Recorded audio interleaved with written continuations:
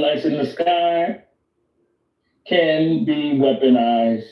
That cute little satellite in the sky, the size of a football field, just flying on by, like Starlink, allegedly.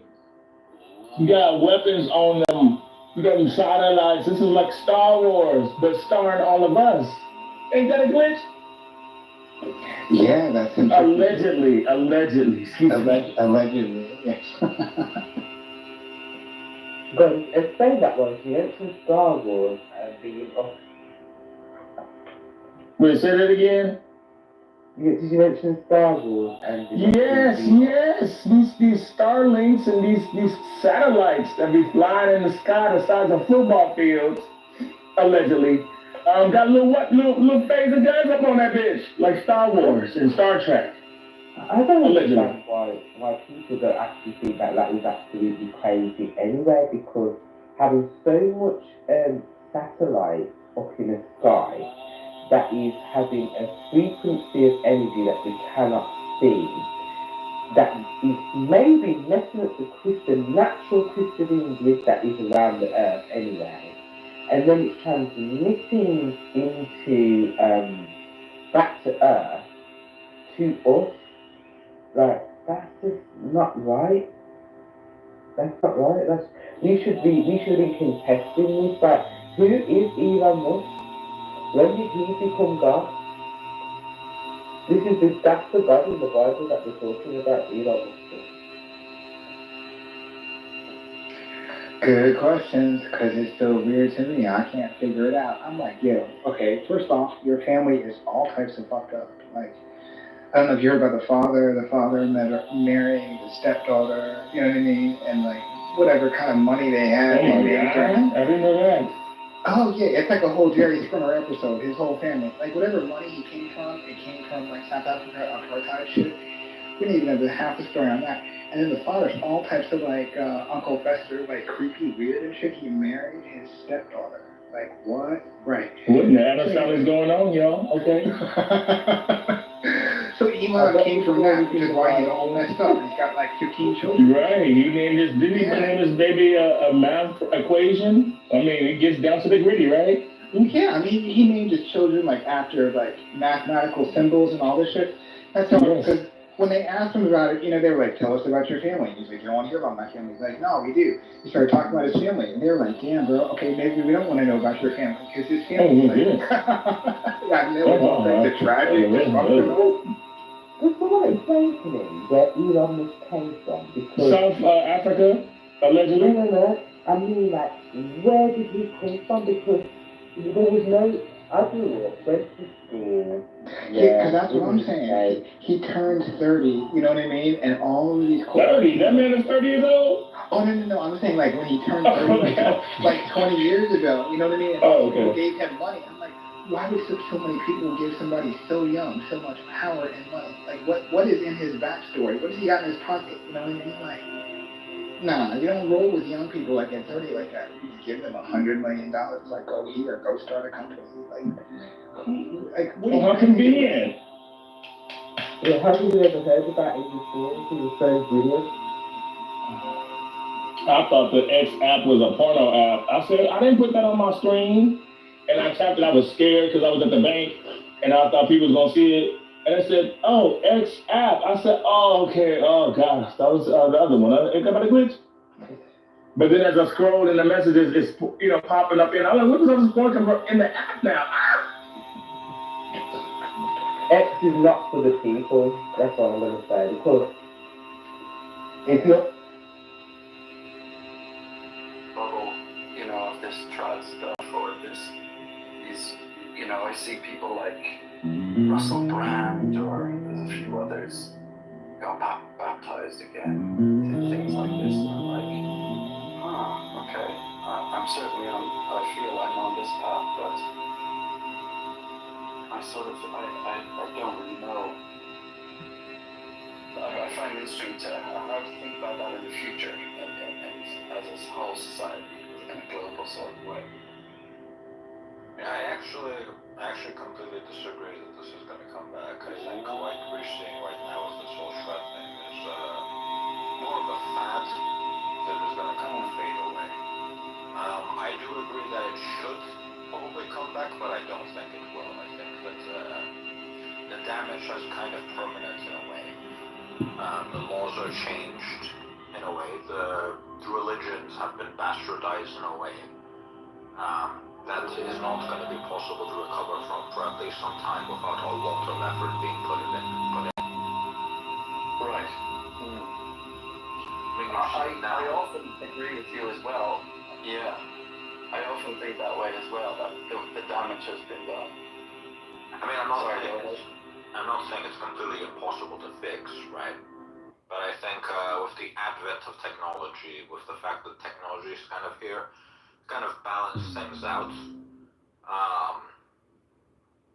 It seems less and less likely by the day that this is actually going to happen. I think we're kind of seeing a trend where it's more men that are moving to this trad lifestyle, whereas it's less of women that are moving to the trad type of lifestyle. But interestingly, less. I think that's true. But I was watching some YouTube videos recently about why there's less men in church.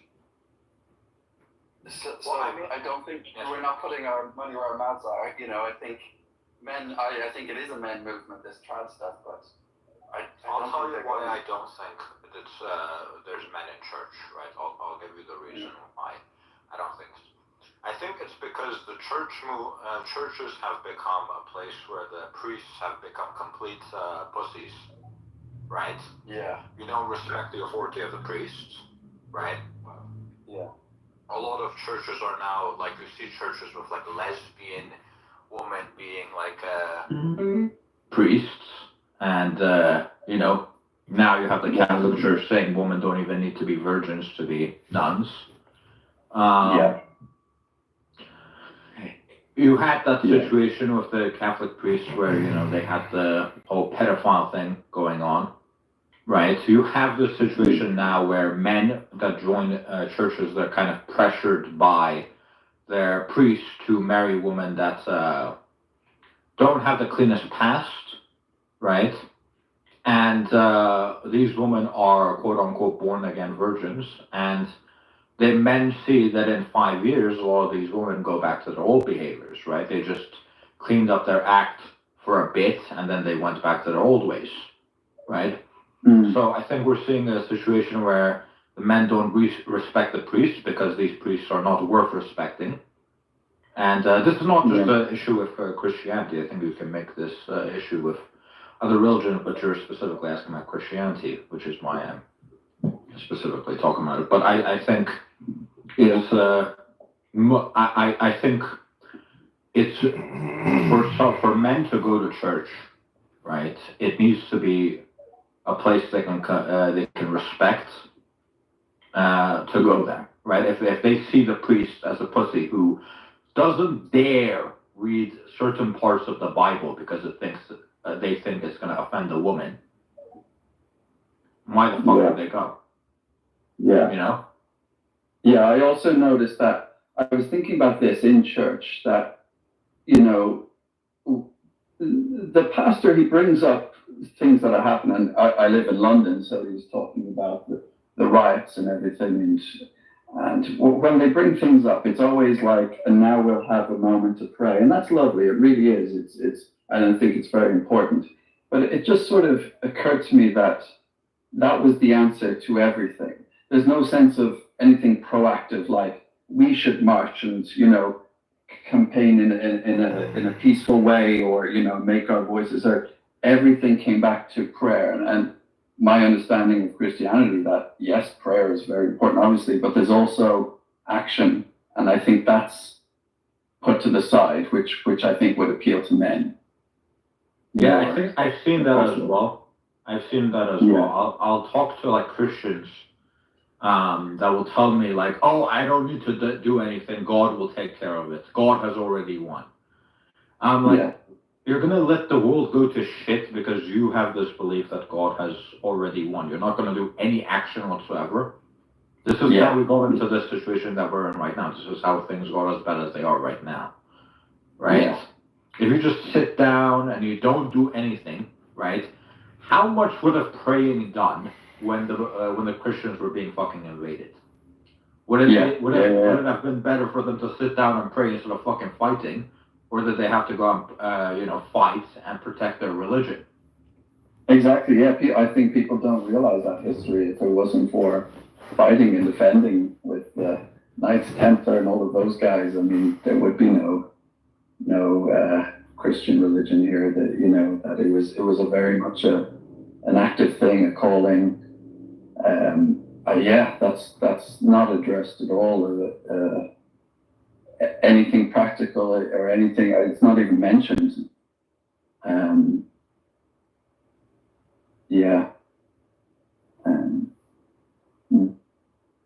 Yeah, so I think the numbers you're seeing with less men than women going to church are very misleading, because I think 98% of churches are probably not worth going to anyway. Why do you say that? What are you thinking when you're saying 98%? Well, I gave you the reasons, right? I don't think most respect most priests. I don't think the churches themselves are set up in the right way, right? It's for you to find somewhere you can actually respect and go, right? Are those even in your area? Yeah. Right. What would be a church, to your mind? What would it need to do that it's not doing?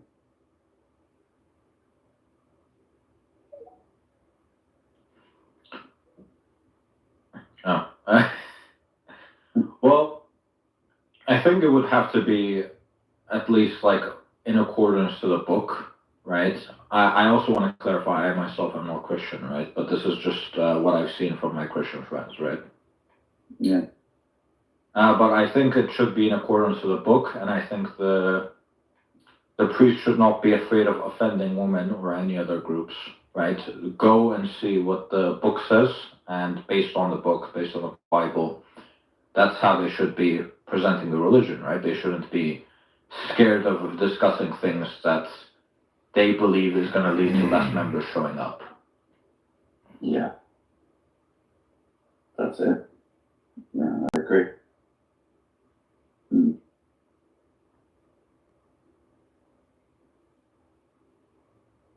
Yeah. I wonder will they do that? Maybe it will take some sort of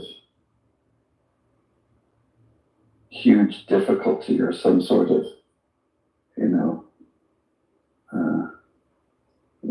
some sort of real problem for them to see that there needs to be these changes and these ways that they've been doing in the modern era have real drawbacks for a lot of people. I suppose you see something that's not sincere if there's a lot of pandering as well, that the church is supposed to be challenging, it seems to me that they're all this nice and, peaceful messages. I kind of have a hot take on church's religion and the requirements. I mean, look, you look at a religion that says if you don't join it, you'll go to hell. I kind of feel like that is overarching and something that is reflective of a sentiment introduced by man and not by God. So the thing that is important is a church ought not to stand in the way between me or any other entity and God's love or retribution. So it's like that in and of itself I think is a bit of an issue. And then also, of course, the way that God works and what some things mean, that interpretation, of course, of a religious text ought not to be superiorly sourced from, say, a priest, but also by you, right? You're also the reader, and this is the eye of the beholder. And this is actually where I myself have kind of like fallen out with the idea of a church, is when I went to church for the last time, I still remember it very vividly, when I said, fuck this, I've had enough. I used to go to church just to try it out for, I think, 4 weeks straight. I would go to church every single Sunday. It's not necessarily the most productive thing you do. You're there for 2 hours or more, and you're attending this event. At the beginning and end of this event, they're kind of like asking you for funds and such to keep the whole thing alive. But you're listening to what is effectively a human being give their interpretation of what things are at the head of this table, so to speak. And I'm just thinking to myself, it's kind of weird, you know. It's kind of strange. And the last time I went there was when, you know, after the whole process, you know, it's annoying as fuck. You're like meant to kneel there and all this kind of thing. It's like, okay, cool, yeah. I'll also didn't do it. And every time I always ask for money, it's like, okay, cool. And then this guy stands there and says these exact words. He says, "I recognize sin within all of you because I recognize it within myself." And in that moment, my brain just clicked and said, effectively, like, of course, you know, it didn't verbalize this, but literally in that moment, my brain said, that's like saying, as I am fucked, so shall you be fucked. Or, if I sell my soul to the devil, you have also sold yourself to the devil. What the fuck is going on here? That is the moment that I just said, yep, I'm done. I'm not coming here fucking 2-3 hours a day on a fucking Sunday to be told by someone who's probably more flawed than I am. By the way, I'm a person who contributes largely to the benefit of mankind via, of course, smaller contributions. You know, I'm in various many companies. I own some companies that do a lot of work, right? I contribute to the economy. I contribute to the community. I make sure that a good work environment exists where I operate. So, ironically, I would be doing more of a benefit for God's creations, you know, people and animals and everything by doing my work than to go there to a fucking church on a Sunday and listen to someone who's done none of those contributions, other than to direct what is already there using a text not written by him. You're just a filter. You're just retransmitting, and at worst, you're altering the information itself before you're transmitting it. You're not encoding it either. You're not really encoding it. You are changing it. You're refracting it. You're putting it through a prism that has flaws in it that you yourself cannot optimize out or purify. That's where my problem began. And that's why I said, no more. I actually turned away from religion entirely, like multiple times within my life, and then found an interesting balance of, well, as opposed to considering just one religion, how about you consider everything? And how about you consider the simplicity of what life itself is and try to understand what is written in multiple religious texts and just live your life as a human being, because that's what you simply ought to do. And then everything became so much easier, so much better, so much more constructive. You're no longer doing something because, you know, this gives you brownie points for afterlife. No, you're doing something because it's good, because you genuinely want to. If it's written in all three of the Abrahamic religions, it's probably a good idea to follow it, right? It comes from like the wisdom of like generations of people that have realized that this is actually probably a good idea to do. Exactly. Like, of course, you know, there's merit in this, but there's absolutely no merit in wasting your time. And I see this as a fundamental waste of time. And sure, you could say it's good for community building and such, but I would rather that, say, on a Sunday or something like that, there's a community suggestion, which you're not forced to attend, nor should you ever be, where something is built or something is maintained, or you like come to a cookout of some kind and everybody just contributes in their own way. You know, come bring a dish that you've made yourself, you know, really you've made yourself. Potentially even get a few contributors in as well, you know, and see how that works out for you. Something like that. That is better for community building than I think go to church in this sense and be told things that are the result of an inference of a mind that you yourself are not even allowed to question, which makes it even more questionable from my perspective. There was a whole argument of Martin Luther, right? He was the church was like selling ways into heaven for people that indulgences. Yeah, indulgences, and then he was pissed off about this. So much so that I'm pretty sure, like when I read it, I think like 20% of it was just about him being angry about the indulgence selling, right? Yeah. And it's I think there is like a problem with when you're listening to a person. Right, and you're getting their interpretation of it, right? And then a lot of people will say, oh, but these people are scholars, they've studied the religion, right? And I actually think that's kind of worse, right? Because these people have literally done nothing else with their lives other than study religion, right? They have no real world experience to actually apply to what they've read, right? In technology, for example, you get this situation where someone who's not in the industry, right? Someone who's not in the industry comes in and he completely changes the industry. This happens because they were not in the industry, and any stupid things that was happening in the industry, they were not subject to, right? They didn't understand. They thought it was stupid, so they came in, they changed it, they improved it, right? In religion, you have this situation where if there's any type of moronic way of interpreting it, not even what's written, right? Let's say what's written is 100% correct, but it has been interpreted this way for 1,000, 2,000 years, right? You're not allowed to question that, because this is what the smartest people in the religion had determined, right? But we see in every other aspect of humanity, right, that doesn't apply. So why should it apply here? Yeah. By the way, Blas, PC Wiggle, can you bring him up? Yes. Oh, yeah, I'll try to bring him up. Because for some reason I know it's his request. Okay. I actually don't really see anyone's request. There we go, yeah, I see him. Yeah, spaces are still a little bit broken after the DDoS attack that happened yesterday. Of the most moronic takes that I've heard thus far, one of them was, oh, it wasn't a DDoS attack, it was just simply too many people joining. I hate to say this, but I was literally there seeing the ex-employees test spaces, specifically spaces, by connecting 3 to 4 million people to it at any time. I was like, wow, you guys are really trying to be ready for a lot of things, aren't you? I saw this. They've done this multiple times with different spaces as well. Of course, you know, this happens at like about 2 a.m. Eastern or something like that. I was just there, happened to be awake to see it, and I saw it myself. So it was definitely not a capacity issue. And of course, the argument of the capacity issue falls apart even further beyond that, because literally all of the live features were being attacked. All of them.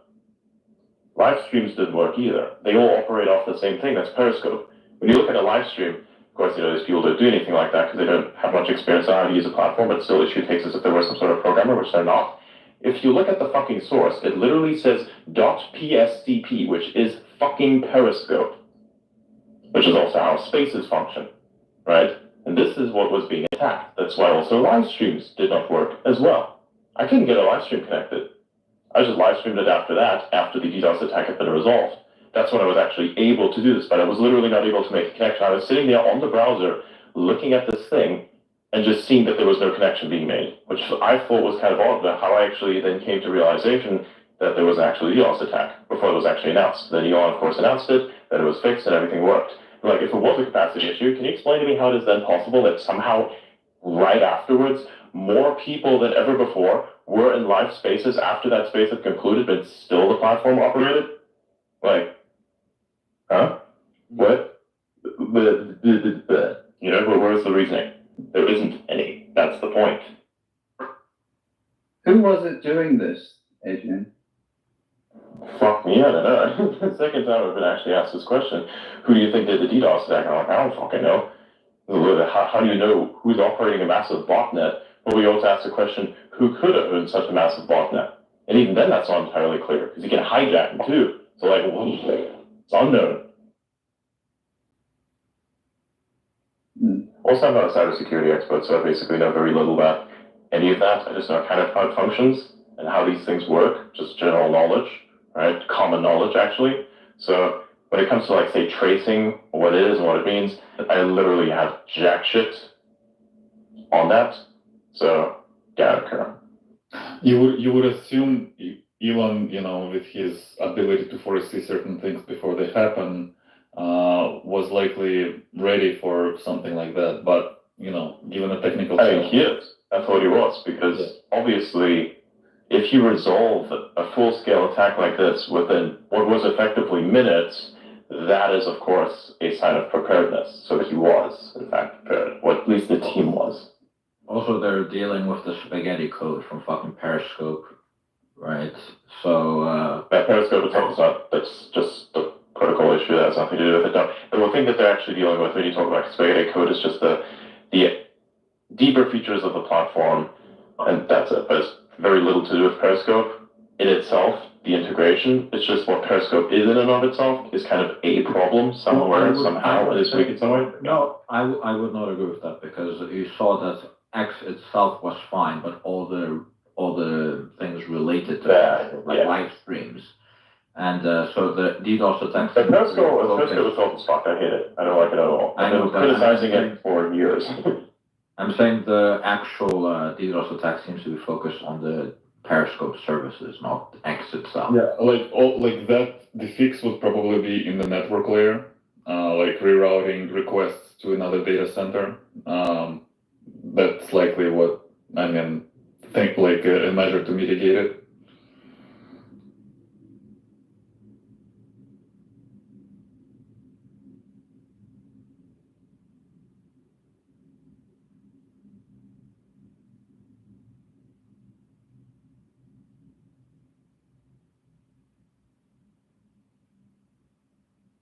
So how many users were there being tested, Adrian? You said you saw the the rooms, the testing rooms.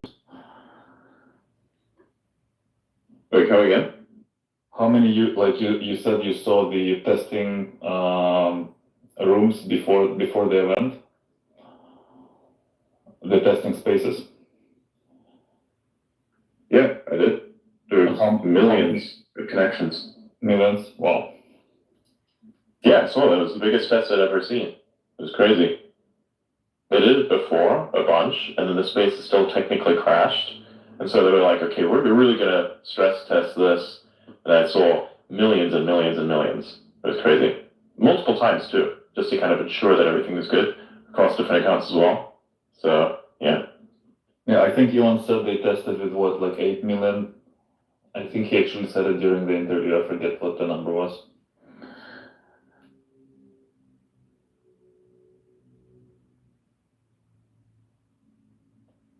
I think they kind of failed to consider the different locations of all the listeners, though.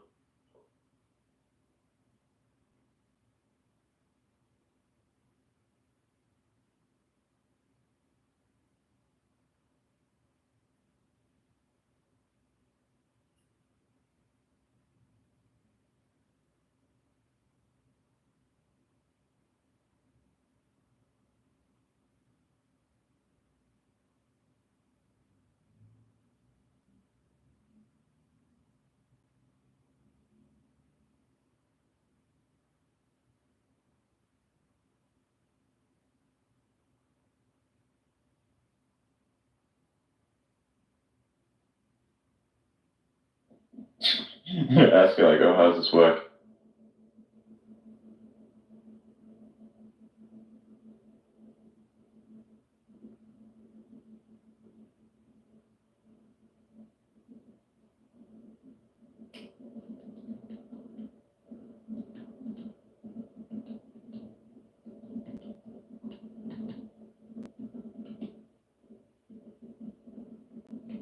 Yeah, I have to write some stuff.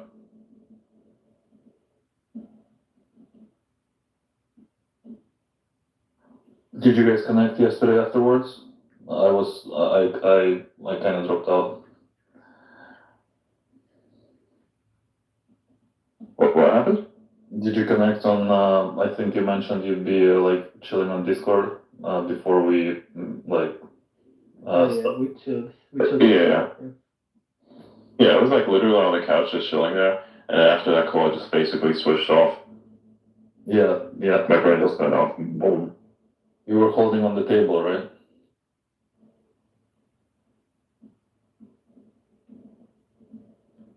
Yeah, basically. Yeah.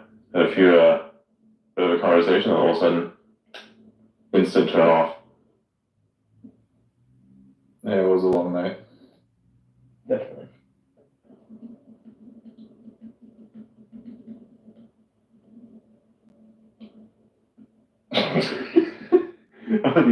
I love my DMs sometimes.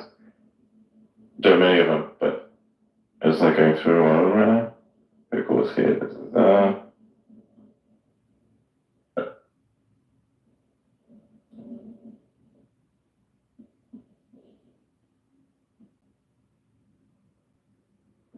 Who the hell is this? Weird. Interesting. There's like many different chats I'm in, one of which I really do not like at all, and that one is... Like, I mean, that one's the one where I got the moronic take from.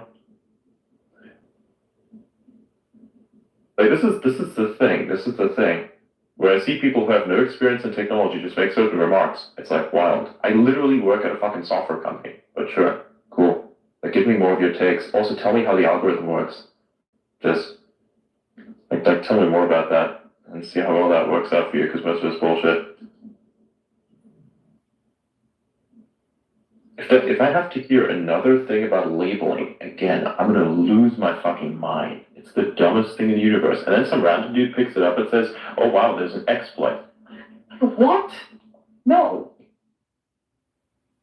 I saw in the subs channel there was some like, I guess your like someone mimics your account.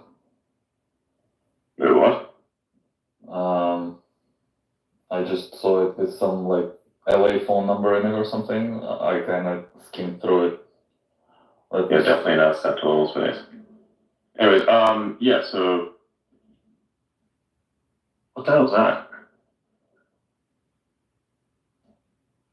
Oh, interesting.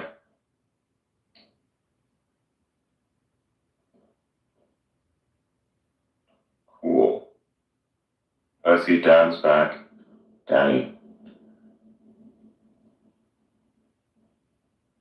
But yeah, about the algorithm stuff makes no sense.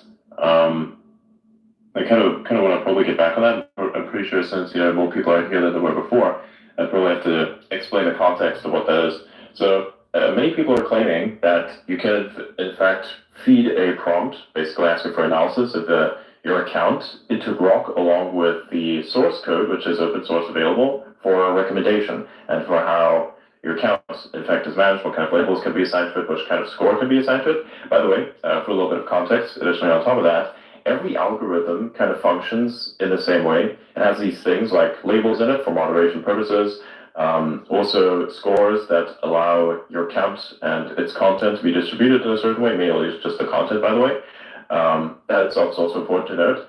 And mainly these labels and the values that are assigned with it is kind of like assigned by your actions. So say, for instance, I have a certain group score with various people. That just means that I hang out with a particular crowd, and I usually get engagement from that particular crowd.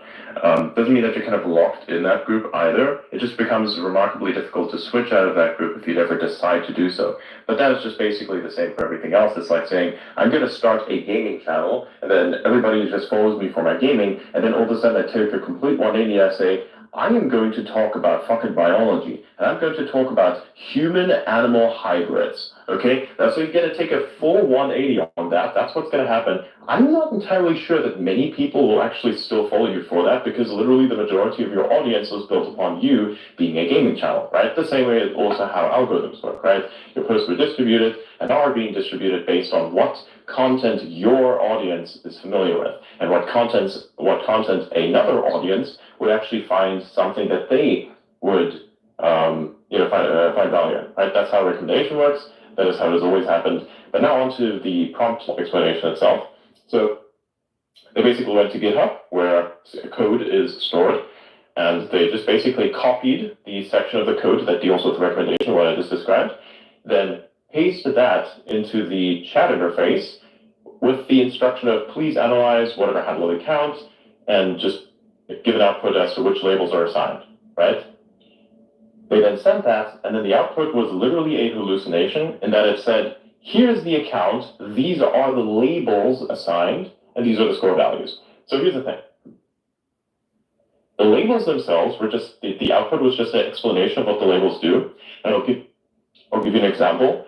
One of the labels was NSFW banner, NSFW image avatar. What it basically means is if there's an NSFW account, it has a label on it. Sometimes, if it basically posts fucking porn, has a label on it which grays out the banner image, grays out the profile picture, and has an overlay that says you're about to view sensitive material, and you can click on that button and still view the account, right? That is one of those labels. And in mostly all of those outputs, that label was there saying, yes, this account has NSFW label, but if you go to the account, there isn't any. So that's direct proof that it's bullshit.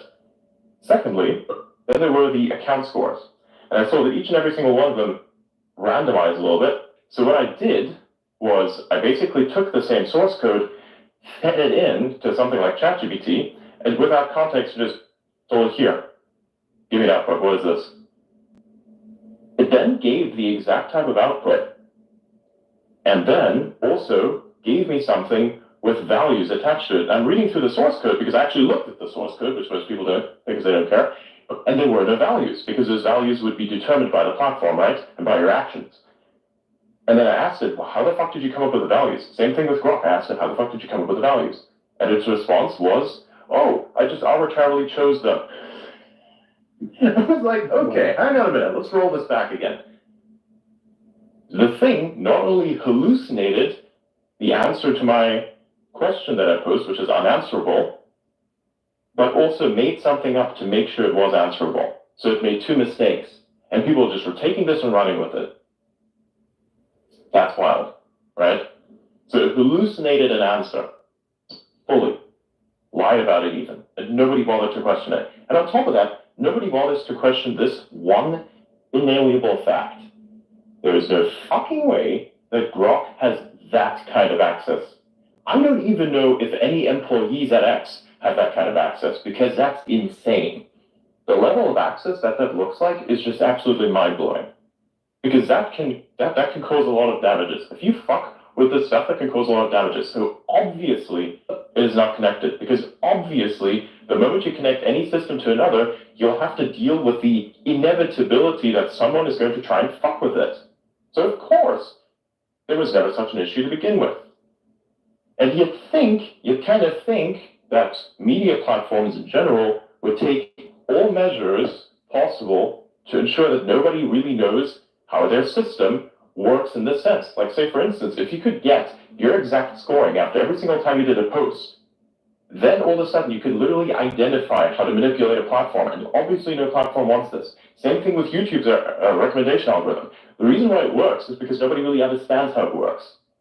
Also, the thing that people need to understand is, of course, there's context and how you verbalize certain things and how you have certain swear words we put into stuff. People want to censor their swear words.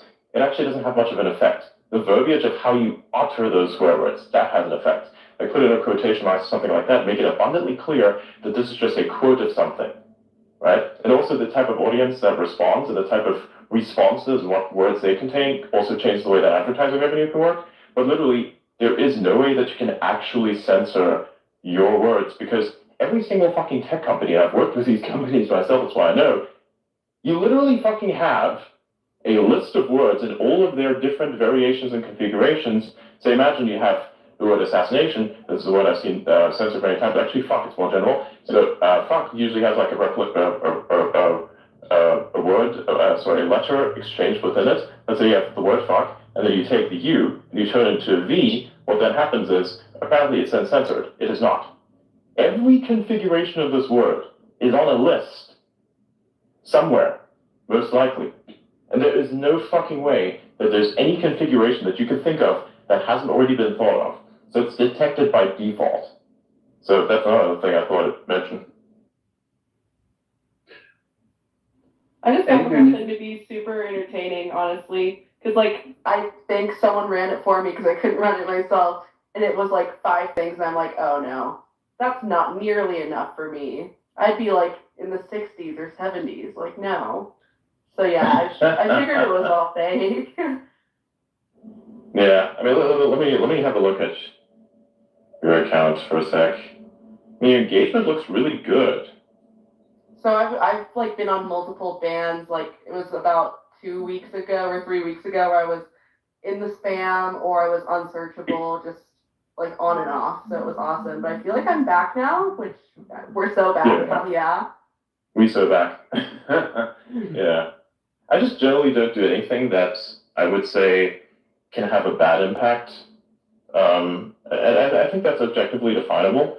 Like, for instance, I think you can voice your opinions on a very particular matter in a way that is neutral and not aggressive, for instance. Let's say I would have a disapproval of someone.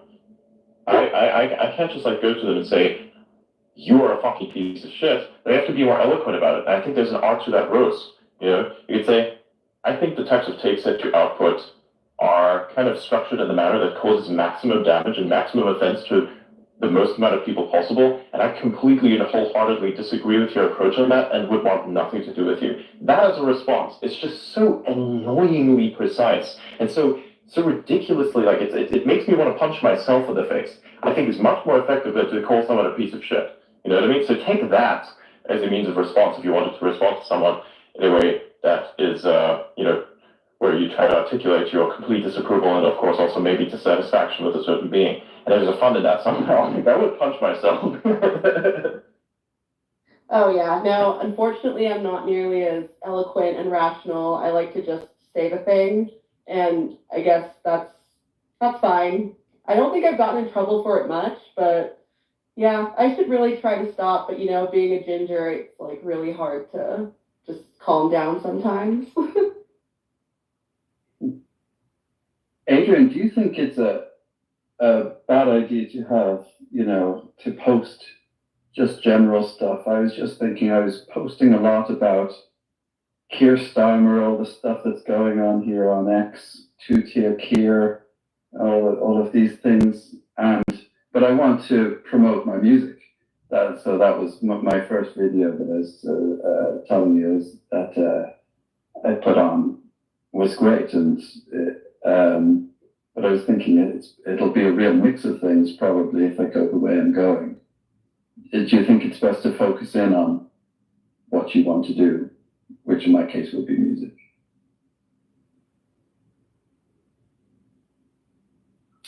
Yes. Just focus on niche, because everything is highly niche specific.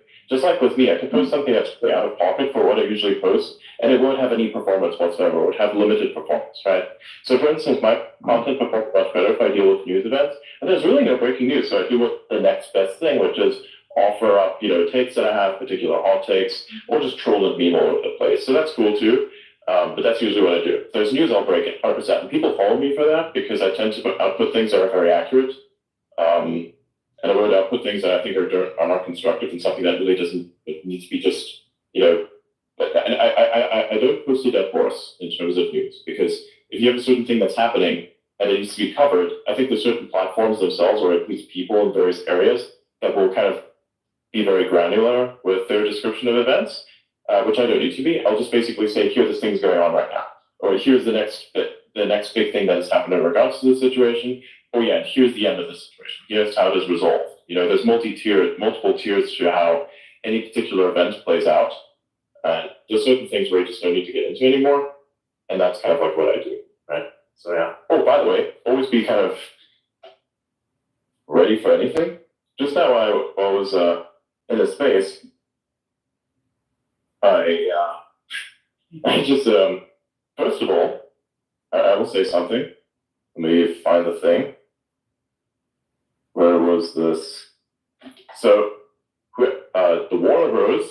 Discovery, those guys, and the IOC, the Olympic guys, I absolutely and fully am dissatisfied with your approach to media and what you do, because your approach itself is very antagonistic to how you could potentially promote your own material, in that you repeatedly take down content, just clips from what has happened at the Olympics, because your position in the world in terms of the media and how people are watching your stuff live is so low and so weak that you have to resort to basically shutting down the distribution of your content on other places, as opposed to just asking, hey man, if you have any earnings from this, just make sure that you give it to us. But we don't actually have any earnings from this, and you still take down all the content. Right now, as a matter of fact, I just got my accounts locked once more, which I just had to basically resolve really quickly while I had the space and while Donald over here was actually asking the question. So that's why my phone may actually sound a little different because I actually had to do this on one device, switch over to the next one because then X would glitch out because you had a space going.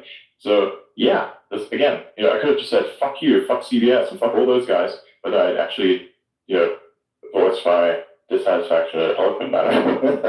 But I still said it. I'm not going to be irresponsible and say fuck all these people, fuck what they're doing. No, I could never be so responsible. No. So how does it, what happens when it's locked? Do you just get, some banner or something? No, literally, log in. You'd be in the app, you'd be scrolling, all of a sudden, interface. Hey, your account has been locked, blah, blah, blah, blah, blah, blah, whatever else. And it says, oh, here, take the next step to unlock. And basically, the media has been removed. Now I need to find a post where the media has been removed so I know what exactly they're targeting. But basically, unless it's an image, post no fucking videos and no fucking clips of the Olympics because they will fully fuck your ass in a legal way. Well, not fully fuck your ass. They'll kind of go half in, which is really stupid.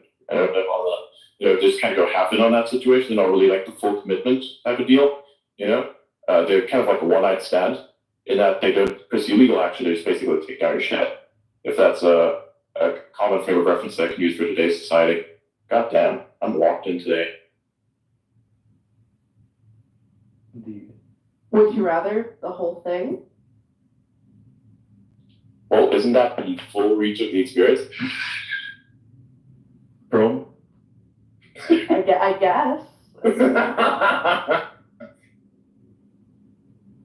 There's so many ways. There are so many branches to this decision tree that do not end well. Might as well rip off the decision tree. No, but might as well just start pruning branches without that branch.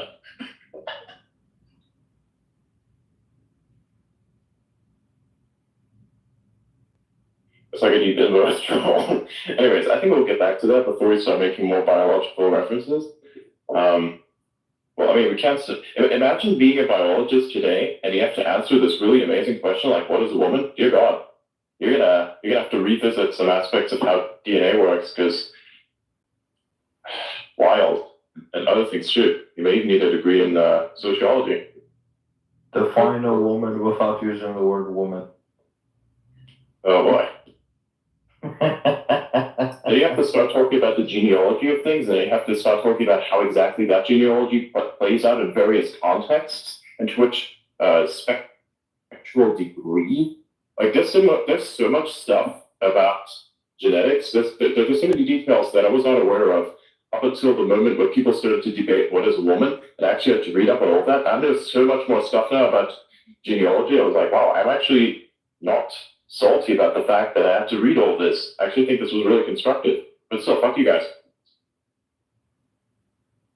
Oh, no, sorry, I just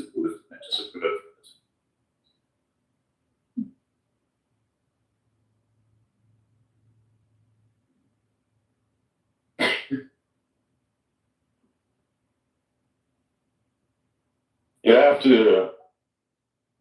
to kind of look at how I troll, because the last time when somebody came up that identified a particular way, kind of trolled them in a way where I kind of looked back and I said, yeah, that was not fair. You should probably not make a mockery of a person and what they identify as by identifying as something that makes a mockery of that whole concept. But you should actually really just get in on that. I don't know. I probably don't identify yourself as a washing machine. That was completely uncalled for. And also, these nuts. I mean, my pronouns are not these or nuts. They're them, maybe, and nuts, because there's multiple of them, I believe. So it's like, but then that could also be discriminatory for people who may lack one or the other of said nuts. So it's like, you have to be really careful where you get into. There's so many political details, I guess, Yeah, you're gonna offend Adolf Hitler that had one nut. Wait, seriously? They have one nut? I didn't know that. Yeah, so basically, when he was in World War One, that's wild. One of his testicles was blown off. Damn. Why isn't this more well known? I feel like it's so spread widely around by everyone. What? It is pretty well known. It's pretty well known. I'm surprised none of you know. What? Wait, which side was it? Was it left or right? I don't know. Let me check. Does it matter? I would think it matters. Oh, you're gonna have to be specific here. We already understand he has lost one of his marbles. We have to like attain which one of those it was. I mean, like we're getting this granular, literally. So I mean, oh boy. Would you prefer to lose the left or the right if you had to lose one?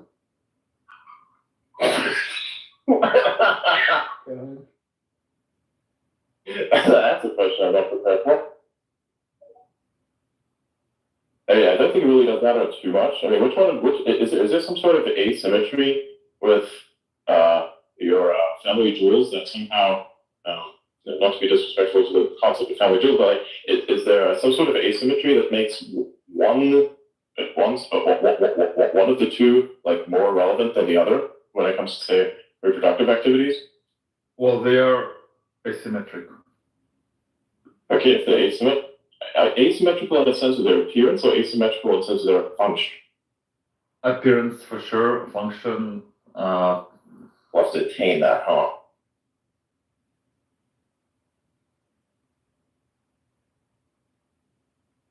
Okay, that's it. That's it. We need a ball scientist.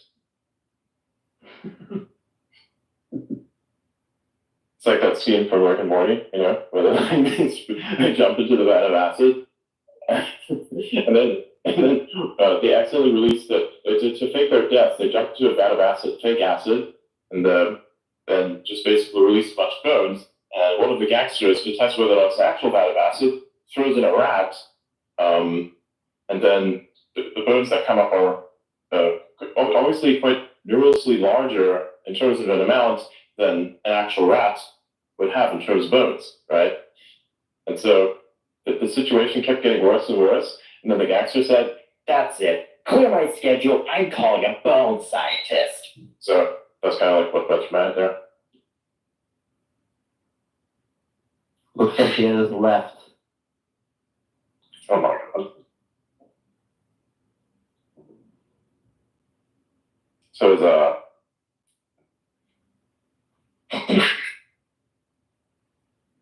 is this before or Yeah, so after? I just looked into it. The fact that he had like one testicle is actually true, but the part of it with him losing it in World War I is a myth. So he had a genetic condition where, or I guess like a development condition where his second ball just didn't develop properly.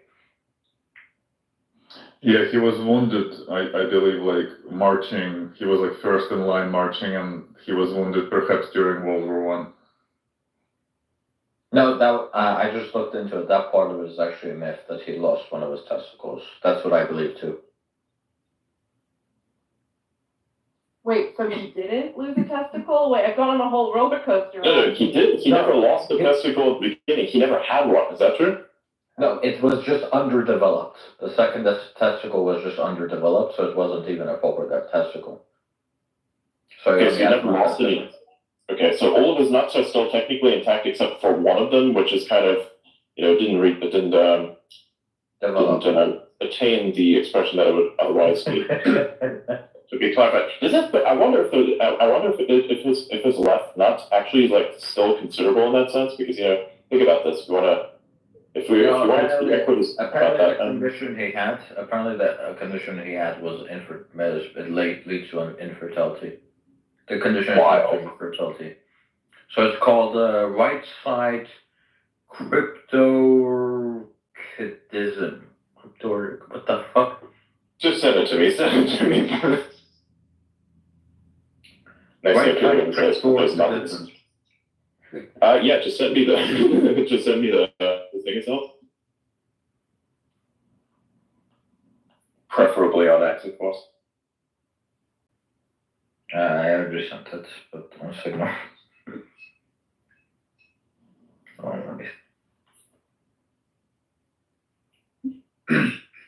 Okay. Well, that's on the other thing. Actually, hold it up.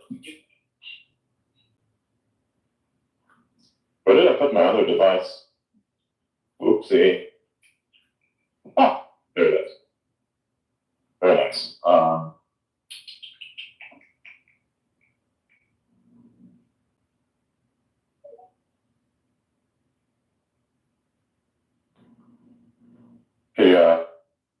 Right-side war. That is a word. Yeah, how the fuck do you pronounce that? Cryptorchism. Cryptorchism. Yes, Yeah. cryptorchism. Yeah, there you go, cryptorchism.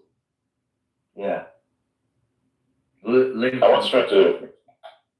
I was once in Morocco for a few years, and people there wanted to, help me understand how Arabic works. And of course, I wanted to do. I too wanted to know how that works. So they would teach me how to do pronunciations and shit. So ever since then, I've been able to kind of like look at certain things and infer how they could be pronounced. So like all these weird Latin scientific classifications for things are just things I can look at, and for after 10 seconds, I could speak them as if I've always said them. So.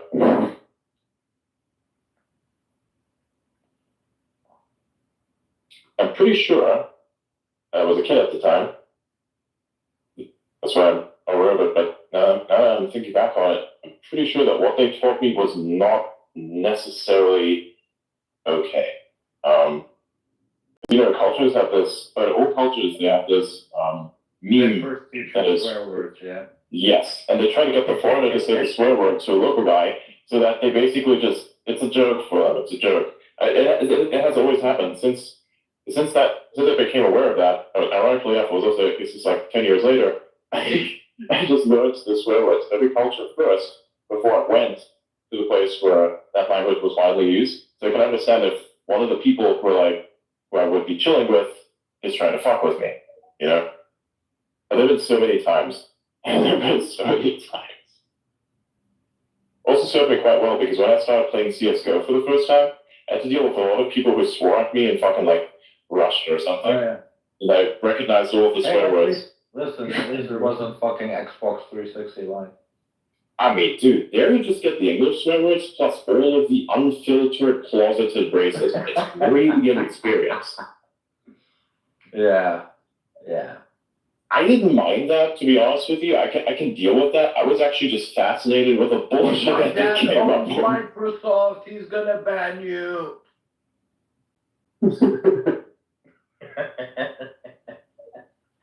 And the rants, sometimes you just play them with this one guy who's been playing with you for like 3 hours, then just gets fed up with the game and starts going on this rant, which is like completely epic. It's like 4chan, but it's real life.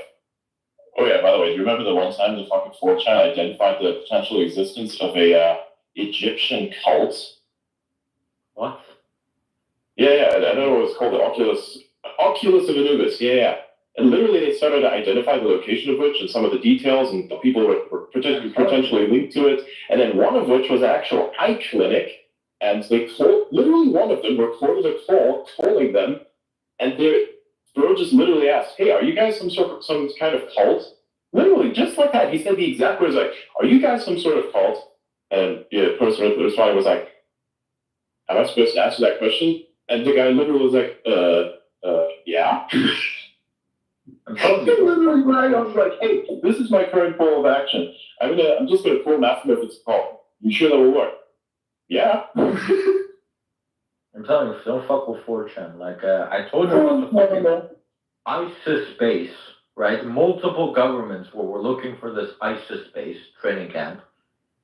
The governments couldn't find the fucking training camp. Fucking 4chan found the training camp, sent it to a journalist with links to like the Russian government, and then like a week later, the fucking training camp was bombed by the Russian government. Wait, the fuck? Why is there a second post on the timeline? Hold up. But why is there a second, spaces post? That makes no sense. I had no idea why you tweeted it out twice. I didn't. That's also not a tweet, motherfucker. Let me delete that. Oh, it's because I reconnected to it. Sometimes it does that. I deleted that. There you go. Right. Original's back. Let me see if it's still linked. Yes. Good stuff. Because if you delete the actual post, you can make the entire space invisible. The only way to join is by clicking on the profile. I once actually did that. Made the space title invisible. Deleted all the posts. It's like an existential crisis of a space because it didn't exist but existed at the same time. Deep thoughts. Deep thoughts. Deep thoughts while gaming. Yeah. I'm gonna tell you next what that guy said. Hang on, let me text you what this guy said specifically. I didn't remember the Warzone rant. Actually, I'm not gonna text that. I don't feel comfortable doing that either. Let's just remember that. It's imprinted deep in my brain. It's like the dumbest thing in the universe. I mean, you can send it to me if you want. What the hell is this?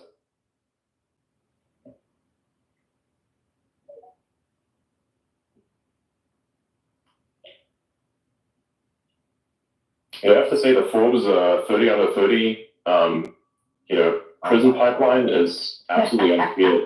Like, it's just wild. Like, when somebody gets featured on the Forbes 30 under 30, it's like the kiss of death from Kramer saying your stock is going to perform next level. And then the fucking market crash happens. Like, oh yeah, totally a market crash is not going to happen. And then literally the following day, the market goes to shit. I'm sitting there thinking to myself, fucking Kramer. I even posted that. I literally posted that. And it was a really well-performing post, which kind of like adds to the merit of me saying it doesn't matter. Some of these Forbes lists you don't want to be on. No, absolutely. They also got like the powerful woman section, right? Marissa Mayer, Elizabeth Holmes. He was like in the middle of a sister. Oh my god. Excuse me, try not to die here. That's not fun.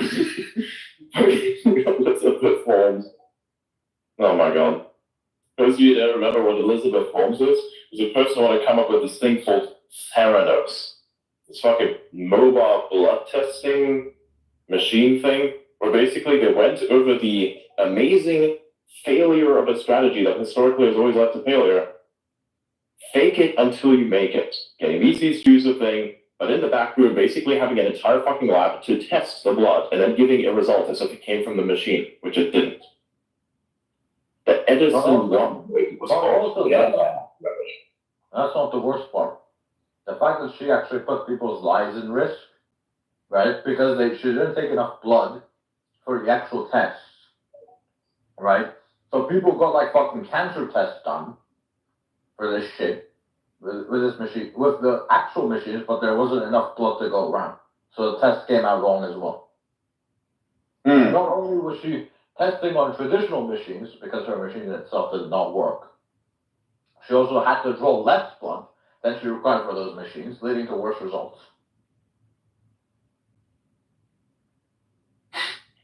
Wow. That's just wow.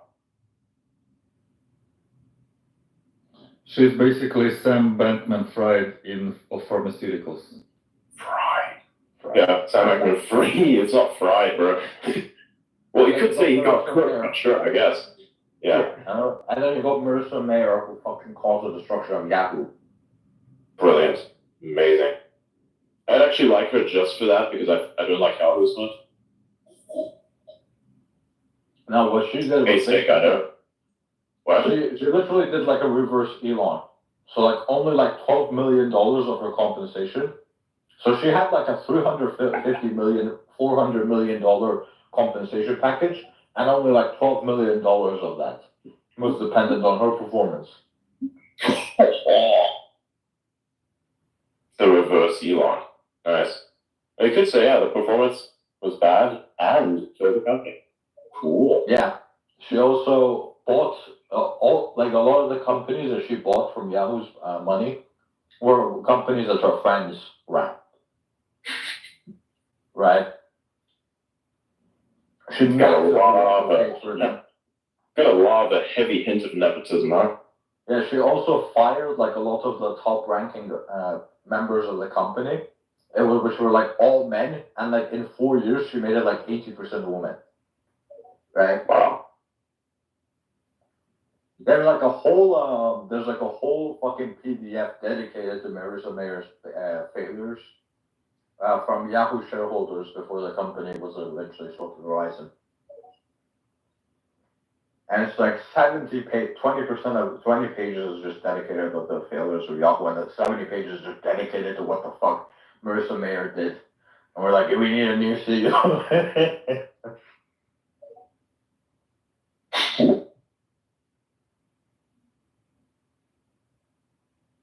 The hell is that?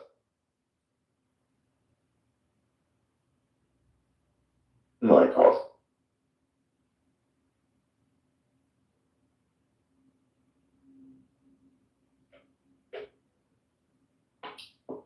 What is this? So Judge Guy Curl is the guy from Britain.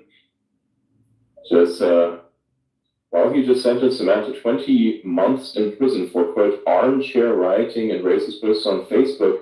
Carl previously let a pedophile walk free after he was caught with over 400 images and videos of children being sexually abused and tortured. Wild. How about that? Yeah, Have you heard about the Mr. went viral of that judge. Have you heard about the Mr. Beast Delaware thing? I've caught up with all of that and wish not to really kind of speak on it because it's just a whole shit show in and of itself. Yeah. That's the reason why I posted that meme of saying currently watching everyone on YouTube getting exposed.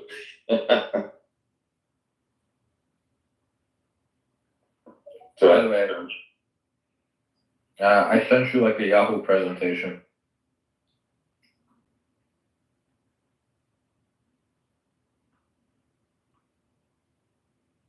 Let me see. Okay. Now the actual fucking file itself. Okay. Yeah. Oh my God.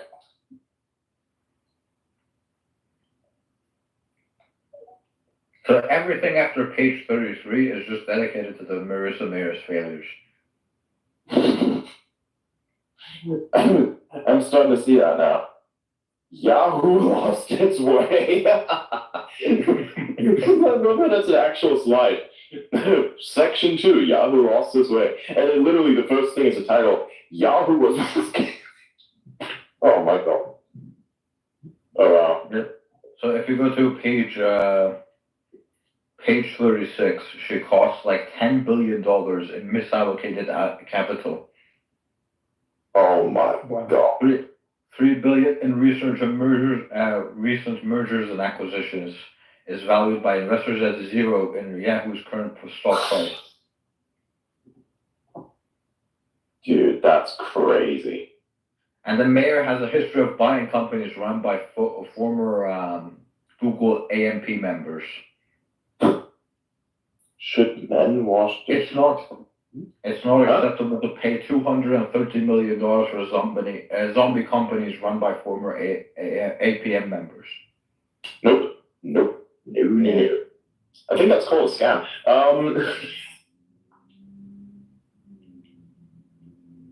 Because you're actually ripping yourself off with money that's out of your own. Yeah.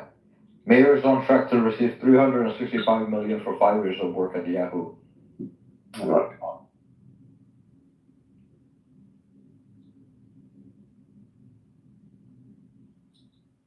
And then she was dumping stocks at the same time that she was receiving it. Oh yeah, she also threw like a Wizard of Oz party that cost $70,000. And then she did like a Great Gatsby holiday party for $7 million.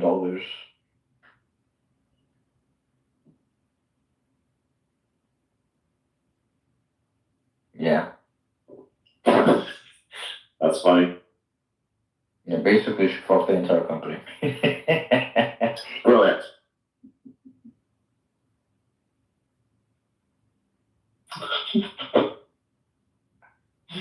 Oh my God. Some of these posts are just great. 4chan green text is just, wow.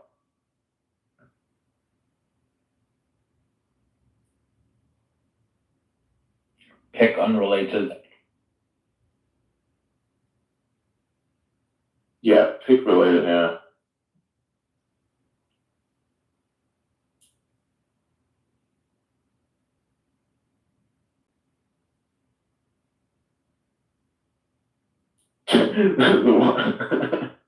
Oh, that's what I got. the woman being awful account is hilarious. I saw that. Dude, women being awful is the freaking best ever. That's actually the reason I follow you. Because I started trolling him on your account because he just kept commenting and I was like, okay, let me fuck with him. But like, yeah. Yeah, I saw that. You should go follow women being awful if you already don't. Should men wash dishes? I wash them all the time. I don't see the issue with that. Yeah. So. It's actually interesting that that's a controversial thing, like to wash the dishes. I guess, I mean, like, if you don't have time, somebody else would do it for you if that's possible. But, like, I don't really see the issue of, washing dishes. Everyone who eats food should wash dishes. Like, that's just how it goes. I mean, I feel like, say, well, it depends. It depends. If you have a man that's working 18 hours a day and is providing a good lifestyle, and the woman is just at home, then I would expect the woman to cook and wash the dishes. Yeah, seems a fair trade-off. Man, I wish.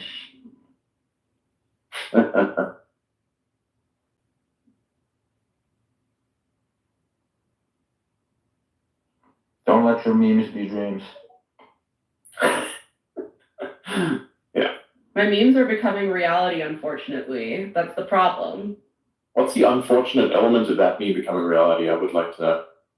That meme, not so much. Most of the memes I have are like about how crazy, stupid everything is. So less that. Oh, I see. I mean, I'm a meme. I don't think it was a bad thing. I think it's a cool thing I became a meme. What's your meme? Yo, that guy Elon Musk? That's my meme. Oh, yeah. I mean, I think we're all thinking it, especially when you get really mad when someone calls it a tweet instead of a post or whatever. It's not my fault. It's just the autism kicking in, and I like to adapt quickly to how things are. And I'm a person who likes to tell reality for what it is, not do that. But you do hear your voice, right? I just have to say it. You do hear that. Yeah. There's merit in that. Before I didn't really get that, but then yesterday when I walked into the space and I heard him talk, I was like, yeah, fuck, that really does sound like me. I'd heard rumors that you're Elon. I was like, there's no way. And then I heard you tonight, and I was like, oh my god. Oh, yeah. Are we sure? Yeah. You can be 100% sure. There's no way. I think once you start talking to him enough, you kind of start noticing differences. Yeah.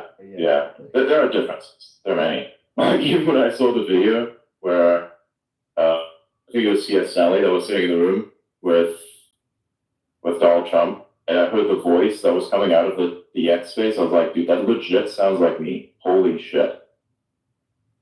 So you get it then? Like you understand? Yeah, I recently got it. Like, yes, it started making sense yesterday. I was like, you know what? I get it. I get it. Just yesterday? Like until then? Just yesterday. Before that, I really didn't see it. I just thought, okay, maybe there's some similarity. And I guess, okay, there's a bit there. But yeah, I kind of look at that yesterday and I was like, you know what? I get it now. I get it now. Like myself, I got it. I just didn't see it. Huh? Do you guys think it's true that the left can't meme? I saw some people talking about this. Based on the majority of memes that I've seen, I would say that sentiment is largely correct. Although I've seen a few good memes, but not very many. To truly meme, I think, is to take something that is reality and just talk about it in that sense, like some sort of irony, and then it works. But to take something and try to make a particular political ideal proliferate kind of discards the essence of what a meme is, which is nature, independent of your beliefs. I would say that in terms of, I think the left can definitely meme, but in terms of political memes, absolutely they suck. But I've seen a lot of good memes coming out of more left-leaning people, but it's almost never the political ones. If they roast a certain state of reality, it can be really good. Like,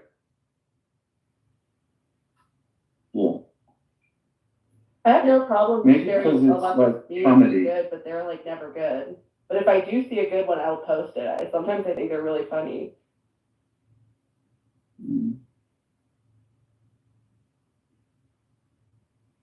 Maybe it's like comedy, you have to be like the underdog in some way, rather than, the authority, which I think is an authoritarian aspect to the left, certainly in this part of the world. Maybe that's it. Yeah. All I know is the dog looking at the heater meme makes me laugh every time I see it. That's true, yeah. I think the thing that makes human beings apex predators is the fact that they could just literally sit there, be fascinated by a dog chasing its own tail, but then seeing a random ass mountain say, that fucking thing needs to be flat, and on top of which needs to be rock that has been pulverized and boiled, and that then is kind of like mixed and hardened to become a city structure. That's the duality of a human being. Okay, look at this cute little dog chasing its tail. Okay, time to go flatten that fucking mountain over there. Oh, and to extract the materials we need, we're gonna come up with a method to turn otherwise inert chemicals into something that is so fucking volatile that it blows up rocks themselves, and then just reshape that into something else just for fun or necessity. Like actually, there's some structures that we just create. And then let's just take some of these rocks and make them fucking do math. Oh yeah. Let's take the fucking silica and just turn it into something like that. Yeah, sure. And actually, since we're having that much fun, let's create something that is inert but pretends to be alive so we can talk to it, because humans are sometimes annoying. That's the duality of man. Oh, look at that cute little fucking dog chasing its tail. Oh, look at this apex predator of a cat that's angry at me. Look at go cuddle it. Then proceeds to just generate this fucking artificial life form for, reasons. Fucking humans are awesome. Say what you will, but I think that's what makes us an apex predator. I realized that once I was, once I got involved in the construction of particular infrastructure that, oversee. And I just came to realize this. I just stood there and I just looked at everything. I said, man, isn't this fucking fascinating what people can just do? People created this machine. This machine is now creating holes in the ground, and we're taking rocks that have been pulverized and destroyed with other machines. The quality of this rock powder has to be of a certain type, and this is like kind of mixed with something else, and then it's just injected in a very particular way into these holes, and I just thought that was so cool. It just kind of makes you appreciate humanity and what it's capable of. I've always been fascinated by construction sites too. So it's like this amazing thing. It's a raw process. And there's to be like this kind of organization and persistence to create this thing that's huge, like a skyscraper, It's like a literal manifestation of persistence. That's what a skyscraper is to me, especially if it's something that's designed well to last, not just for visual appearance, but just, You gotta appreciate what we've built as humans. I mean, like 10,000 years ago, we were just fucking banging rocks together. Ooh, yeah, we was banging rocks together to make other sharper rocks. That was technology, bro. Yo, homie, check this out. I found this fucking rock over here. I can bang it up and just make these sharp fucking things that can cut your heel up. I wonder what the cavemen thought of the first person to discover fire. Bro, that dude probably went insane. He's like, I'm a stick, but here. Paul, I just figured out how to draw things. Let's draw porn. Absolutely, yeah. Yes. Fucking caves. Let's make that eternal, yeah.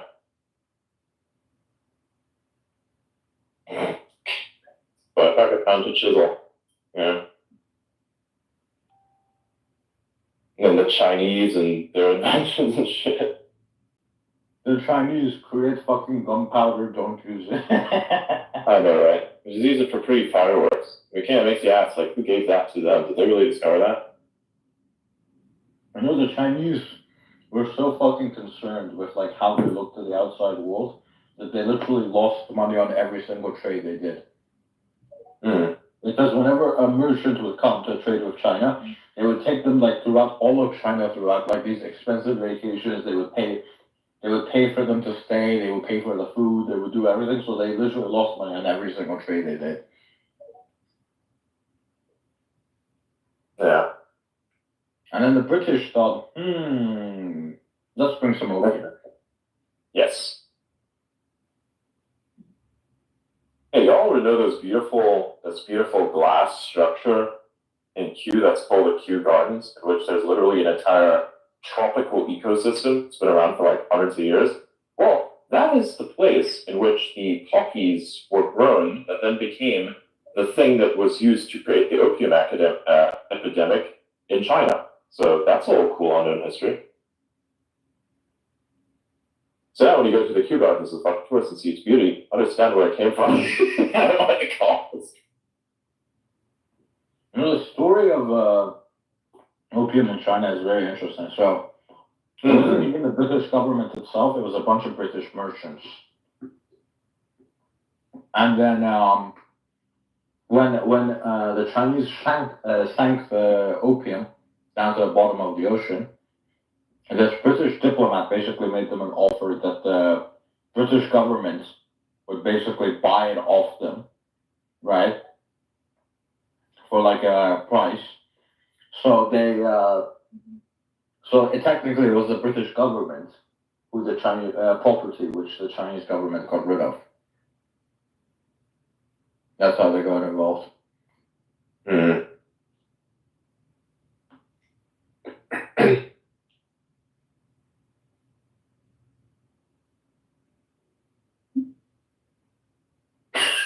History's wild.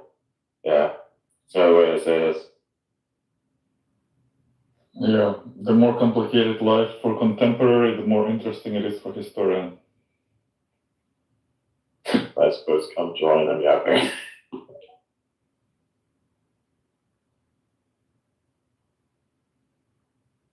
This here, I'm gonna pin somebody to his face. This whole fucking reply thread is wild.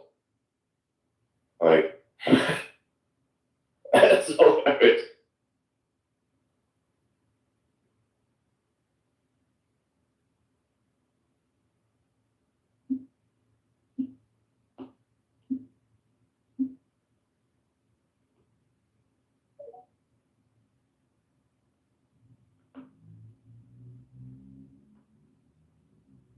Why is my emote wheel so different on this one? I called the emote wheel. The reactions, because you can like look at when you're like in when you're doing messages and you want to react to something, and you like have to choose which reaction you want to take. It would be nice if you like look at it, just scroll. You know what I mean? Like you see this list, which is I think 7 different emotes, and you see little 3 dots on the side there on the right.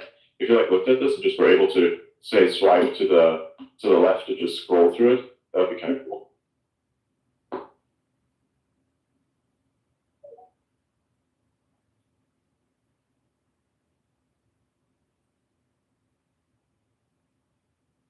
Let me check message requests. I sometimes have to like look through the message requests because they're just full. If you want to like the best way to get a message directly to me, actually like into my DMs, is by subscribing, which is like also one of the best ways to support it, honestly.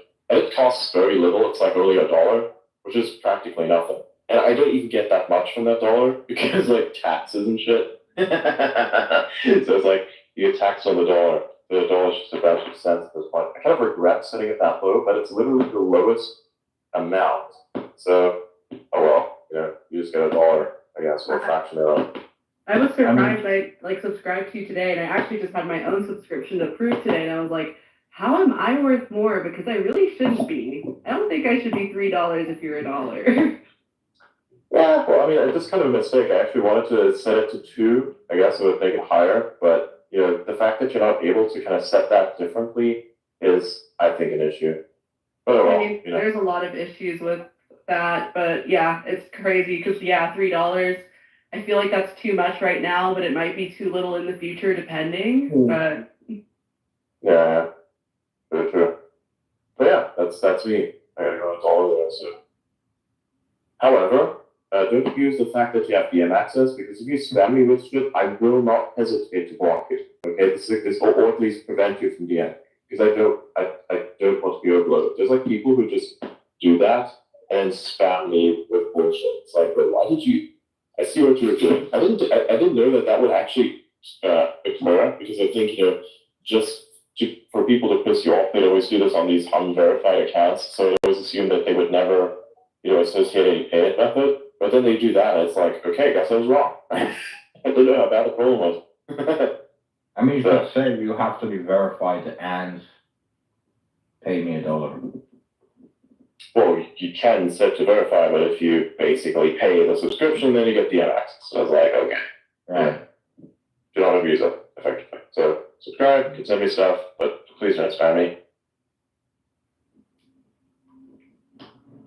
Send me good stuff. Send me memes. Spam a meme with memes. Don't tempt me with a good time. Yeah, I will be all in your DMs with memes if you say that. Okay, send me memes. Yeah, just send me memes. Send me as many memes as you want.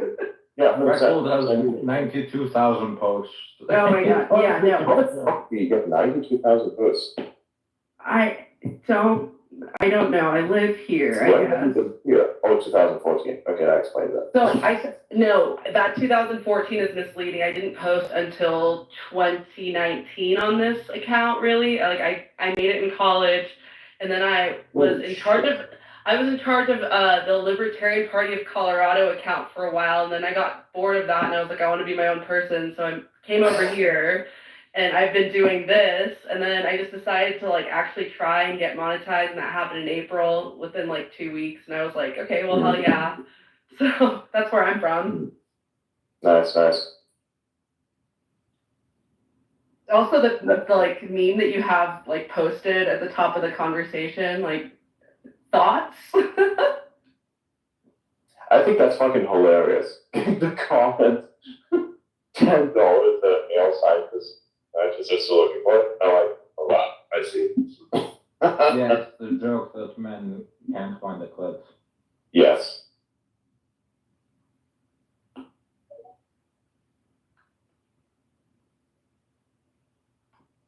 What's annoying is sometimes people get mad at me for these things, and I'm like, but they're so fun. We have such a good time though. Oh my god. I kind of want to post this.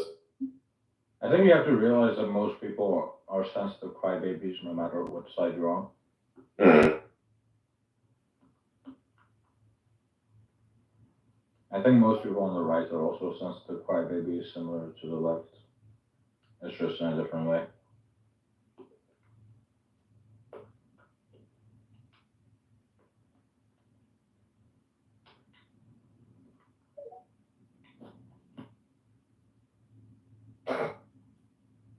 What is this?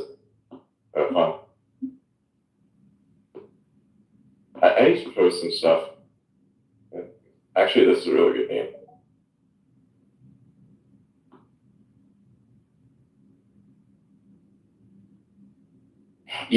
Another thing that you'd have to think about is, imagine how afraid the Chinese must have been of the outside world when they literally built a legendary wall around their entire country. That was the first big, beautiful wall. It was to keep the Mongolians out. Yes, of course. I too would be afraid of it. I built a wall bigger, actually. That was definitely a decision based on virus. You gotta kick out all the Mongolians. Damn Mongolians crossing the border. Actually, I find it funny because when Donald Trump started talking about the walls, I had to start laughing. Perfect photos, the walls. I'm sorry.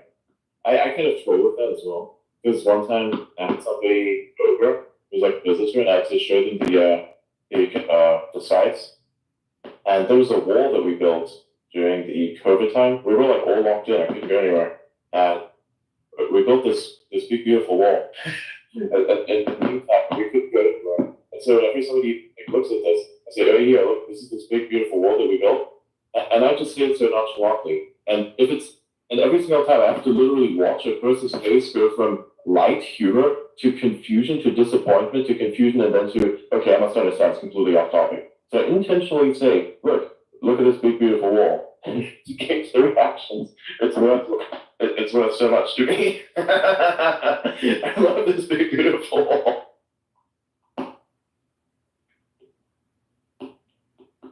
It's just crazy.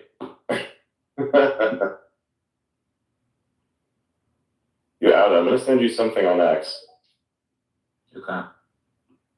You know, I'm checking out 4chan right now. This is where like the biggest. Get me some memes. I need memes. 4chan is literally where the biggest retards on earth meet with like the most intelligent people. Beautiful. I love it. It's the best thing that can ever happen to humanity. Here, look. Would you vote for this guy? Should I post that even? Oh my god. No, don't post that. Are you sure? I don't think you should post that. Okay. If you're trying to stay neutral, that's not a good thing to post. It's just very cool. If you don't want to be neutral, that's fine.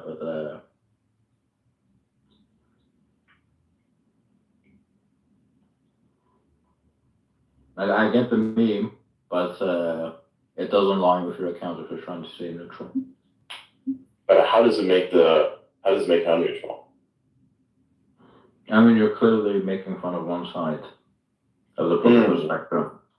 I don't really see that, but that is a valid point, in fact. Oh, hey, what's this? It's from that. I just got, the moment I mentioned that, just got at least 5 new subscribers and a new, bunch of new, You're gonna be spammed with ads. Not my fault. Hello, Elon, can you promote my shit point? Occasionally to fill a void. Oh, dude, that meme is toxic. Wow. Oh my god. Wow. That is fucking. 4chan needs like a dedicated meme board. Go look. Oh my god. Do you think if I posted that would be neutral?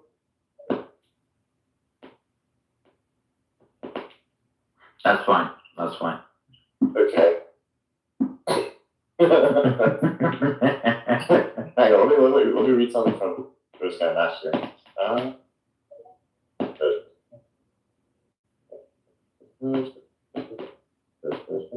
What's this? Oh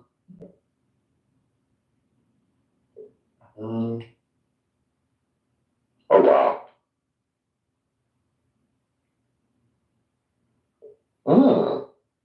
Nice. Look at what I just sent you.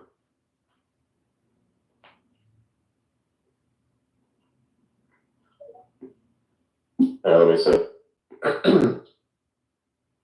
You probably should not post that, but it's so funny. You post that? I'll go to my other device. I literally have my device on the other end of the room because it's at the charger. So I love my batteries. Okay, where's the thing? Where's my app? Oh my fucking god. Oh my fucking wow. Oh, dude, that's a fucked up one. That's so good. It's like, that's the temptation of the devil of all memes. You really want to post that. You really, really want to post that. Yeah, but you absolutely should not. You can't. That is cracked. Holy shit. Dude, I wish you could share your screen. I'm like, I want to see these. Oh, same. I wish Like, send them over. So, people, send them to me as well. Everything you're sending to him, send to me. Please. Thank you. I don't know if this is like something you actually want to send a DM on X. Yeah. Like, I'm out sure of context, it would be so bad. I'm sure I get so much worse in my DMs. Please just go ahead and send it. Really? Yeah, but I don't want to put that on my account.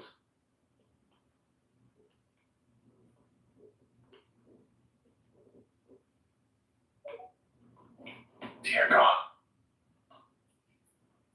Shut. Oh my God. They need like a dedicated. They need like a dedicated meme board because like the best boards, the best boards for like finding memes, it's like random, right? And there's also like robots. But like those places are like constantly filled with fucking porn.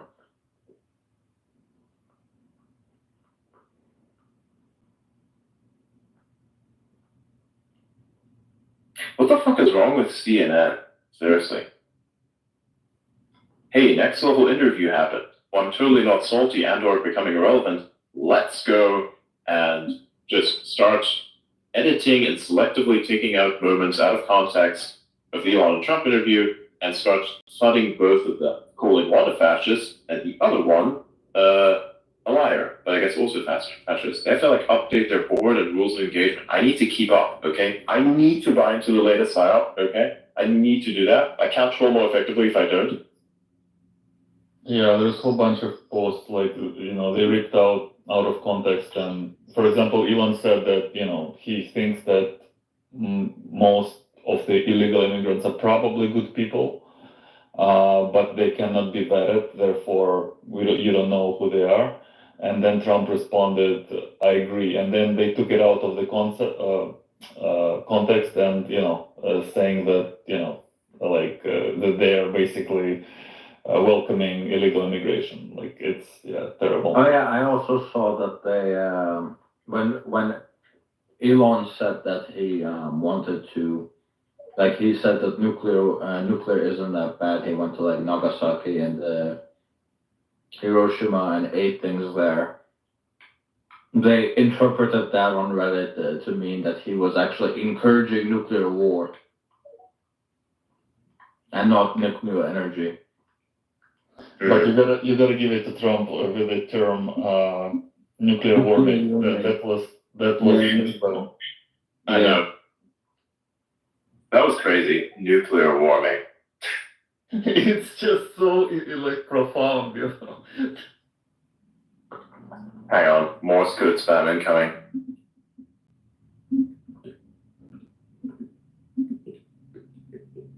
Sorry, that's just me typing on my keyboard. This one is like vibration on key press, and I kind of let it have that because this one is actually good enough for it to register the vibration in time after I press the keys. So it's kind of like enjoyable even, whilst the other ones I type so fast that the vibration itself cannot keep up with it, so it's kind of disruptive. And sometimes if I have had a few cups of coffee, it's just like I can't use that device because it feels like a DDoS attack because there's so many fucking keys I'm pressing. So you should see my phone that I've been using for like a year now to do spaces and such. The spaces interface, like the mute everyone button and the requested, is literally burned into the OLED screen. You can actually see it. If I have a white image open, you can literally see writing. You can see the keyboard, you can see the spaces interface, and you can even see the certain people on it sometimes. It's crazy. There's a reason why you should keep your phones on dark mode.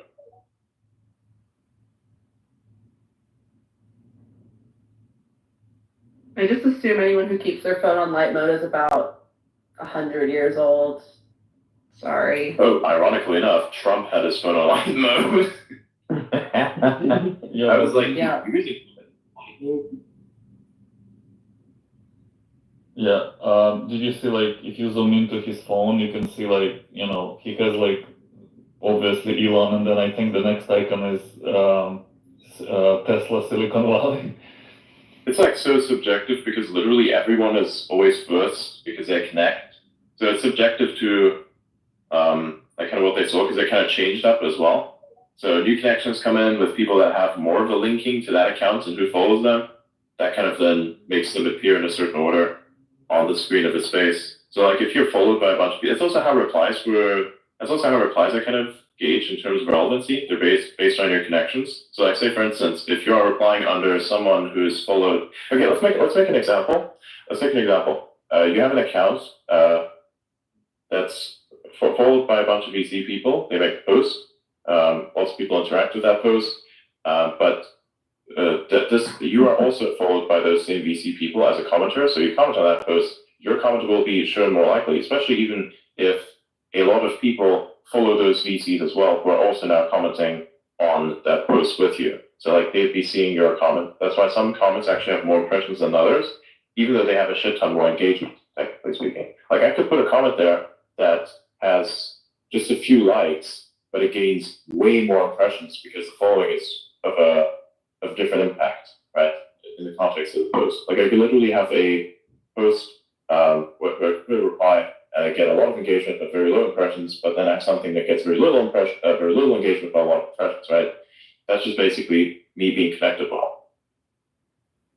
And so replies kind of functions. So replies and spaces hierarchy kind of functions the same way. Especially when it comes to the speaker, the hosts themselves, if they are following a lot of people that also follow you, then you're most likely to be shown first up. Adam, what was that? Look over there, Sunshine. Where? Signal or X? Signal. No, fucking hell. Getting up again.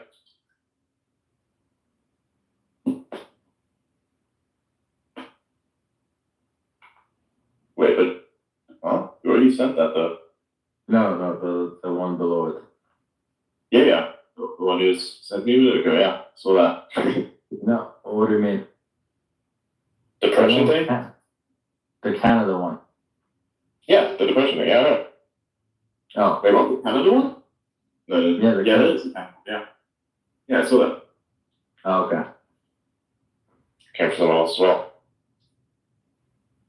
Oh boy.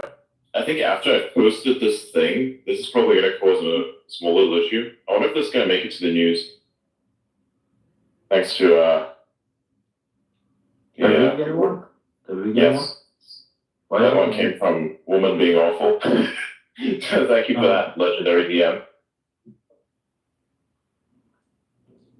She's malicious, by the way. Woman being awful, I swear to God, send that to me right this second. Nice, yeah, put it at the top. Because I posted already. Oh, yeah. Oh my gosh, that's one of the memes I use all the freaking time for vegans. That's great. Oh, really? Yeah, it's great. Yeah, that's one of my, most used, along with, the dog drinking water woman retard meme that I'm so famous for. It's getting a lot of likes from people that I did not anticipate would like this. That is beautiful. That's true. I like that's actually nice. It looks really cool on the interface.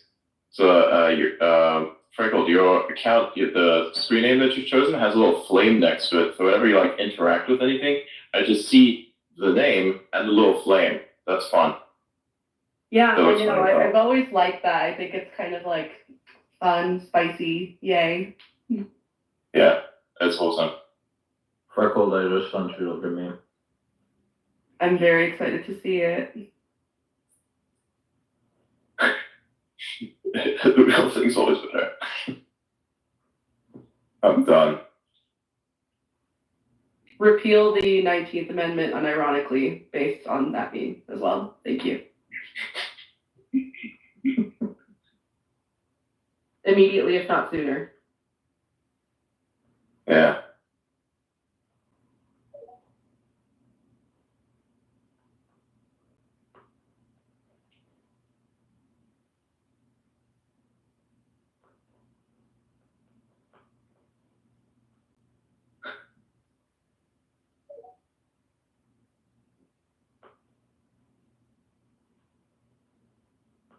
I can't DM in spaces. I'm trying to send memes, but it won't allow me to press enter. I put the picture in and then it won't let me actually send it. Wait, are you on your phone or on your desktop? Because say enter, you're on your desktop. I'm on my phone. Interesting. Why do you need to press the enter key? Oh, I see. I see what you mean. Yeah, I see what you mean. Yeah, no. Doesn't allow to send. Yeah, no, that's a bummer. So all the memes will have to come afterwards. Sorry. This also true for the Grok chat interface. When you're in a space, you just can't use it because it's obscured. That's a major bug, I think. Yeah, you also can't paste sometimes. Like if it's an image and you try to paste it, and it doesn't like it just doesn't. Yeah. Sorry. Response. No, good. That's something. Also, like using. So if you guys have seen some of my. How would it look on X? What? You're gonna laugh about this one.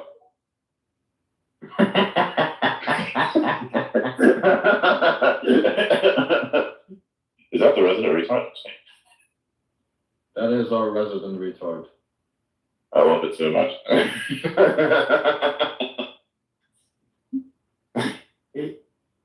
Elon Musk himself personally, right? I know.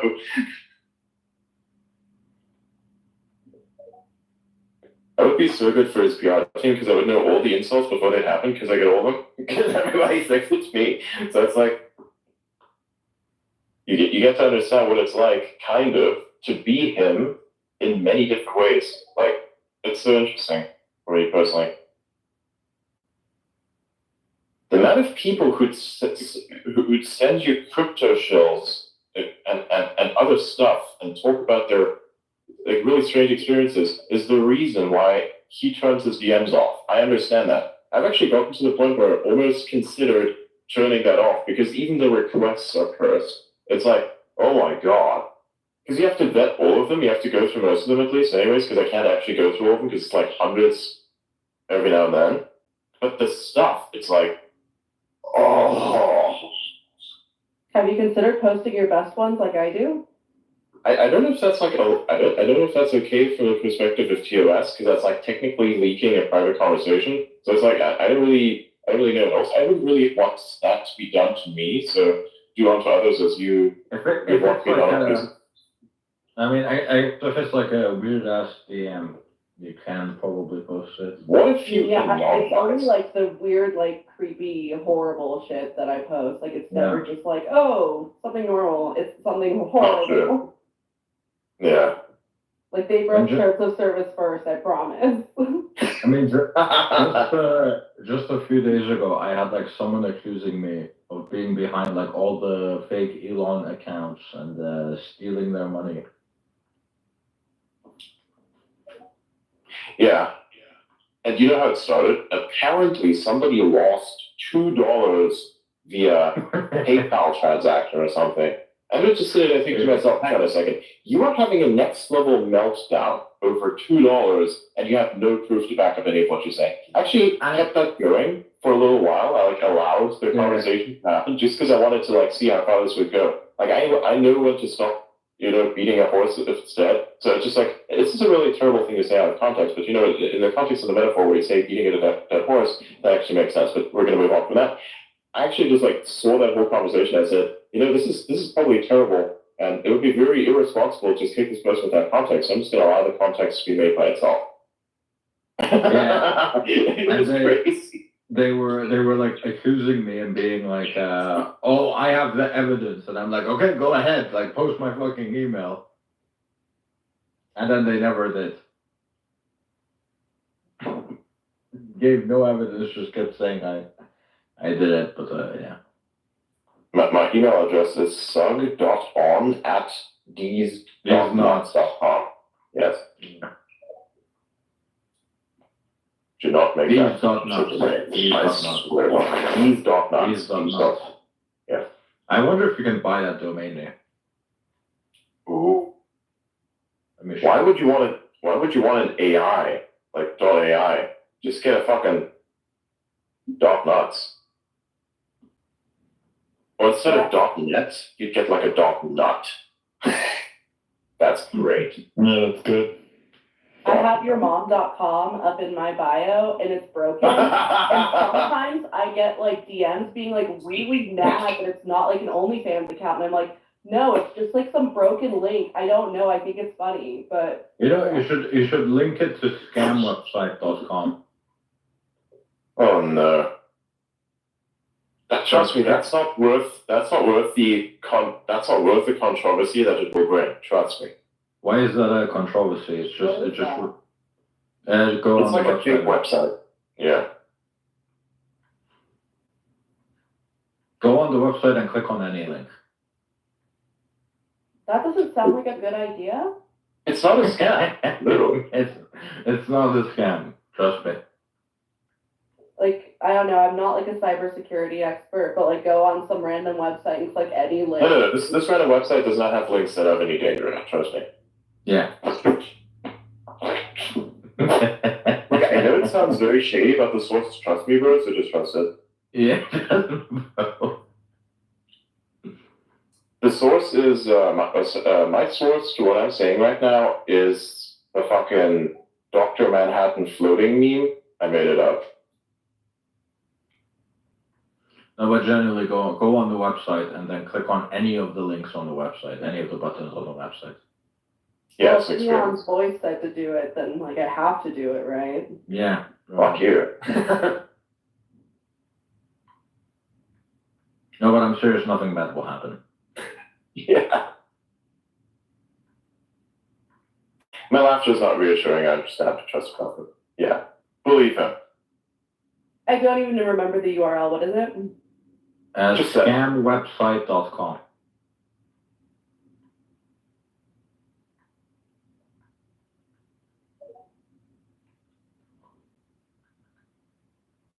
Oh my god. Trimming my bushes. That's like, I love those posts. I love those memes. Because there's something and the other thing at the same time, but it's literally open to your interpretation, which is just the best thing ever.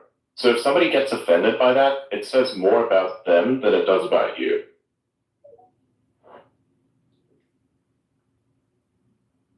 Wild.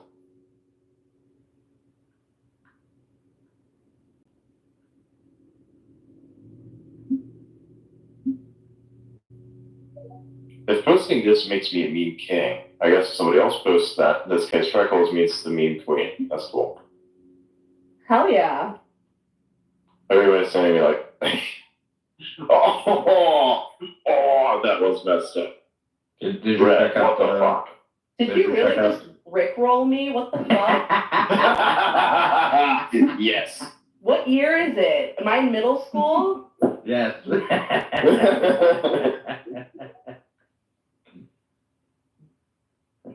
Well, damn.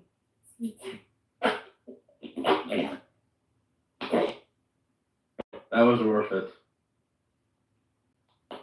So anyway, put that in your bio. What am I putting in my bio? That website. I think yourmom.com is better because, like, how many people actually get click on that and click on the actual thing itself? You know what I mean? I'd say leave the your mom if I was you.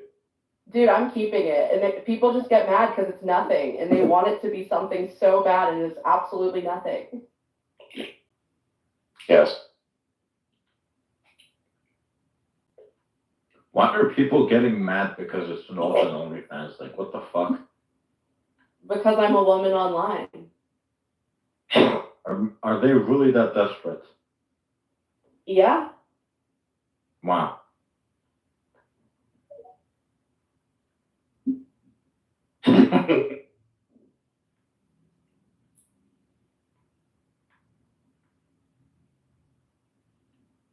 I mean,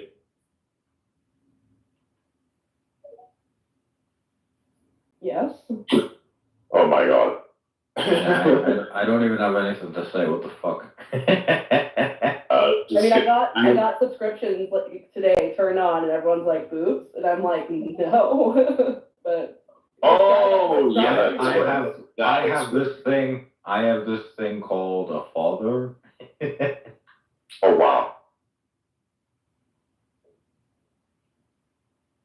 I'm pretty sure Wiggle is Space Rush. That is a good reference. Yeah, just Wiggle, fan mail. Look, Wiggle's first fan mail. damn. That's fucking great. I like that actually. I like that for you because it's so true. It's just less of the Russian. It's like as if the crazy Russian hacker who just basically does crazy stuff with physical items is actually a dude who's into software. Oh. So he goes, crazy Russian hacker. Not an actual Russian, of course. He's not the, yeah. You'll get it. Wiggle is actually a law-picking lawyer. I speak Russian. Oh my god. I can't speak any Russian, but I picked up this insult, which I'm not sure if you can decipher it. No. What was this one? I can't remember this one. It's like when I was what, 18 years old when I first said this to somebody, and this fucking guy lost his shit so much. I could only imagine that the sound of what I heard next was like him smashing. No, the other one is Zatkani suka saizofuyen pizofu or some shit like that. I don't know. Does it mean anything? I got the first half. I did not get the second half. I don't know what it is either. I just repeated that, and for some reason I just fucking. The first half was "shut up, bitch." I don't know what happened after that, but. Zatkani, I think, is actually shut up, and that bitch is called suka. And then, yeah. Correct. Yeah, when you understand the language, you have a more difficult time when people don't understand the language. Absolutely. Like when Wiggle tries to tell me some German stuff, I mean, most of it is actually correct, which is really cool, but the pronunciation is like, I'm sorry, what? Yeah, I've had that situation too. Was? That's actually what? Yeah. Is it? I remember when I was learning German, like they had some ridiculous fucking words for hospital. Krankenhaus or some shit like that. Krankenhaus, yes. Yeah. It means sick house. It's so good. The literal translation in German for Krankenhaus is literally sick house, or the sick people's house. Or Krankenschwester. Yeah, Krankenschwester just basically means the sister of the sick. Legit. That's what it translates to. Schwester's sister, and I think we should get rid of German. Sick or the sick. No, you need it. It's good. It just make it more efficient. And change the way that numbers are pronounced. Like, the fuck is it that you have to pronounce the smallest numbers before the big number, even though in order, the way you read, the big numbers always come first, the smaller numbers come after, and the smallest come last. Oh, when talking in German. Give me one good reason we need German.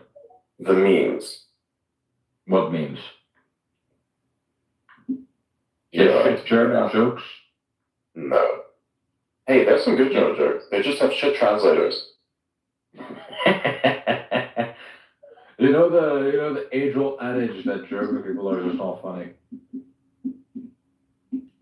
Yeah, I think it's completely correct. If I told you a Japanese joke, you wouldn't get it. Does that mean that the Japanese people are not funny? No. To them, they are. Yeah, I guess to them, because the Japanese type of comedy is different to the type of comedy that they have in, I guess, America, I guess you could say, the English-speaking world. America.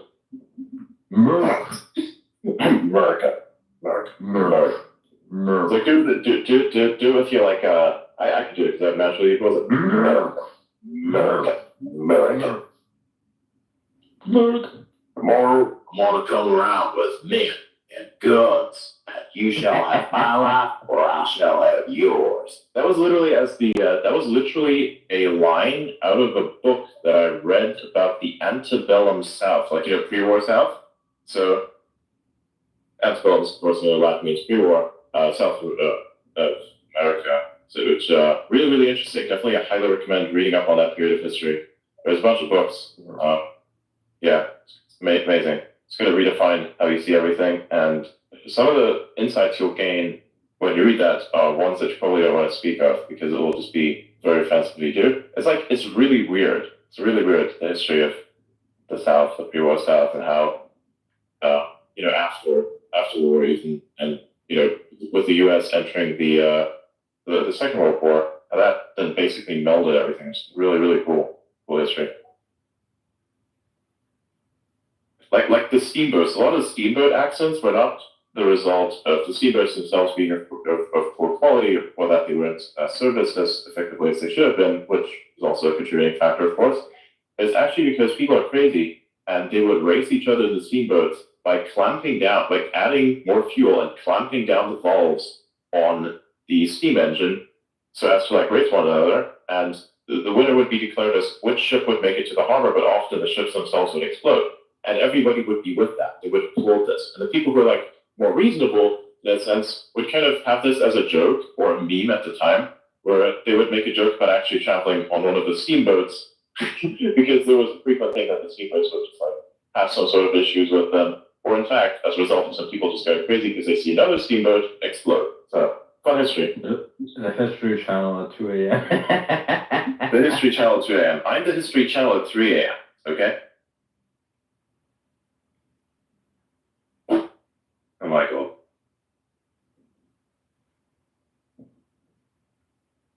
The steamboat that accidentally caused time travel. Oh yeah, I remember that. I remember that. History Channel at 2 a.m. Yeah. 3M is just going to deal with space. It's going to deal with the entities. First, they explain the anachronistic items in history. Then that happens at 1 a.m. 2 a.m. Then they start explaining the infrastructure and potentially also spaceships. And at 3 a.m. they discuss the alien entities. And at 4 a.m. when it's about to end, they talk about DMT. I remember watching History Channel about about dragons. They had one about dragons, and I would watch that. Dragon D's not sorry. Dragon D's nuts across her face. Exactly. If you ever run into someone, just ask them what dragon is, and if they of course, make sure that this person is not someone who's easily offended, but I mean, hey, if the anarchist community says otherwise, just understand there's consequences, but still, just say, do you know who Dragon is? And he was like, who's Dragon? Dragon, he's nuts already. Hey, at least it's not Candace. Candace, dick fit in your mom's mouth. Exactly. Unfortunately, Candace Owens has the most unfortunate name in this context, I just realized. I really spread that joke a little bit more. But then I realized it's very disrespectful to that one person. Because, if somebody's called Candace and the name Candace is always referred to within the context of a joke about sexual autonomy of a human being, that's I don't know, it's probably not so good.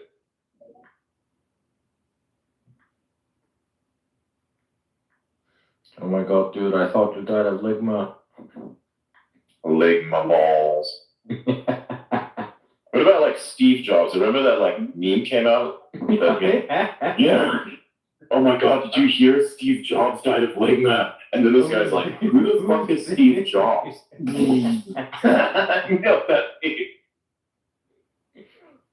I should post that. It would be the most dumbest thing ever. People who are very upstanding tend to follow me. Because they put out some good stuff. And then they would see something like that and say, what the actual fuck is wrong with this guy? Well, look, I understand, but it's not so much a thing that's wrong with me as it is a thing that comes with the package. You know what I mean? It's the autism side of me. Yeah, it's cool. It's a retard side. It's not retarded, okay? That's accelerationist.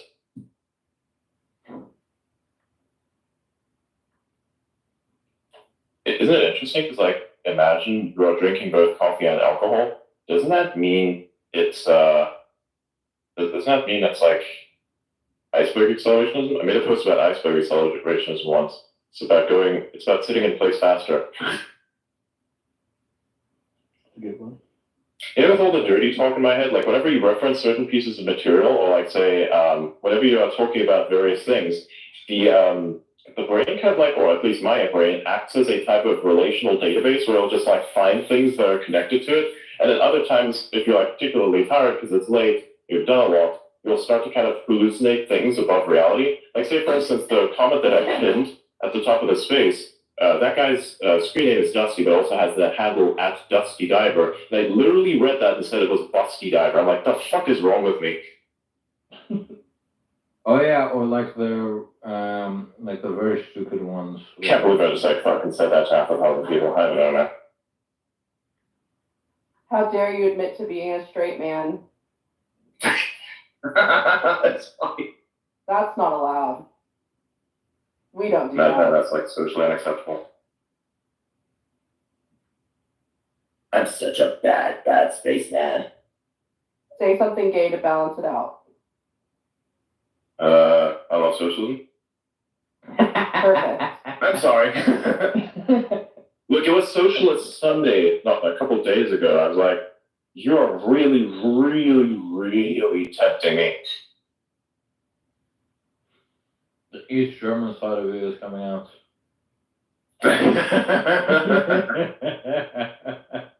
I can't even be offended about that. Imagine like living there and truly believing that that system would have worked. And there were examples of that in society. And secretly, and I know this because, I know people who lived there at that time, secretly everybody just hated this person because they're like the teacher's pet in all the wrong ways. Like, you can't be a teacher's pet in the right ways, as in you like to do everything by the right way, but you're also kind of based enough to break some rules. That's a good thing, But if you're like the absolute embodiment of the person who loves like to go on Facebook and Threads and just thrive in this fucking circle jerk of all things that don't work and be the embodiment of govern me harder daddy, that's all you want to do, but those people exist. And then in history, everybody just hates this person. And that's exactly how it had been. Everybody disliked that person, distanced themselves as much as possible, and then kind of involved themselves with that person just to somehow gain like the aura of, this person is not harmful, everything's okay, but it's secretly you're just a person who's doing like black market capitalism, because I think you'd be just trading stuff that do yourself happy. Because like even though it was socialist back then, black market capitalism of course thrived because literally capitalism is a human thing. It's a natural thing to have because it's a response to how the universe functions, right? Because everything's scarce, and if there's scarcity of outcomes and opportunity and whatever else and whatnot. So naturally there is trade.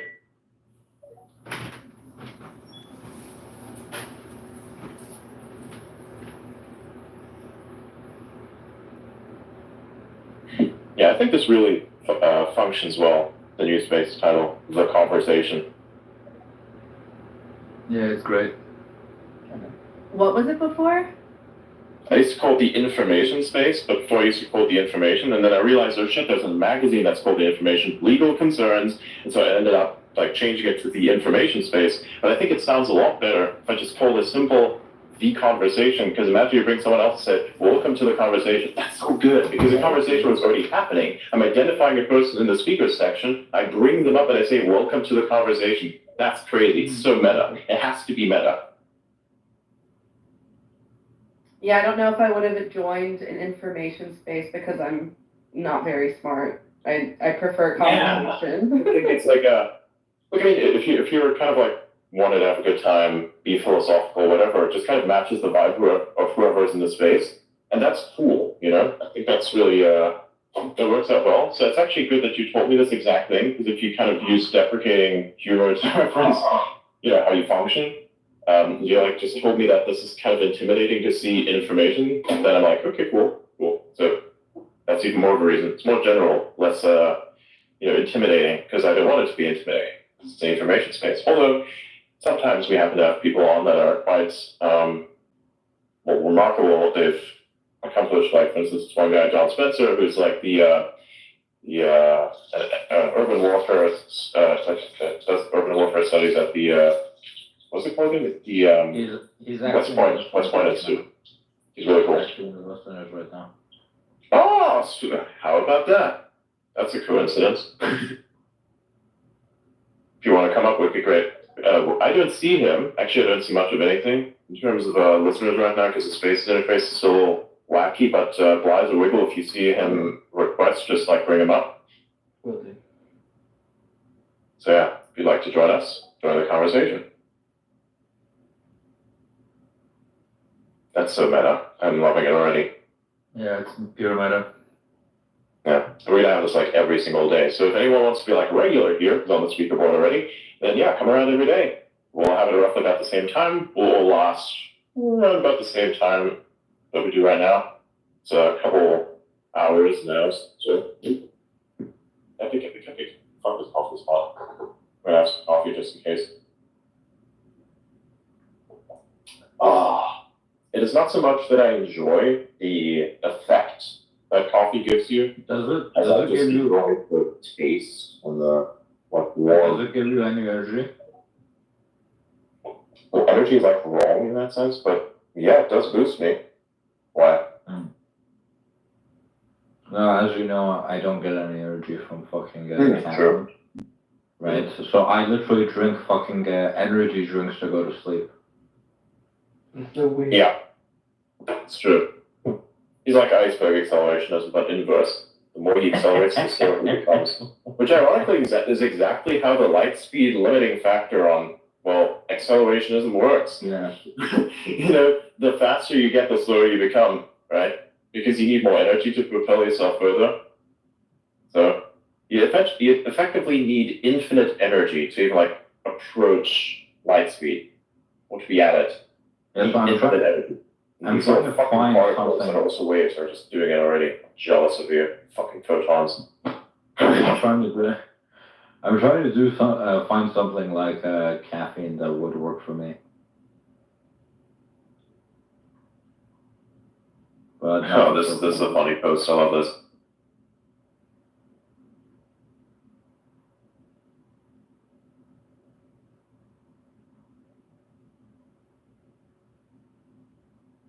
Miley PR. Oh boy. Can only imagine there's a liberal take coming with this. Where is this? Oh fuck, I lost the notification.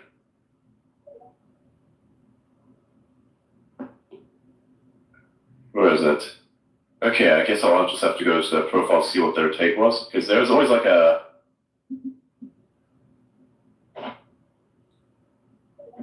I love it when I put out just a news report and there's like people from the right and the left, they're just fighting in my comment section. It's the most fun stuff to see ever. Like, I don't have a particular position in the fight. I just like the arguments that are being used. But sometimes those arguments are just shit, unfortunately. Which is, well,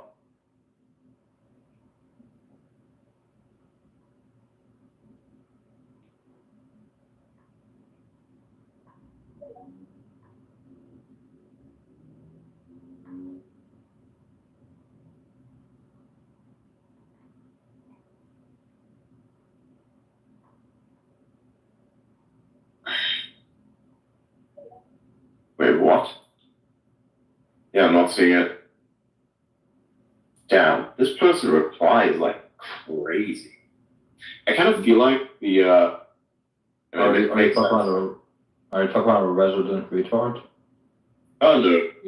Talk about someone else. Talk about the more basic one.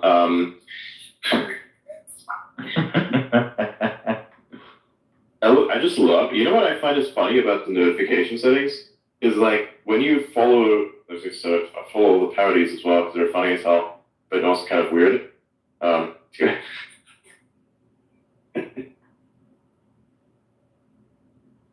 Like, I love when what happens when I post something? Wait, what's this?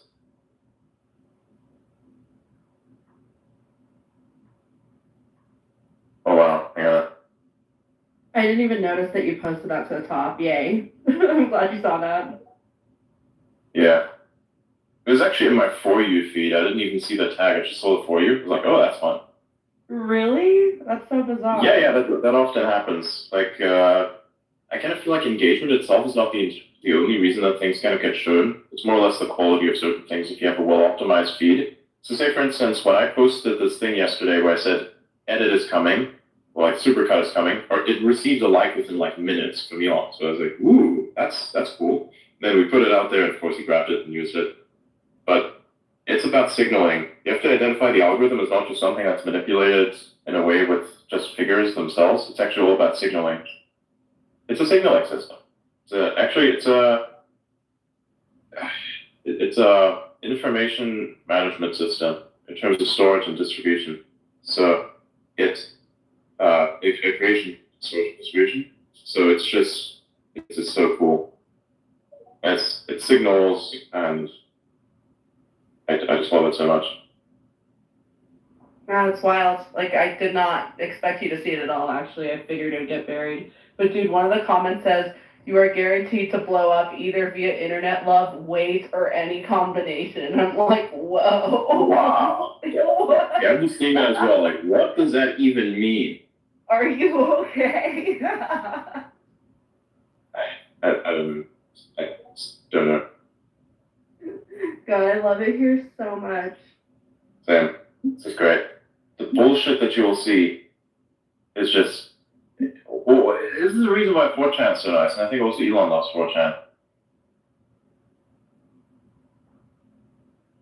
Oh, does he? Well, yeah, of course. I mean, loves the humor in a sense, because literally, I'm not sure if that's actually going to happen, but at least he's mentioned it once. Where he said, I can remember this correctly, this was like a post or something. They said the humor mode for Grok is going to be based on 4chan. So Yeah. That's cool.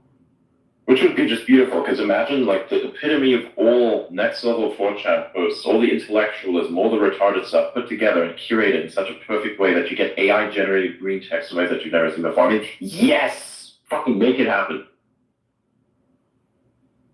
I don't even care what it says. 4chan is literally just imagine the biggest retards on Earth, and imagine like the most intelligent people on Earth, and they all use one platform, and there's no midwits. It is the peak of everything. It's like the peak's meat. That sounds wrong. Peak of intelligence and peak of retardation. Yeah. The interaction, it's like cognitive dissonance. People don't understand the value of cognitive dissonance. Cognitive dissonance, and I've always said this, is something that is to be farmed. It is being confronted with something where it is your existing reason of something in contrast with something else that you've never seen before that kind of challenges that reasoning. And then the space between those two things is the void that is filled by new reasoning. It's like when you discover a truth, a different assessment of reality, to kind of make that initial assessment of reality more real, right? Because truth is nothing more than just a statistical conclusion. So there's a space between these two truths, and that space is then the actual truth itself, the new truth that is kind of manufactured by the cognitive dissonance that had already existed previously. So I just kind of find that so cool. So you have like peak fucked upness, like there's something that's peak fucked up meaning something that's just absolutely the ultimate resolve. Like mixing those two and seeing what pops out the other end of that system is just crazy and cool. Like imagine you piss off someone who's like an intellectual in that sense, but it's like he doesn't really piss them off. You just come up with the most eloquent way to roast someone in a way that you really can't do anything about. It's just the most entertaining thing to read. And it's great. You want that to happen. It tests you, you know? That's what being Bates is all about. To not lose your cool and to just articulate your dissatisfaction with a certain state of reality in a manner that is just, eloquence and potentially. I think they did like a study in 2017, and they found out that like most memes came out of either 4chan or r/the_Donald. I'm sorry, wait, what? So I think they did like a study, and they found out that like in 2017 they did like a study, and they found out that most memes either came out from 4chan or they came out from r/the_Donald. Obviously, r/the_Donald has been taken down since then, but motherfuckers. Yeah. How dare you shut down meme manufacturing? Although that's probably been moved to X now. I think there are a lot of memes. There's no actual subreddits. You know, that's disappointing for me personally. There's no actual subreddits. The only thing that comes close to it is communities. Yeah. Actually, now that I think about it, any out of yeah, I'd agree largely, but there could be more of a. Actually, no, I think that's like it just requires a lot of user sentiment to be in consensus, that it could work well. It's just that the user sentiment itself has to be shaped that it would work. Basically, my community in a sense is just something that I would like to think of as like an r/ that's interesting. Where it's like a balance of things that are constructive and also memes. So, by the way, Freckle, if you have like any memes that you don't necessarily want to post on main timeline, just post in that community over there. It's just that works. Like the one that I've pinned. So yeah. Okay. So I just post all of them anyway because I've decided that I do not care. Oh, okay. Because you get a lot of great things in there. Yeah, it's really good. So there's a community pinned to the top of your profile. What's that? Yeah, so look at my profile. Do you see the thing that says x/ac? That's my community. Oh, yes, I do. It has more members than most people who are in it have followers. So it's like a pool.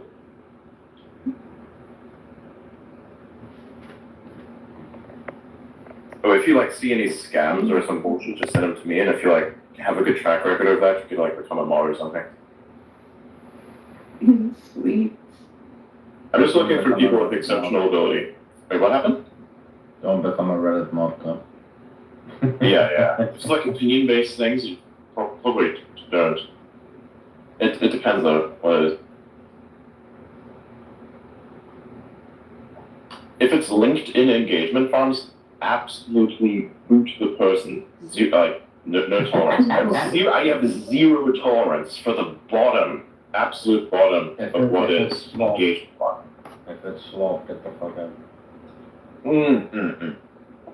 Yeah. Like one guy who's like made me mod of the software community. Is like the biggest software community on X, and I just read some of the bullshit that is being flagged sometimes, so I can vet it and then deal with it. And it's like, what the fuck is this? 99% of people use X wrong. Here are some features you might have missed. Oh my god. Yeah. So fucking shit.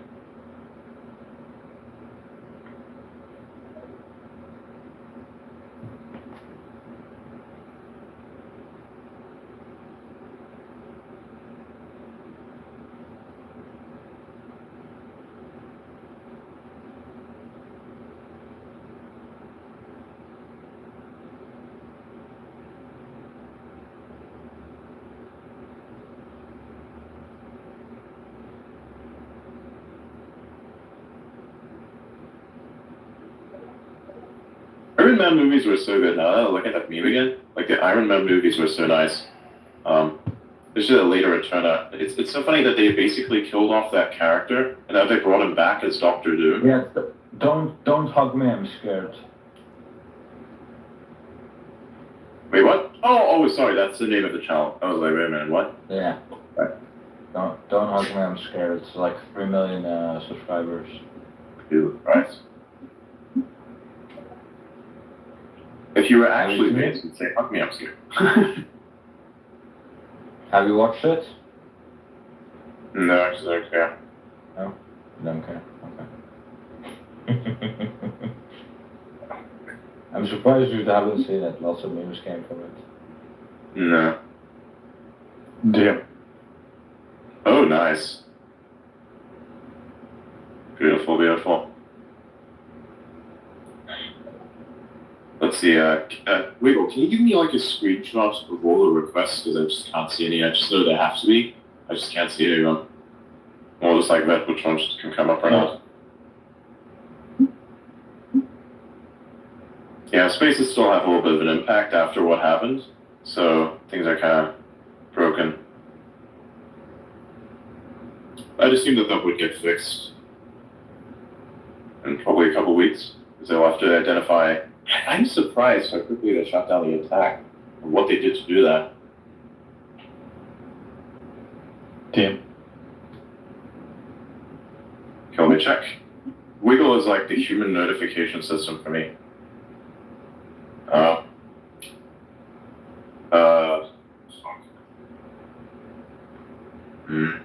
Can you click on the Steven guy? Send me a screenshot of his profile.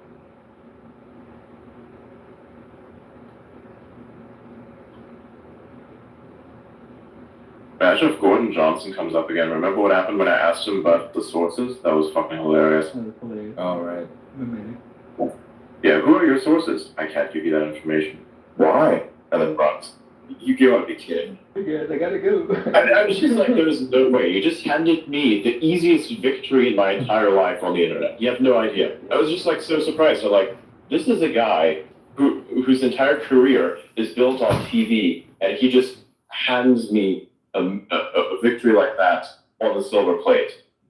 Well, I mean, that makes sense, right? If you've only had experience on TV, they just remove any part of it where you look like a clown. No, you don't understand. Like, you'd at least sit there and kind of have like an argument or something.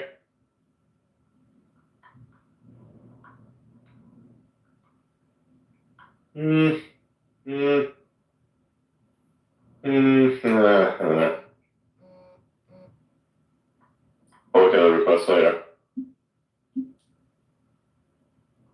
Yeah.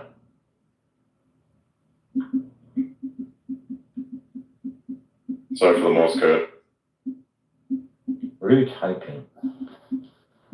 DMs, bro. And I'm just like doing this with one finger. Wait, what? You're reminding me of this soldier. I was once caught by like an enemy, and basically when he was caught, he had to make like a video to like kind of ensure that like his people knew that he was safe, right? Blink if you're that one, yeah. Yeah, I know that one. That's actually cool. He started blinking in Morse code. Yeah. Imagine how intelligent that is. You are having a communication without having a communication while you're communicating something. Yeah. That was crazy. So what happened? Like, it was some kind of... Yeah, so what was happening is that they had captured him. I think this was in Vietnam. And they were torturing him. And basically, what they made him like make a video for the Americans to kind of try to negotiate for him, right? And in the video, while he was filming the video, he was like blinking in Morse code. And they didn't know what Morse code was. They were like, well, why are you blinking that way? And then he was like, oh, the sun is just irritating my eyes. Right? And then I think when they translated the Morse code, it came out to like torture over and over again. Oh, that's where the fucking impressions came from. I was just like wondering, I was looking at one of the things that I posted, and I was thinking, why are the impressions so high and the likes like so low, this fast, this much? Like, what the hell is going on? I just realized, oh great, Alex Jones quoted me. Yeah. I was just like wondering what the fuck is going on. It's like yesterday I was looking through some of the clips to kind of gauge what comments were on it, and then all of a sudden I noticed one of them has like 300,000 impressions. Like, the fuck? And I realized, oh shit, yeah, quote Benny Long. It was so funny. I think you're at almost 110,000, right? Yes. Let me see, how far away am I from the final 10? I kind of want to really break out from that a little bit more. But yeah. Yeah, I'm actually 400 away from 110K. Yeah. Yeah, it's crazy. I'm just excited to hit 69,420 because that's got to be. Oh, yeah. I actually wanted to post something about that when I did, but like it just crossed so fast that I just kind of missed that moment. I was like, yeah, it doesn't really matter. I'll post something when I'm at 100K again. Because before I used to like post something every time I hit 10K above the existing. And so I thought, oh, well, I'll just keep doing that. But then it just turned out that my takes were performing so well. Why would I pollute the timeline? So I thought, okay, next time I'll post something that's at 100K. And I didn't even want to do it then. I was like, okay, fine, I'll just do it. But it's a momentous occasion. And Basil over here, actually, who's on the speaker stage, has been there since day one. And you like even said, when I was like, broke 10K for the first time, you said, you know, you're going to make it to 100K real soon. I was like, okay, probably. And then it turned out to be, like, see, I fucking told you. So it was a fun DM. Yeah. Actually, not a DM. It was actually a comment. You made, oh, yeah, you're going to reach the 100K soon. I'm like, oh, probably. And now here we are. It's kind of nice. It's so cool. It's awesome. I want to hit 100 by December, but there's almost no way at this rate. Like, if I keep getting banned, then it's not going to happen for sure. Getting banned? Like, how do you get banned? Oh, just like it's the spam stuff. It's never like actually kicked off. It's like you're in spam or you're unsearchable. So good stuff. Yeah, I mean, look, it's all about the level of offensive that you get to. I mean, look, I understand. You want to kind of, you know, use your ability to spread certain things, but at the same time, you don't have to, so don't do it. You know, like speak a certain way, I guess. It's all about like the responsibility of what you're saying. So I would just not. Okay, Dad, fine. Okay, cool. So that's been sad.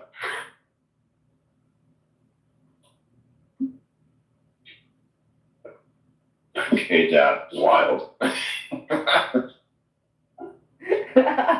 was wild. Oh, nice.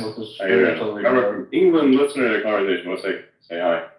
Yeah. Do you see Wiggle? Do you see a Rob Donaldson requesting? Ray profile picture. It says Rob on it. No, not at the moment. Okay, if you request something, just let me know. Alright. Just put them up here.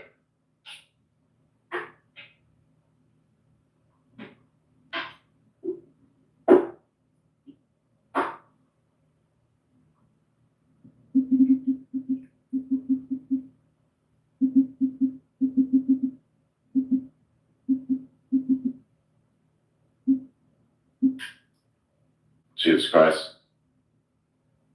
My head's gonna hurt with like all this input.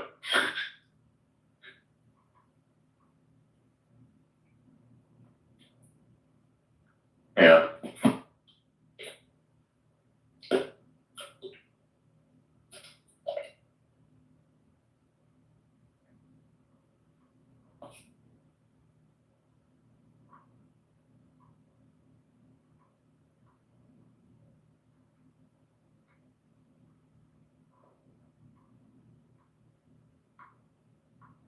Okay, let's see.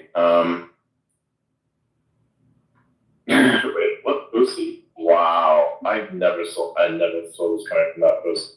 I just love when I put out controversial memes and who likes it. It just surprises me. Like everybody has this closeted dark side to them. I just love the fact that likes have been made private because then they get to kind of express that, which I think is really important. So, yeah.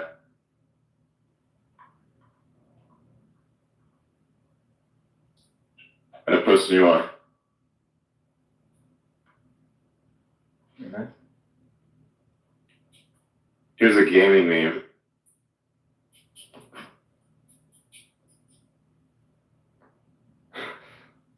That's how I feel like with Diablo sometimes. Max DPS. Literally, I was like in a channel with some of the gold traders, and they were telling me stuff where I'm like, Jesus fucking Christ. Like, my mind was blown. You, like, enter into that, and over an hour, your entire perception of the game and how it works is just transformed. Like, all it needs is just an adjustment of mindset. It's crazy. Yeah, there's people whose, like, full-time job is just to fucking get... Dude, not even. It's like, it's like efficiency and the way it's done. It's like, it's almost beautiful. Oh, it is beautiful, actually.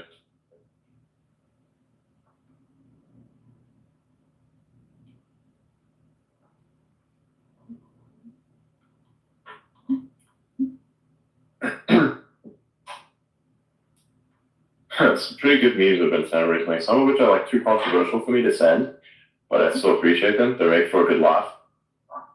But yeah.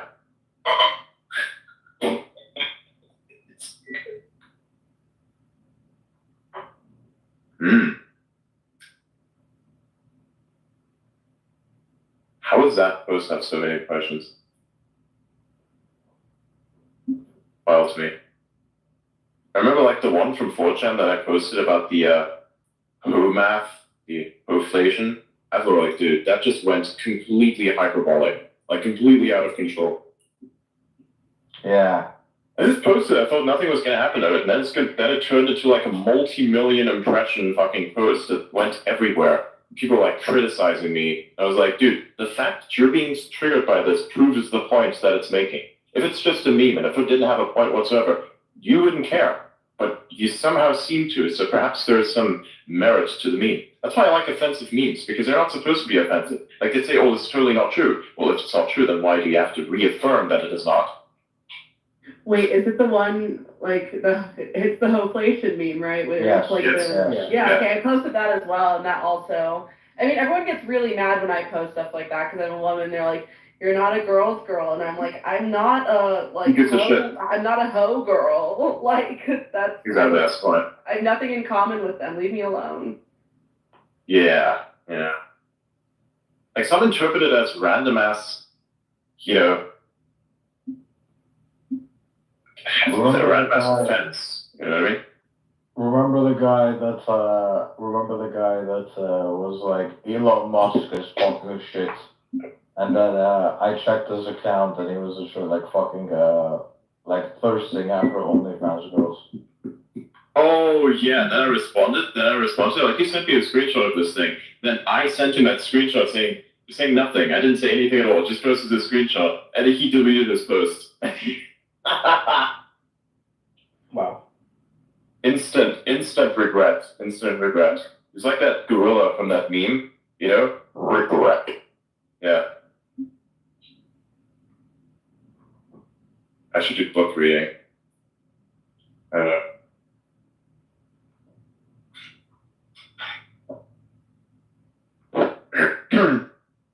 Tim. Oh.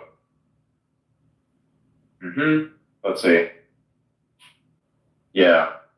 Don't worry about it. I already know about that one. What else is happening?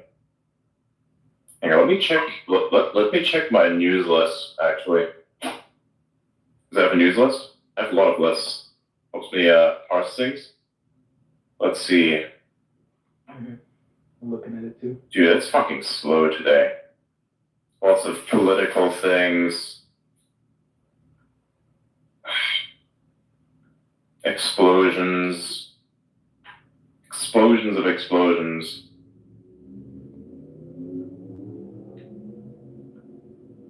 Democratic Representative Ilhan Omar has officially won her primary re-election for the U.S. House in Minnesota 5th Congressional District. Didn't she say something really racist about white people? I don't know. Moving on to the next thing.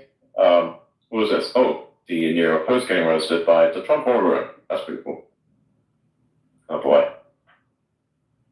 There's like a new account now that's like making fun of the Kamala HQ thing called Kamala HQ Lies. It's just kind of good.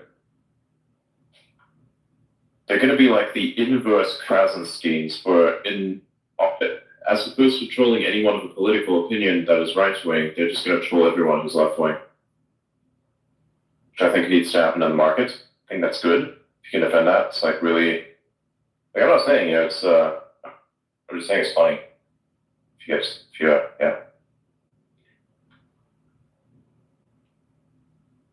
I haven't followed yet because I don't feel like it's something. I will follow if I can identify if it counts as does contribution. You're like a good person in a sense, which I'm just kind of that's like vibe. That's why I said I want to talk to people because the following thing is a huge signaling thing. So it's like to me it's important. I think it's no. Oh God! That's when you followed me. I was like, aw. He doesn't hate me. Yeah, that's right. Yay. No. Oh my God, I just seen a fucking picture of this person. Their pupils dilated. Whoa. I was once on a call with someone. I was like, what was I doing at the time? I don't remember. Oh yeah, I remember now. I was playing Minecraft, and this one person was talking to me about how redstone works, ironically enough. He was building some really wacky stuff in that server I was in, and this one time we went to group call. He had his camera on, we were chatting, and then after a couple hours, it was 2, 3 a.m. It was only the two of us in the room, and he was talking about all kinds of philosophical stuff. I was like, dude, this guy's crazy. He's cracked out of his mind. And then he gets close to the camera, and I'm looking at his eyes, and it's why are your eyes so dark?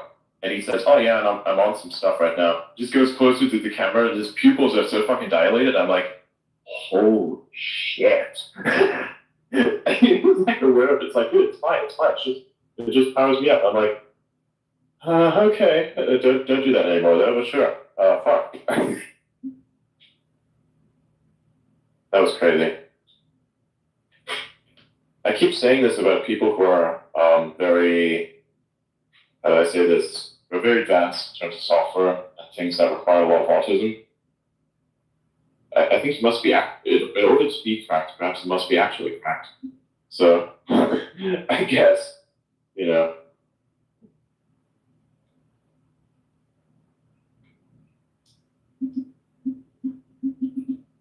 Yeah. By the way, don't worry, if it's like a, what is this?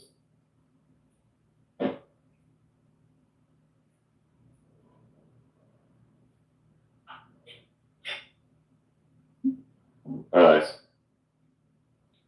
Oh, one more meme.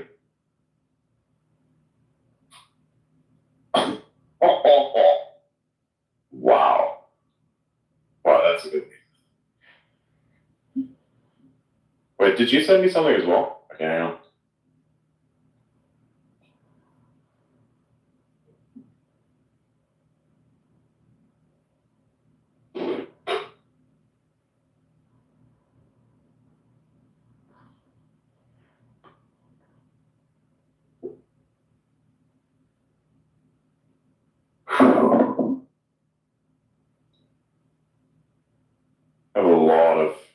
I have a lot of caffeine in my system now. Nice.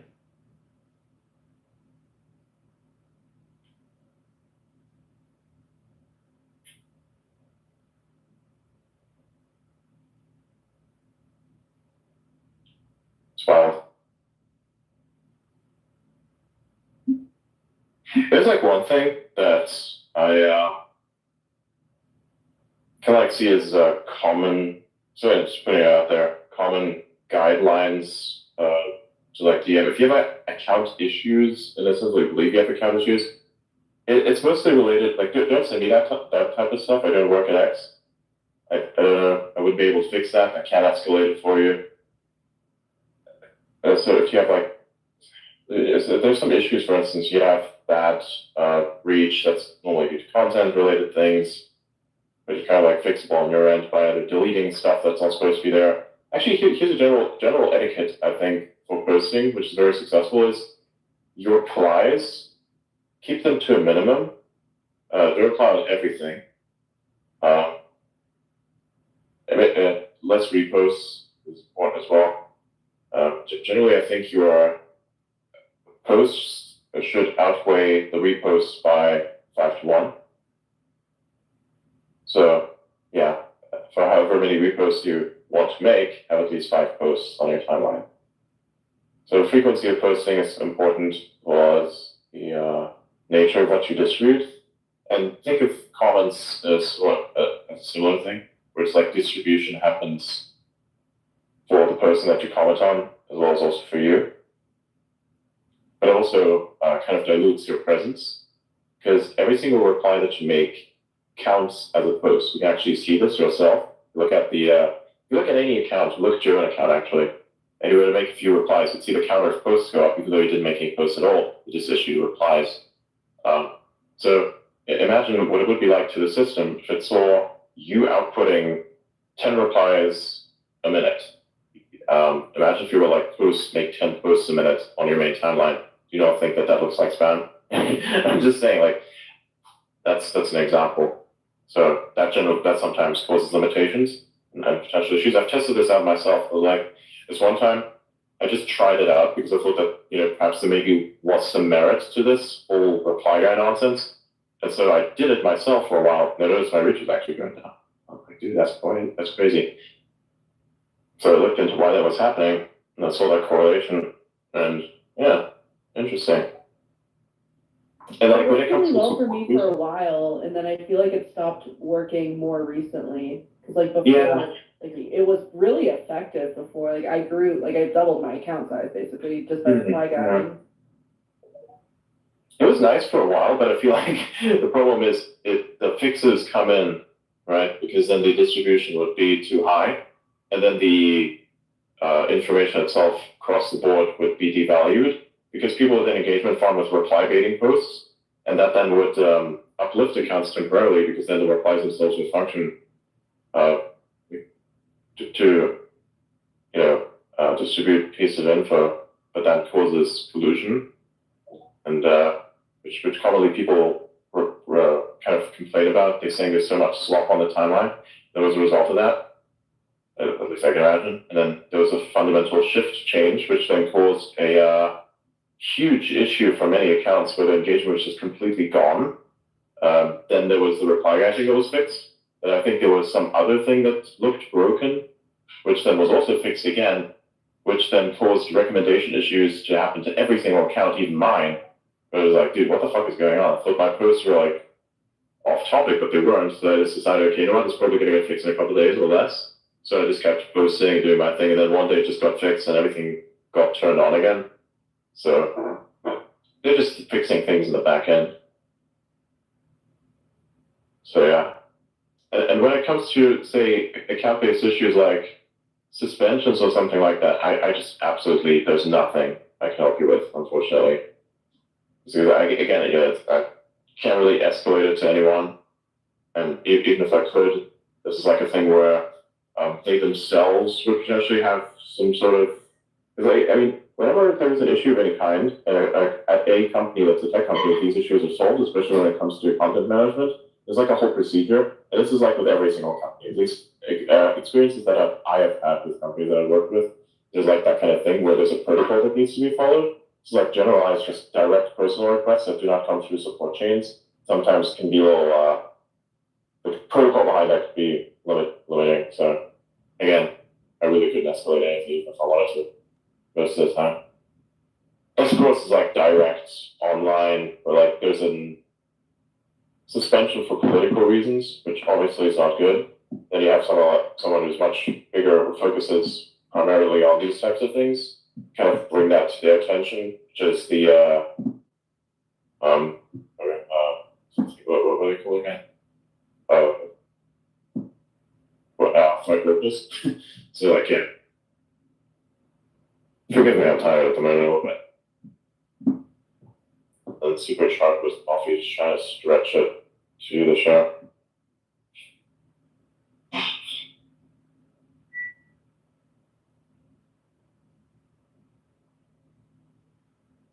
But what the fuck is this? Wiggles memes. Lol.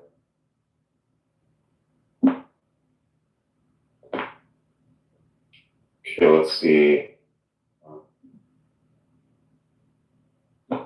Still no additional requests, Wiggle? Coming in? Negative. Okay. You mean for just that particular guy? Yeah. No. Yeah, if you see him, I'll bring him in. Okay.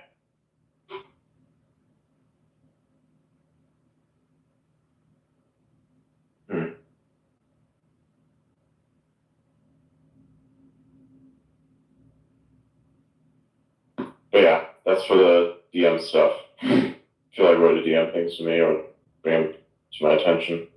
That's something. Guess that's the downfall of everyone thinking you're Elon, is you get all the tech problems on the back end. Ironically enough, thanks to all the different tech support-related questions that I get, I start doing a lot of the research myself and then end up knowing how to solve most of the problems. So I actually have a better response time than actual support itself for certain issues, like interface things, tell you how the bug happens, how to avoid it, things like that. Because if you're a super user of X, as a super user defined as someone who like uses the platform quite a lot, not super user in terms of privileges, you just get a deeper understanding of how it works.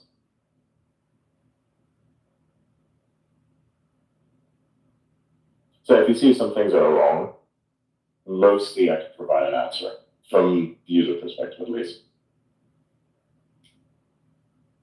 Because it's just A/B testing of things that do or don't work. And so that just does its thing.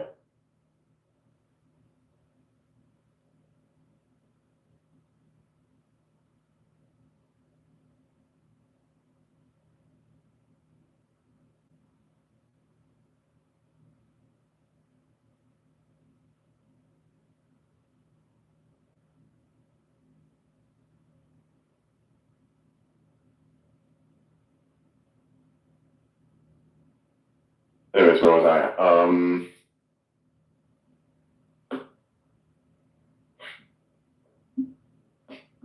Dear God.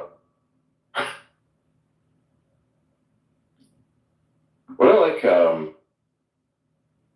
like the common questions that you guys would have to how things work? What are like the common questions? Like on X. Like, is there any issues that any one of you have seen that could be interesting to look at? Not like feature requests, but like bugs. Does anyone have like any bug observations? Those would be interesting. Well, it's like crazy how some people can say some words and other people can't. Because I find that I'm able to say a lot more slurs than some other people. They get like speech restricted, and I don't. I don't know why.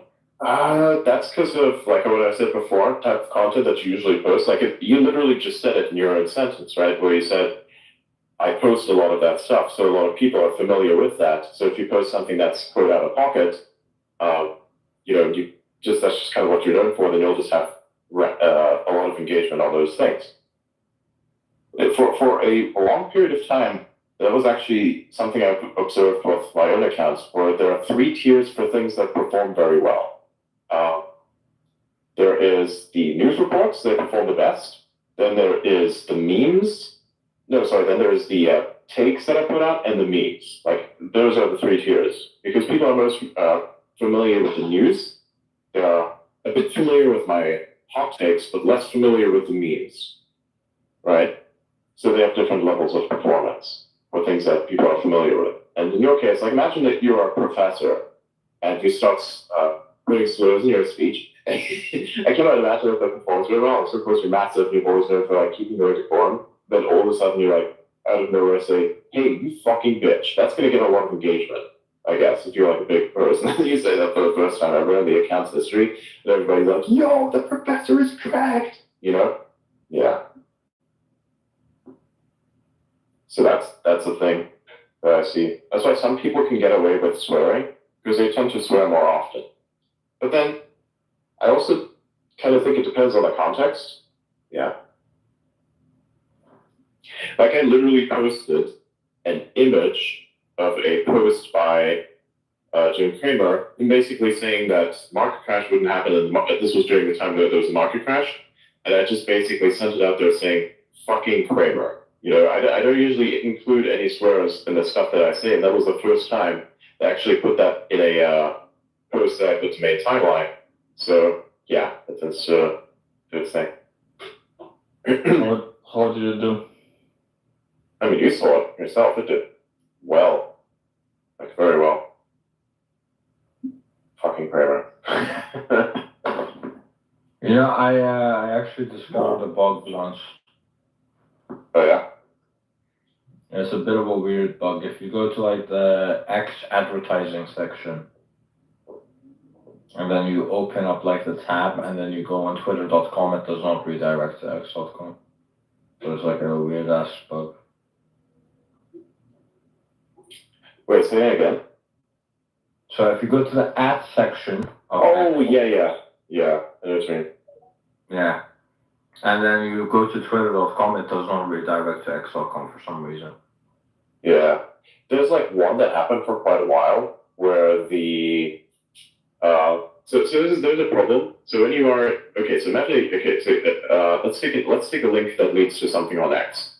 If you look at a link that leads to a user at X, you just put in x.com / and then username.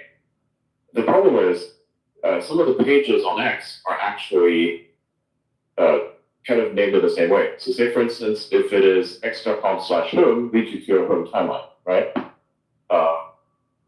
But sometimes that / home was called for the user. There's like an actual username handle out there that's called @home. And so sometimes it would just show that page of that user as opposed to just the actual home page, because technically speaking, since you could say, x.com / Adrian Dittman, it would show you the user. If you did x.com / home, which would show you the home page, could also show you the home user, right? So, or the user with the name home. So that was funny. I actually saw that with with Instagram, right? So on Instagram, if you're on a reel, right? If you're on a reel, it starts with Instagram.com/reel, and then the actual reel code itself, right? If you get rid of the reel code and just do Instagram.com/reel, it directs you to the fucking reel page. Yeah, that's nice. The actual real account. But it's not the official real account from Instagram. It's like a random ass fucking like design company or some shit like that. Yeah, they do that. They do that. Yeah.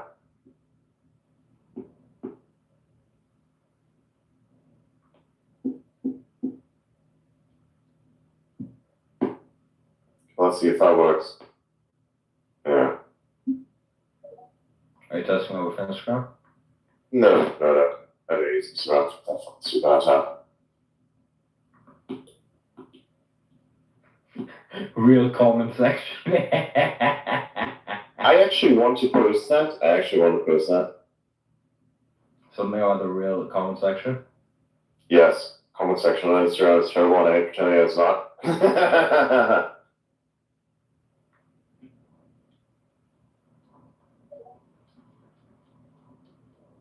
Oh boy, this is about to reach escape velocity, isn't it? So Rob like attempted to request and then dropped out. So I don't know if. Yeah.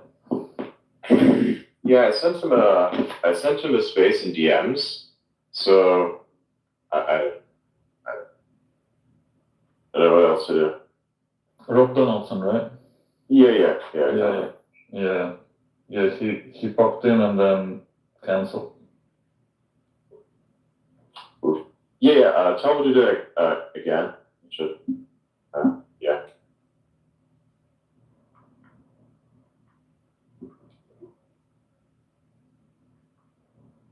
So cool.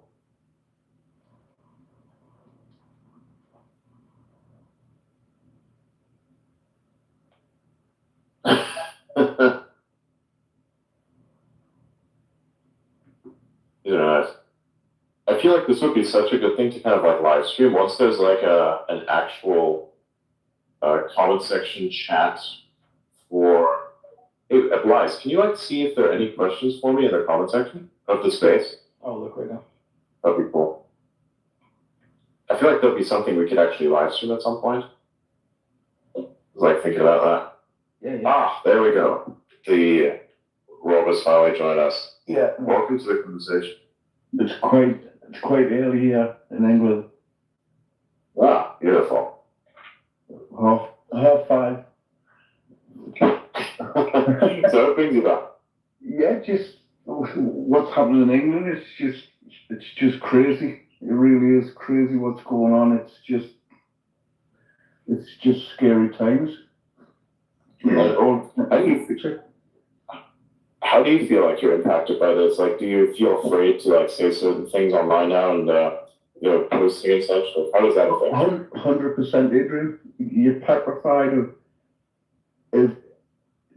putting a post out, or if you repost just for basically the police knocking on your door and they're just arresting people for silly little posts that are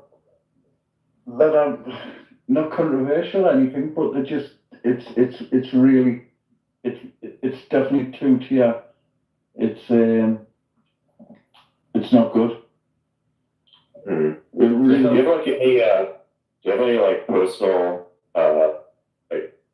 has this like personally affected you or anyone that you know? Like, has anyone that you know been arrested for this? I don't know anyone that's been, but I know a few people that were actually on my ex. Two ladies, they've actually been arrested. One of them's in prison, but I didn't really know her personally, just a follower on X. But it's loads. It's that many. It's terrifying how it's just changed within no matter what, 4 weeks, 5 weeks.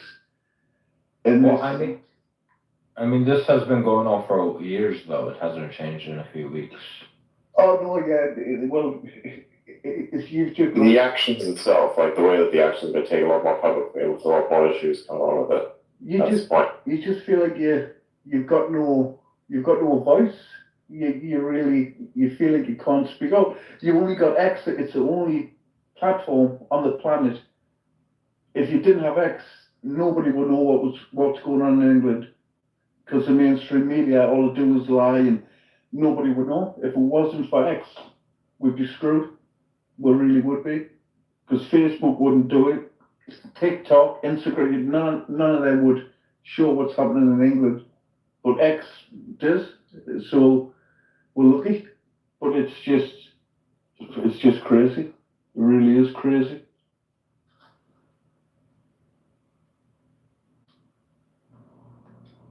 Yeah, I think I really hope that issue is resolved in the future. Yeah, That's just wrong. So wrong. the issue is that European countries have never had like proper free speech. It always came with some sort of restrictions at all times. It's not codified in the Constitution like it is in the U.S. So, ex-Prime Minister Liz Truss posted, like 16 hours ago, I'm appalled by the attacks on free speech in Britain and Europe. We can't be truly free without free speech. Good for Elon Musk and X for standing up to these bullies. I mean, it's good that she's saying it, but she wasn't a very popular.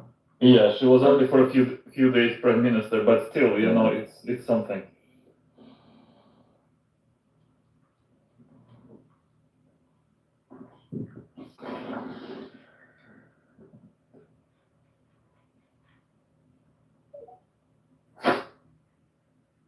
Okay. I was like, but Yeah. I was supposed to go afterwards, and then somebody said, "Chat, is this engagement fun?" I think if the U.S. is obviously paying for NATO, right, and NATO is defending Europe, the Constitution should also somewhat apply to the NATO countries that the U.S. is defending. Worst of all, the laws of any one of the countries that the U.S. is in fact somehow helping in a way, what you just explained, should not be something that endangers their citizens. Like, don't you just fucking go onto a rant saying we will come after you? Like, you are a separate country, and the rights that are given to every single U.S. citizen ought to be respected. What they're trying at the very least, censoring Americans, that I believe will have consequences as well. And I think this should be something that should be brought up in a broader context from a diplomatic perspective, because what is actually England in the context of all these things, right? What are they actually producing? What is actually their position? How strong are they? They actually make these demands. This is the thing. Well, they make these demands because the U.S. They know the U.S. isn't going to do anything about it. For now. Yeah, for now.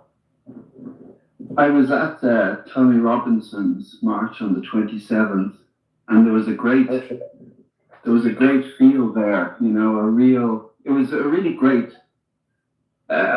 sort of peaceful. People were in a good mood. There was a lot of preachers up and stuff like this, but I really feel there's a divide. There's a divide here in the UK, I think, with the sort of free speech side, which would be more the working class side, and then the elites, the middle class. In the UK, middle class means something quite different to what the Americans would call middle class. In the UK, middle class means kind of almost elite or fancy or posh. You could even say the royals are middle class. It means something very different. But anyway, there's a sense of a real divide, and I think, I don't know, there's a real strength in the English people. There really is, but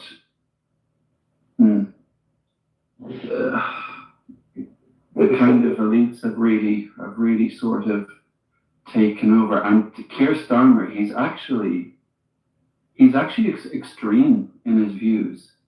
He presents himself as a sort of centrist, but he actually apparently, I was listening to a guy who went to college with him, and he was totally communist, like a real proper extreme guy.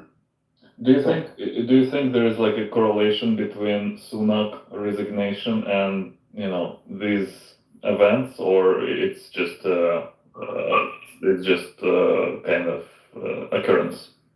I think that's a coincidence. I think the thing up in with the girls. I mean, that was just. It kind of didn't matter who did it. There was enough crime and knife attacks. There was one yesterday in London, in Leicester Square, a knife attack of an 11-year-old girl. But it kind of now it doesn't matter. People are just any little thing now will enrage people or divide them even more. Yeah, I think the Conservatives kind of realized that the economy was not going well. So they decided that it might be better to get like a new, another government like the,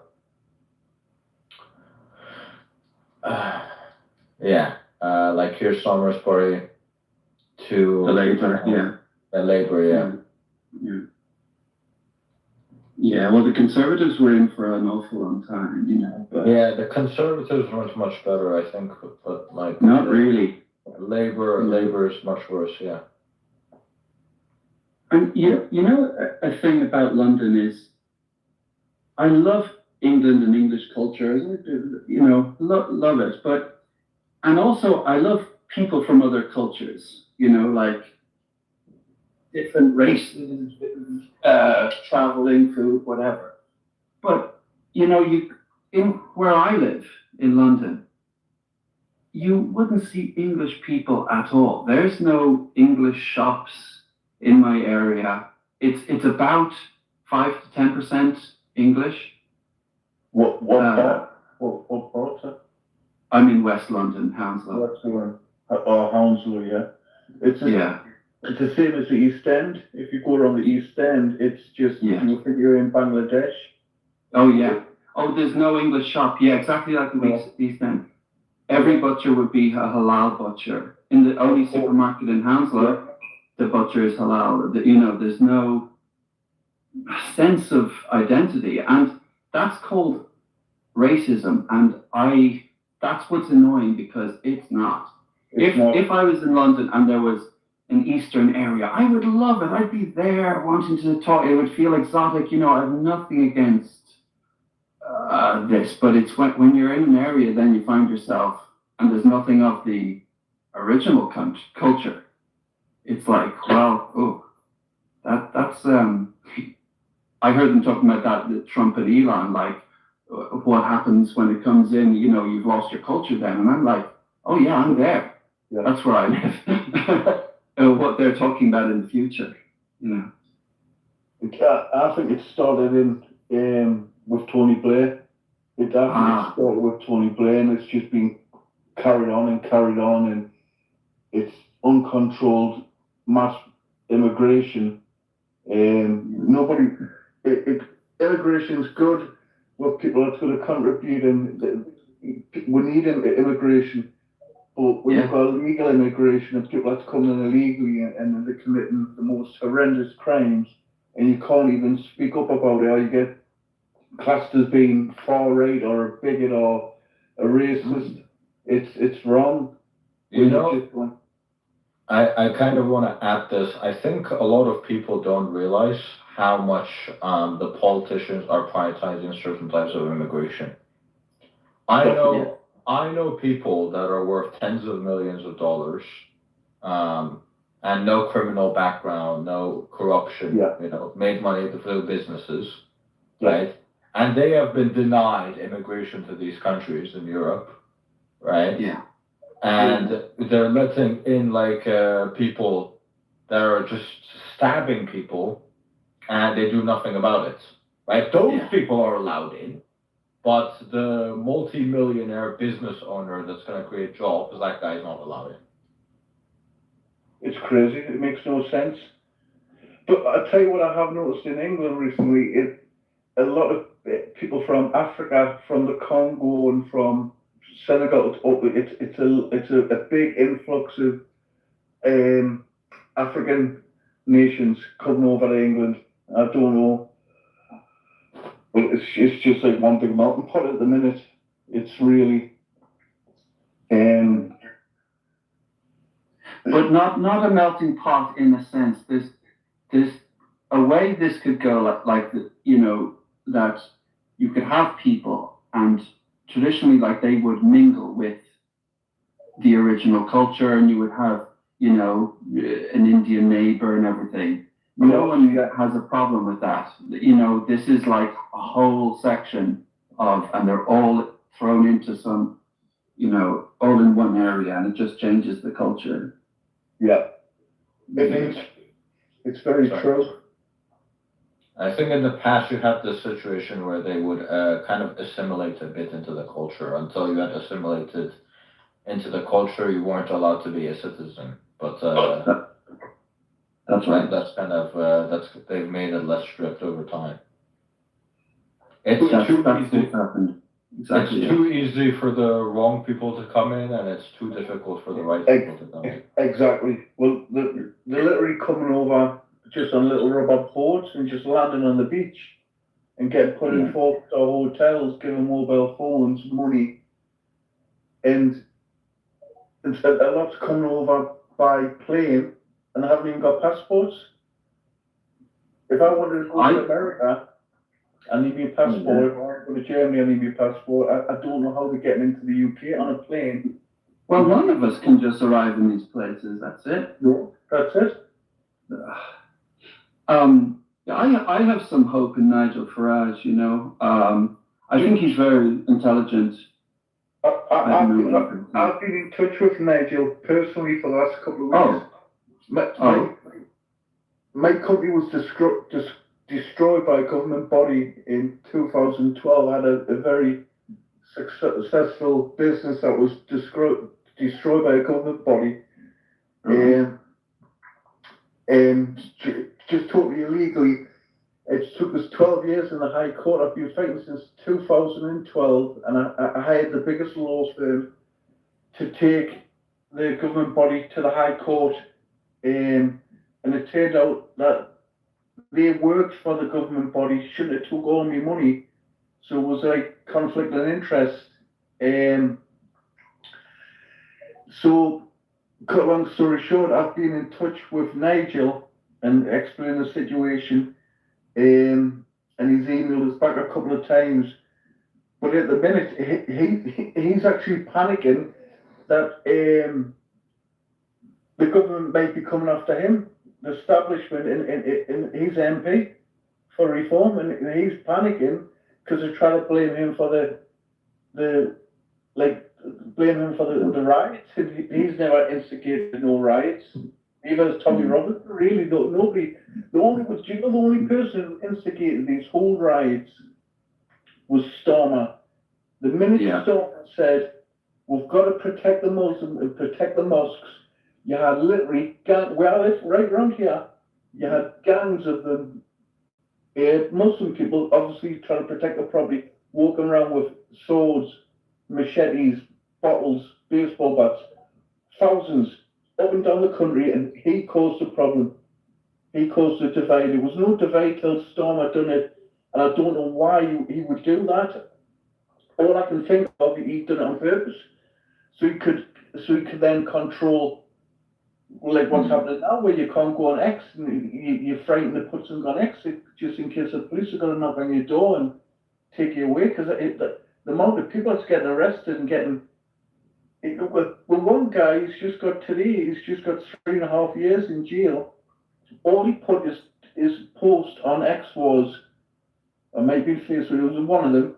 All he put was, "I don't believe my taxpayer money should go to paying immigrants, and I don't believe I should pay for them where they're coming over here illegally and could murder me children and wife, and he's went to prison for that. So it's quite frightening.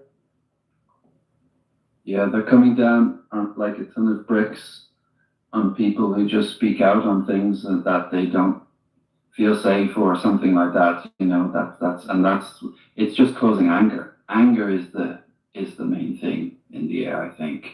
I have to say, thank God for X. I mean, you know, Facebook and you're just expecting some sort of.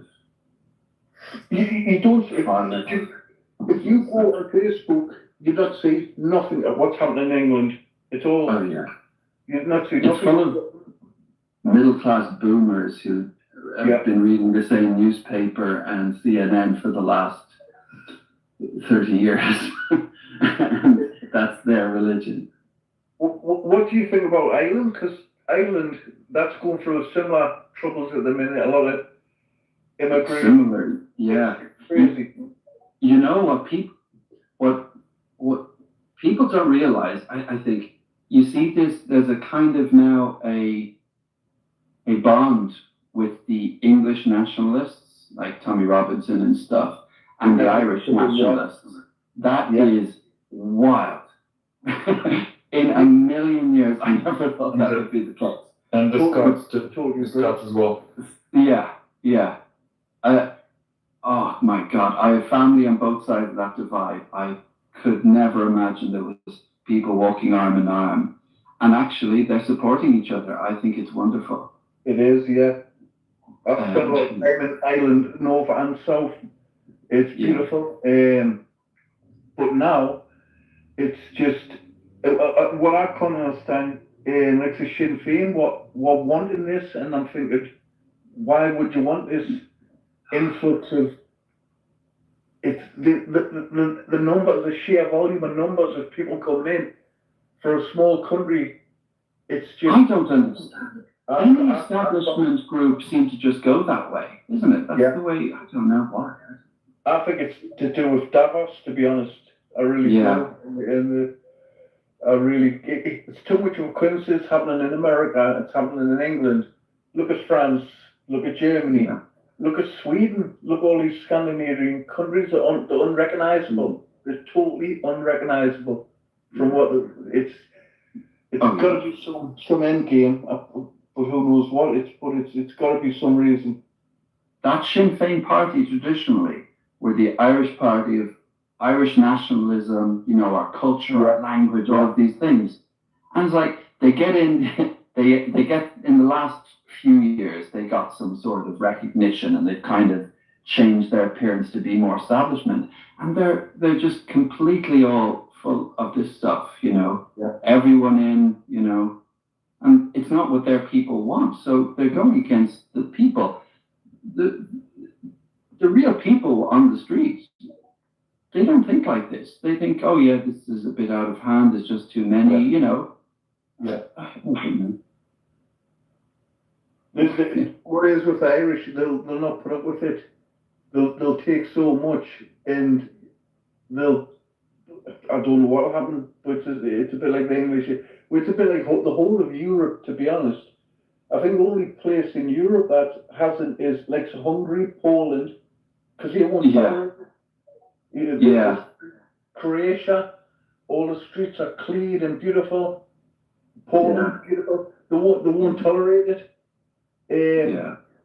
Because in a way they want to just keep their own culture, and that's not a crime to want to have your own values, your own culture, how your country used to be, where it's getting changed so it's unrecognizable. It makes you feel, well, what's the point of being here? I feel like it's not your own country, and you shouldn't. I feel that I love, your culture, English culture, and I feel that sometimes. Well, I'm sort of the only one here, you know. Yeah. And the problem is that is nothing against the foreign people. It really isn't. No. And it annoys me. I have people in my family who would tell me that it is. And that is what I resent. And I think that represents the resentment, because I love cultures, you know. Yeah, definitely. And that's what it is. When it's put up against a slur, oh, you're a racist, you're a this. That causes such a divide, and that's what it is. That's what you're seeing with those people, Tommy Robinson's people and everything. Yes, what I think is going to happen now, or since you had the marches on the 1st of June, then you had one on the 27th of July in London, and that was just people, all cultures, all creeds, all colours, all faith, just one big happy family, like you say, in London. And Yeah. I think it scared the government. When they seen the amount of people coming together, I think they're sort of panicking for, we can't win this type of movement, and that's why they try to target him like a far-right Nazi. And he's never, not what I've seen, he's never once called for any violence. I've never seen him make any racial slurs or anything.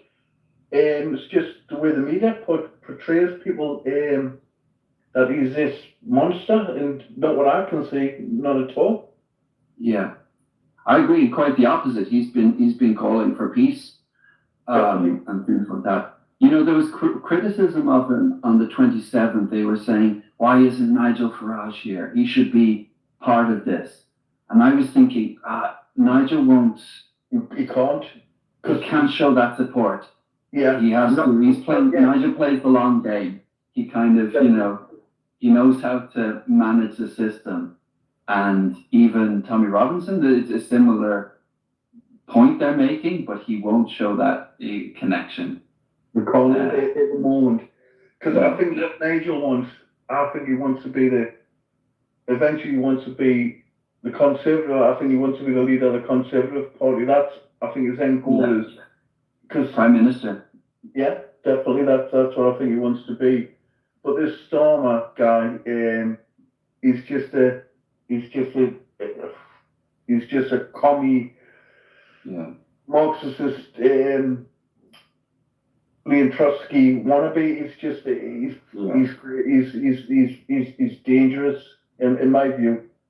Everyone should follow the page 2-Tier Care. It's hilarious.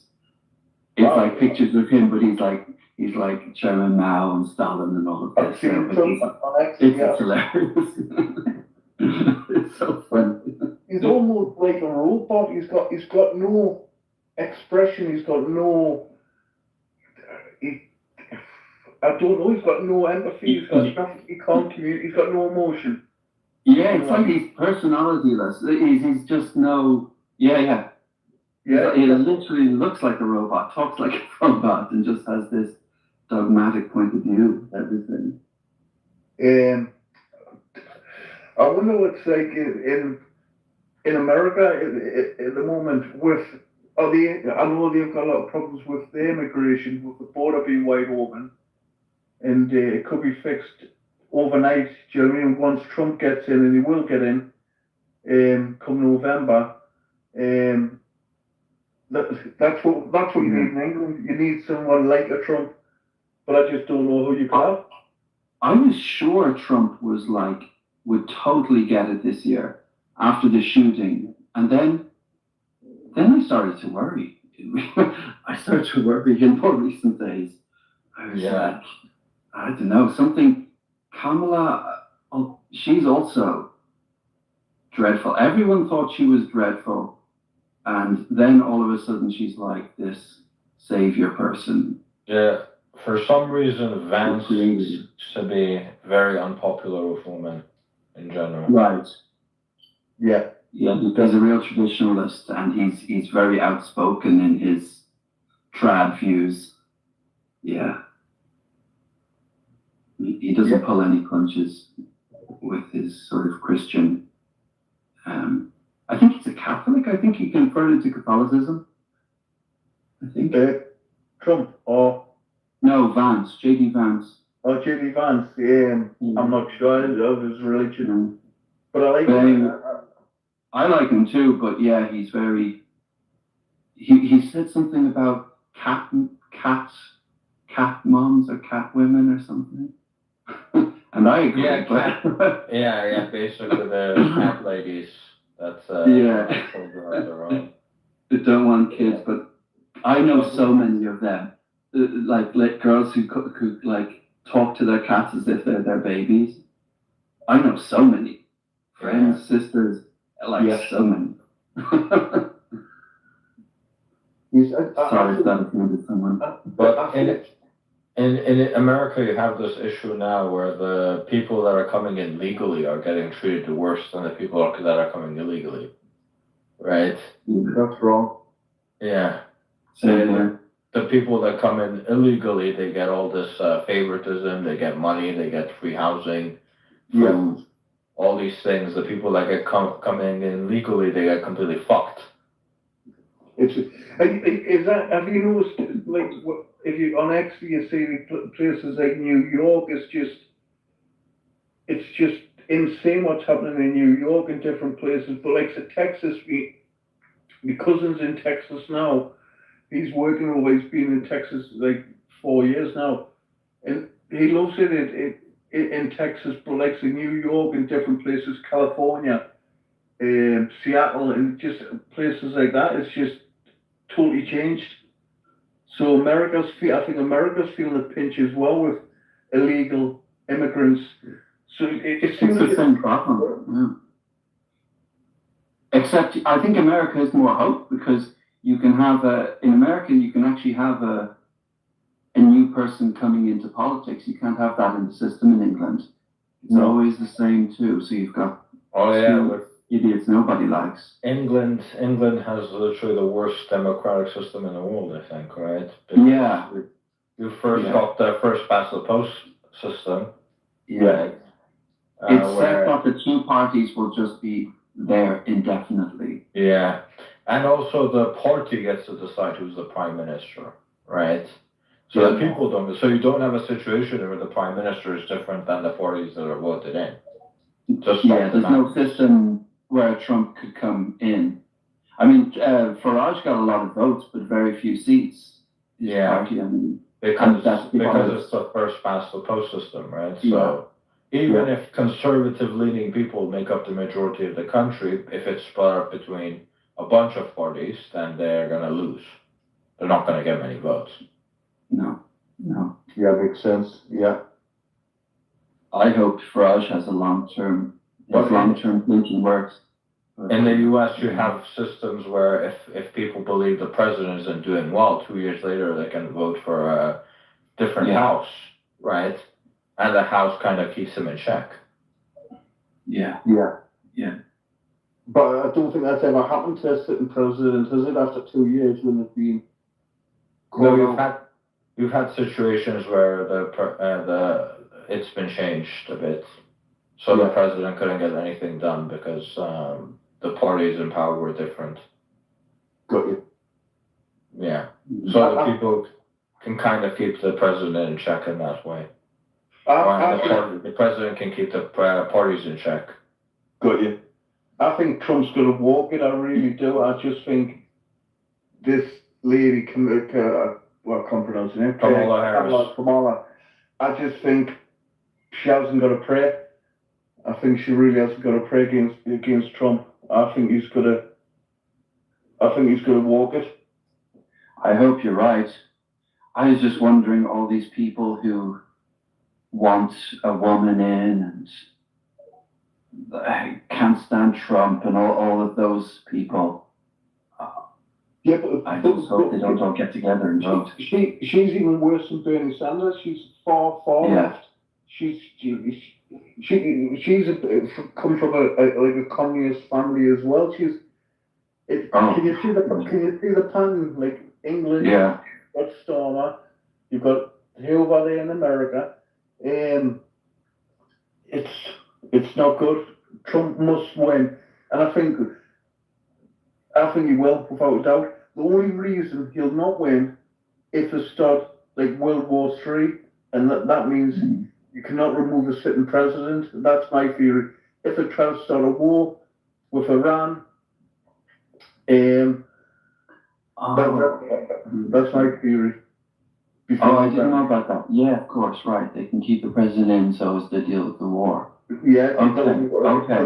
World War going on, you can't remove the president. Well, I hope that doesn't happen, but let's hope there's not another bullet as well. I know, but they've definitely tried to assassinate him, whoever done it. Because I don't believe for 1 second that geeky looking kid got on that roof. And like, did you watch, like last time if you watched the Trump and Elon speech, Elon made it clear to Trump, he said you could not pick a more perfect location to make a shot, that roof. Well, that's what everyone's thinking. That's what I think, yeah. And Trump agreed with that. He said you couldn't get it. If you like pick that location when the president's going to be on that stage, right, where's the best place to take a shot? Right, this roof here, right, plant down here. And that's, do you know what I mean? It was like, it's like a comedy sketch.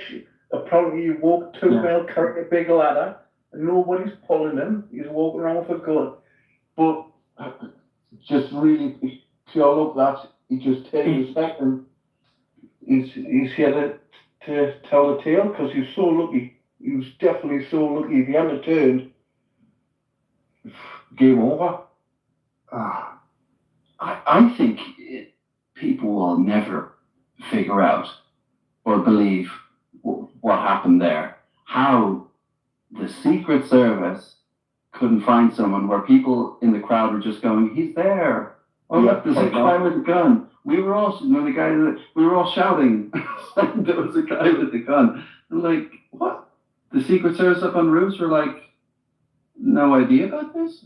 Just how? I don't think there'll ever be. I can't picture an explanation where I'm satisfied with that. Oh, okay, right, that's how it happened. It just is too bizarre. Yeah. Yeah, so strange. But Trump seemed to be, last night, he seemed to be praising them, the Secret Service. Yeah, definitely was. I mean, he kind of has to, because they're still in charge of defending him. You can't talk shit about the people that are in charge of defending you. Otherwise, yeah. Otherwise, they might even the ones that are motivated to actually keep you safe. They're gonna be more demotivated if you do that. Yeah. Yeah. Yeah, I noticed that last night when I was watching it. That's what he said. He said he praised him to the highest point. You know what I mean? I don't know if he needs his own security, but he didn't slag them on off, and he just said, "Look, they've done a really good job." When they all jumped on him and tried to cover him. But what about them two ladies? One of them, she couldn't even put a gun in a holster. She was It made for great memes. That's the important thing. There was hundreds of great memes from that. Believe it or not, it was even worse than that. She literally hid behind him as the speaker was being active. She actually hid behind Trump. I'll have to have a look. I'm going to have to look in the images. Yeah, she was hiding behind Trump when the shooting was happening. I remember I heard at the convention, Donald Trump Jr. said something like, "Oh, believe me, I'm very angry about this," you know? And I think that's that's sort of telling that the family probably are enraged about what happened, you know, but obviously they're not going to present that to the public. Of course, yeah. Yeah. But that moment when he gets up and he's got his hand and he makes a fist and he's like, "Fight, fight, fight." Yeah. It's such an iconic image. Yeah. And then you've got Google trying to take the American flag out, trying to make the Secret Service without smiles and stuff. They're just trying to edit history.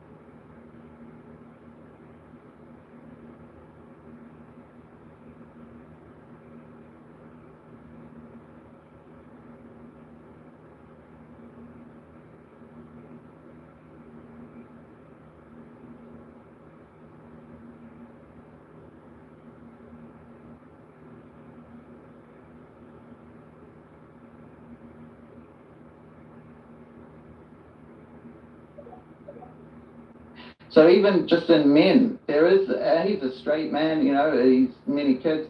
It's like even within the binary, there is room for variation. May said, for instance, that a lot of women, that she often gets along really well with other men as opposed to women sometimes in real life. And I think that, like, over my life, I've had many female friends, and they've all been the kind of girls that really do get along with a group of guys. They're not the kind of females that are sitting around, you know, preening and kind of overtly feminine. They're out in the garden and they're, you know, maybe slightly tomboyish even sometimes, you know. It's sort of like there's variation. And, but I think that in the trans agenda, what they've done is they've attached so much stuff that is actually just personality. This is personality and who you are. This is, you know, you're still a man or a woman, but you are somewhere on a spectrum of I guess, traits, if we're going to break it down, you know, that, you know, it doesn't need to be thought of as the, you know, the innate gender is of difference. You know, I've seen one lunatic on TikTok that had different colored arm bracelets that would denote which pronouns they wanted. And they had them for she, her, he, him, and they, them. And I just thought, well, honey, you've got to pick a fucking gender. How many of you are there in there? Like, are you an MK Ultra victim? Are there numerous personalities that you've got stashed away because it should be he, she? You know, Let's we're gonna get into that a little bit, Toby. Yeah. Just give me a moment. Let Richie go, and AI. I'm bringing you up. Rachel or Turtle. I can't bring AI up. I tried, even though I have 9 on the stage. I should be allowed one more. I don't know why. So can you try that, Rachel? I think Turtle's sleeping. Okay, maybe Rachel's busy doing something. So I'm going to get you up here. Okay, AI, don't worry. Yeah, let's talk about that a little bit too, because there are some points that you mentioned that I want to bring out. Let's see what Richie has to say, and then hopefully I'll have AI up by then. Go ahead, Richie. Thanks for your patience. You're welcome, no problem. I was listening to a lot of what Toby had to say, and then your response. And I wanted to start by saying you guys had a couple of thoughtful, particular things that really kind of struck me, that I felt were really thoughtful and very pertinent to the topic. And I also wanted to say that I appreciate your kindness, because I know that I've been to a few of your spaces, and although I don't necessarily agree with everything, I can definitely tell you that I love your kindness, and I love how you respect people and you allow them to speak. So with that, I'm going to say this. I wanted to go back to, I'll do the best I can to be as articulate and as precise as possible, so that way I don't take up too much time. But I wanted to start by saying that I wanted to go back to the previous topic of pornography. And I speak from an observer, but I also speak from personal experience in terms of having experienced the negative impact that pornography can have on a person's life. I won't go into it other than to say that, but I can tell you I made some notes as I was listening to the speakers speak, and some of the things that came up to me were, the first word that came up that really stuck to me was dehumanization. And I wrote that down, and I started to actually let my mind wander, and what did it mean by dehumanization? And as I was thinking, I came up with things like examples. For example, the alternative sex life. You've probably seen, I don't know if you saw the video that was on X not long ago of the people walking the men dressed up like dogs who had this mask on in public, things like that. That's just one example, although different people will have different thoughts on that.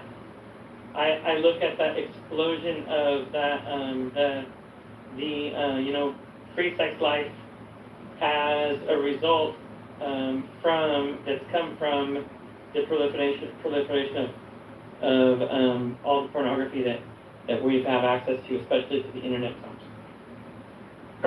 Perpetuation of violence Now, I can't tell you whether violence led to the opening up the doors of porn, or whether porn led to violence. I can just tell you that I think they both go hand in hand, because they're both pushing that sense of dehumanizing of people through things we watch, the music that we listen to. Disrespectful and violent rhetoric has kind of been like a little bit of a result of some of that stuff, as well as the rape and sexual violence culture that has really exploded. I think that's probably a lot of it's fair to say that was already going on, but with the internet age and our ability to actually see a lot more things and be exposed to more things. With a lifesaver, I don't know. Yeah. But you can say people's names and Oh, wow, dude, that's nice. Oh, wow. Because Midjourney you can't use public figures in Midjourney. So. You have to type draw first, or what do you have to type to get it to do the image?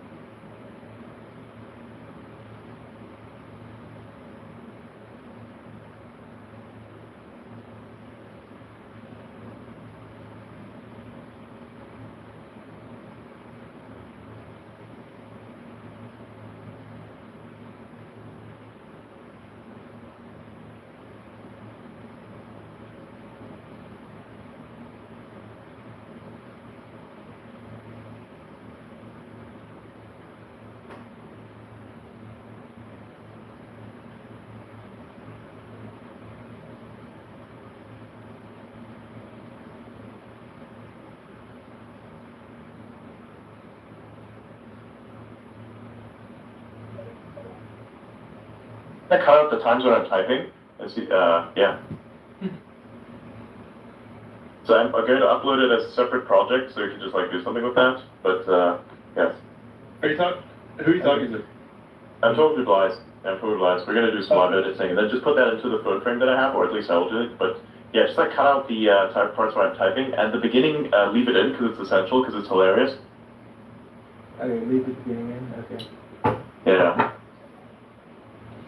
You want subtitles or what? No need for subtitles. No need. It's just a demonstration for a feature, so.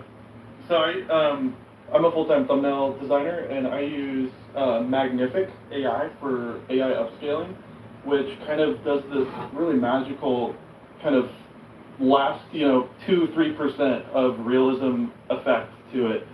So you generate it with Midjourney, or in this case, now Grok, but you can then plug it into Magnific, and it does this crazy pixel for pixel AI upscale that just makes it look so photoreal. I'm a huge fan of it. It's $40 a month. But yeah, I just played around with it too. I made Elon Musk look like Wolverine from X-Men, and it did it.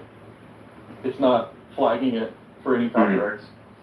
Yeah, actually, also guys, try to shorten the coverage of the cats as much as possible, because it's not the best one. So yeah, just kind of primarily focus on that. This is very good.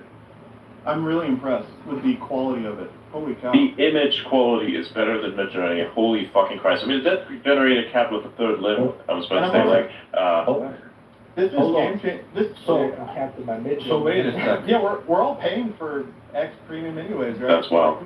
Who cares? So hold on. This is made by this is Flux One, right? Which is open source, right? Yeah. Open weights. It's open source for now, but open weights. It's open weights. What? I don't understand. Sorry. We have this little joke that we always say. So you know what? You obviously know what Hugging Face is. Is that correct? Yeah. Your mom is so fat that not even Hugging Face can store her weight. That's the joke. Okay, no, but there is also Really fucking right. there's also a difference between open source and open weight, though. So basically Yes. open source, it would be replicatable, so someone else could basically do the exact same thing Oh. and come up with the same It says model. Rock 2 Open weight is when they basically just put up the weights and they're like, this is how we made it. You know? So they don't tell you anything about the process itself. Understood. Copy. Right. But I'm checking Base Labs, the creator of Flux, and they've got some weird things on their website. Weird! Do I have this right? It's made by Base Labs, right? I don't know. I was watching a YouTube video about it yesterday, and there's a bunch of different websites that offer it. I don't know the origin it is. We have Flux, Black Forest Labs. Oh, Black Forest Labs, okay.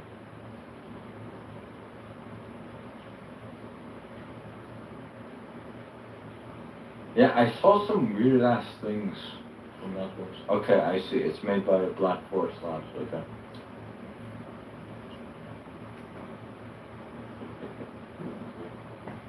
Leave the beginning part in, Adrian. Yes, because that shows a picture of dumb titties. Elias, how did you figure out it was made by Flux? Because I remember I heard something. Rock 2 mini beta, so I guess that's what it's called at the top. So it's kind of weird for me. For me, it's still using 1.5, but it can generate images. Interesting. Do you have Premium Plus? Yes. Well, then I don't know what the fuck is going on. Yeah, so it says block version 1.5. I thought it was a beta tester, so maybe I got in, I don't know. Oh, how do I apply to be a beta tester? I have no clue. XAI, what's it? Yeah, it's on the Explore page right now. I see it on the side. It says Grok 2.0. Enhances capabilities with image generation. Trending right now. Okay, so This is just one hour ago. Doge designer tweeted it out an hour ago. Oh, nice.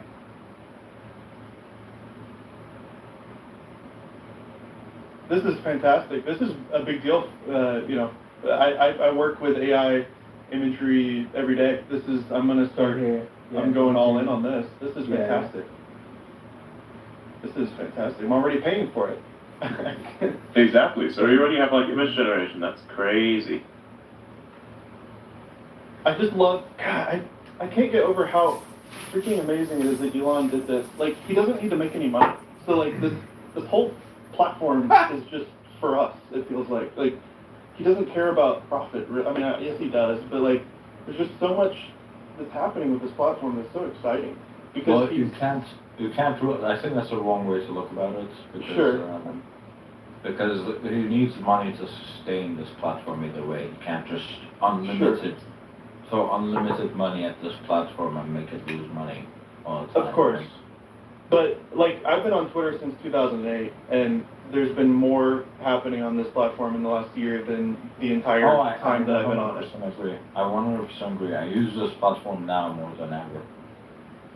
Right? I didn't use Twitter, now I use X, right? Yeah. Same. So I'm gonna reply to your tweet with this magnific upscale that I did. That's really cool too. With Grok. Sweet.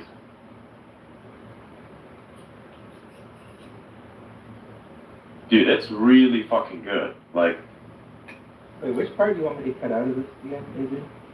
I would like this to kind of limit that as when I was right. Okay, so the typing elements, like try to reduce that as much as possible, like just to, yeah. And kind of the cats thing as well. How is the performance? The speed is faster than the journey, like much faster actually. I'm not talking about the performance. Quality, you mean then? No, I know Flux is better because I saw those realistic looking images are from Flux. I know, but I mean like the actual Grok 2 model. How much better is it? No, we'll still have to fix this one out.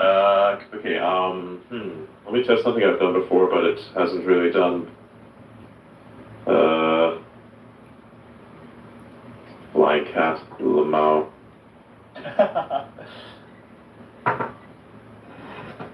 That's why, yeah. Okay, look, I don't know. Okay, I'll test it on something else. Can't think of anything to test on right now. When I write something, I'll do something. Yeah, I replied to your post with a little video animation showing the result, and then with this magnific AI upscale tool that I use, and you can just see it enhances the details and stuff, but that combo is just insane. Those two tools combined, I can see that, but I'm not... Fuck it, let's put it to the test. Let's put it to the test, man. What the fuck? So, Greg Yang, which is the co-founder of XAI, tweeted out, "Our little sus boy all grown up and shit."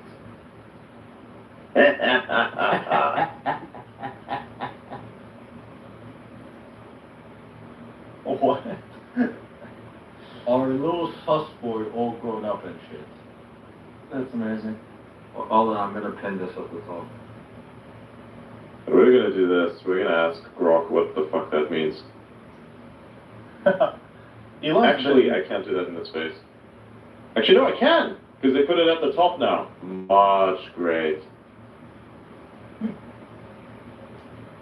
Hold on, I can't pin at the top, so I'll send it to you.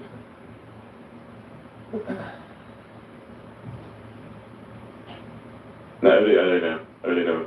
That's all already. Elon was talking about this on the Jordan Peterson conversation quite a bit, talking about Grok and how 2.0 is going to be great. The rating is good. The speed is insane. It's like, it has the speed, it has the quality of Llama. Actually, it has the quality of ChatGPT, has the verbiage of Llama, which is nicer, and has the, wait, I can't see Wiggle. Hold up. I'll make you co-host right now. At least I make Grok. I don't really care what space as much. Let's win it. Yeah, I'll bring Wiggle in.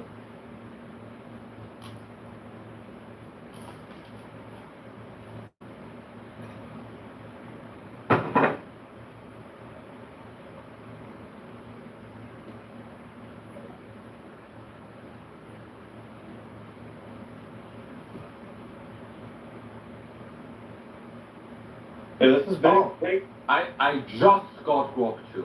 It just changed on my page. That's awesome. Yeah, I'm able to generate even though I'm still on Grok 1.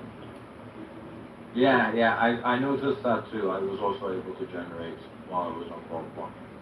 But literally just now, as I was on the Grok page, it refreshed itself, and then it was like, Grok 2 is released.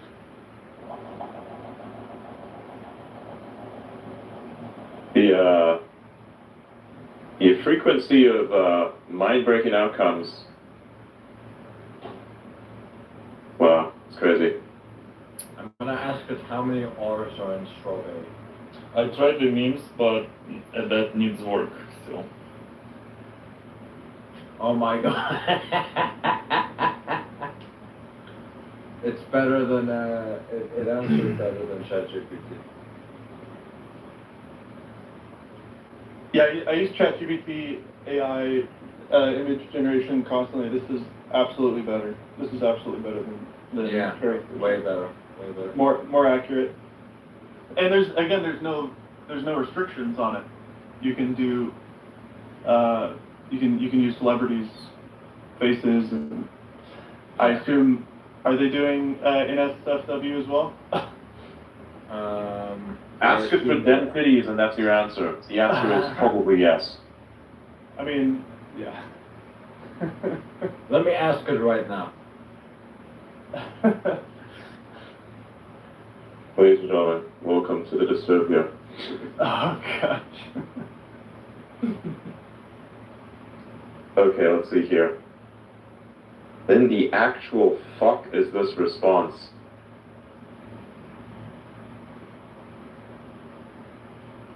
Hey, that's correct. That's actually the best answer. Gives you an interesting answer.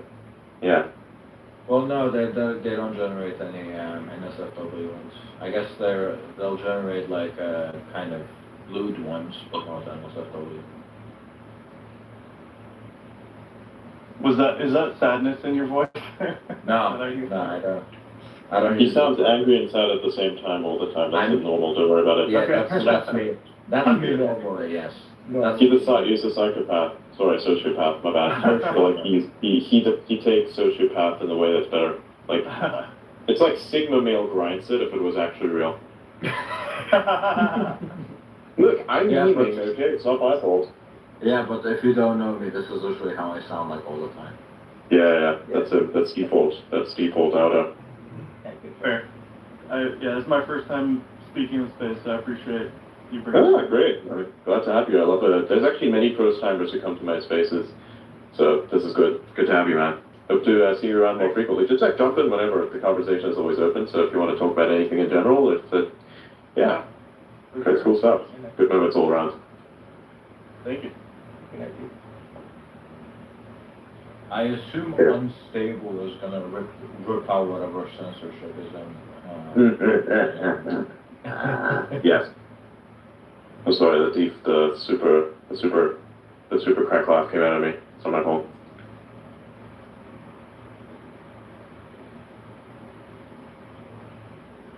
But it doesn't look like there's any other than the NSFW ship. Doesn't look like there's any restrictions. Like you can make us celebrities, right? Yeah. Good nuts, man. Good nuts. Hold on. Let me try. I remember Nancy Pelosi said that Kamala Harris should be on the should be carved into the. A picture of Barack Obama synthesizing super ketamine. I'm dead. That is so fucking good. Oh that my is God! so It good. generated me an image of Nancy Pelosi. These are live reactions. Are so damn good. Absolutely. Oh my God. Yes. Absolutely yes. I wonder if the people in the background are real people. Ah, interesting. So That or the hallucination. It generated Nancy Pelosi, right? But there's like a bunch of people behind her. I mean. And I don't know if these people are real people.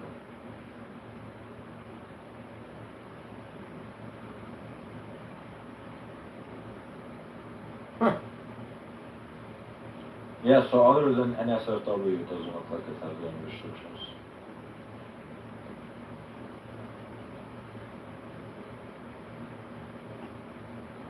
This is good. Very nice. Good. Very good, very good. Based.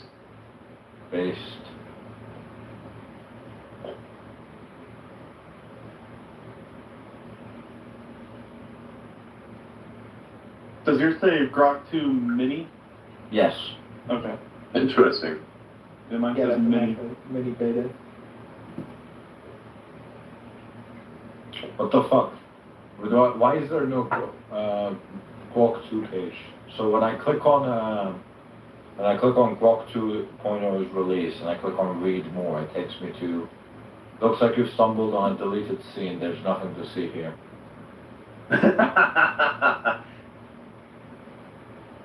Well, it's a humor note disappoint.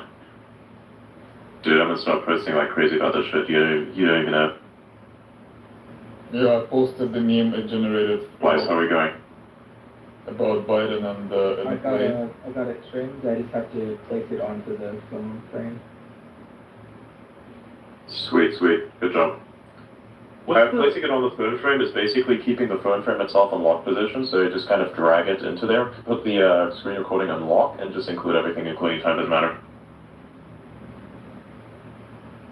What's the code? What's the context window? What's the context window? I have no fucking clue. Ask it. I think the context window is like similar in size to what's that thing called? Oh my God! It has coding. Yes, it does. Of course it does. That's literally one of the options that it asks you whether what you want to do. Hey, what do you want to do? You want to invade the universe? Ask it.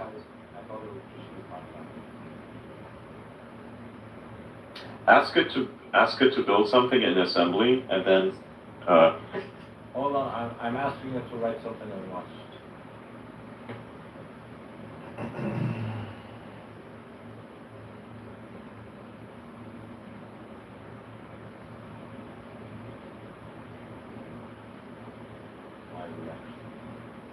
I'm really impressed with this because you can have such a nice human conversation with it rather than knowing the code words that you have to do in mid-hearing. You just talk to it.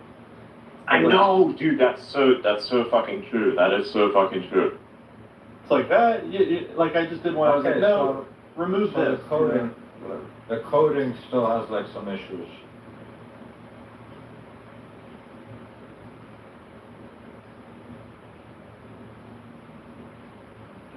Aren't the servers based in Memphis or something like that? Does he talk about that? I think Grok is based in Memphis, which is 2 hours from me. Yeah, wow. It gave me the exact same. It gave me the same exact response for strawberry.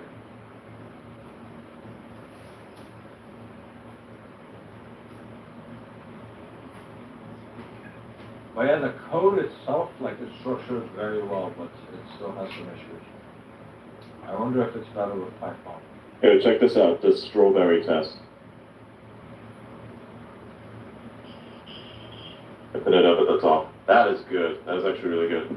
I like the fact that the strawberry test actually worked out. Because I was supposed to say guys actually struggle with that, but Grok really really takes the cake with this one.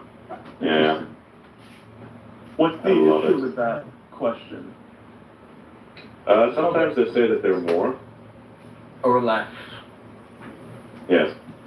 So a lot of AIs, they can't figure out the strawberry test, so they'll say less or more R's. Interesting. Yeah.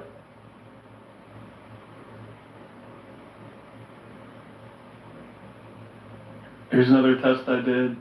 Really realistic image of a woman, very photoreal.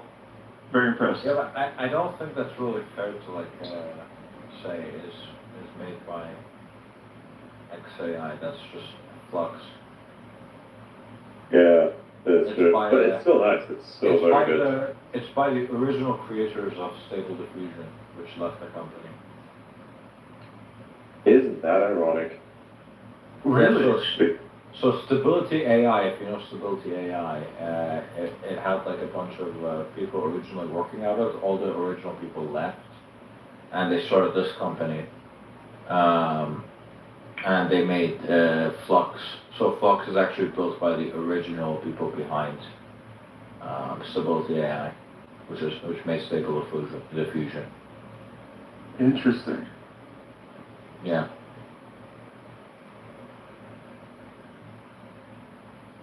You have to be fucking kidding me.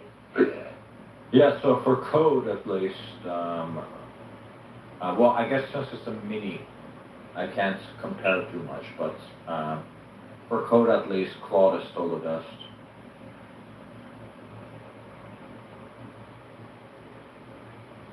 Yeah, I'm inspired to do like a little breakdown video on all this and post it, because this is a big deal. Absolutely. I mean, hey, this is, unfortunately, this space is kind of unrecorded, except I don't realize, are you recording the space, or is that not what you're doing at the moment? I am. Yeah, I'm recording it. Okay, cool. So if you want, like, snippets of the live, of what we're doing here, we can actually, if you wanted to include that. Yeah, for sure. This will play really well from, I have a majority thumbnail designer community following, so this is very, very relevant for our niche, so this is great. Awesome. Here's a little clip for you.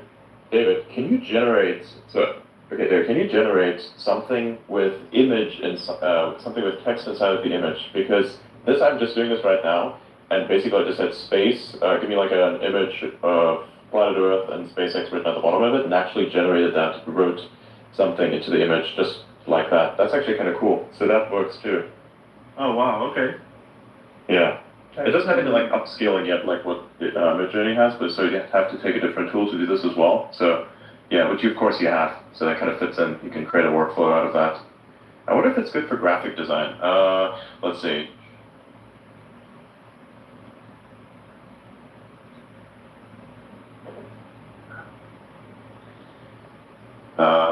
Say SVG or something.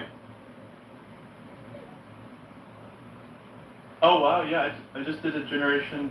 I said have a man holding a cardboard sign that says "I love Earth," and it nailed it, perfect. First try. And first try. And the fingers look good. That's what's really surprising me. Oh my god. Yes. Dude, this fucking thing is really good. This is really good. This is actually better than Midjourney. Okay, let's fuck around with the aspect ratio. Let's do that next, because I feel like that's a dumb thing. Okay, generate an image of Mars. I gotta step aside for a second. I'll be right back. Roger that. Generate an image of Mars in the 16:9 aspect ratio. Sending. I think it will still give square, but we will see. Unfortunately, it did not comply with that, so it still just does squares, but it's fucking good. Yeah.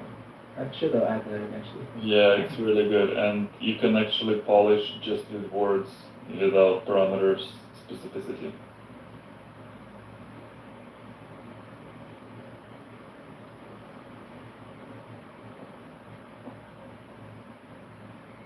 I think you can probably generate on the actual flux, right? Itself. Yeah, could be. Okay, I finished the thing. I'm just exporting. Dude, this is good. This is really, really good. Nice. Do you want blur in the background or just black? I think black is better because it's more specific of how usually tests and such are demonstrated. So, yeah. AI girlfriends are about to go crazy. Oh my fucking god. I have to simultaneously love and hate you for your takes. Like.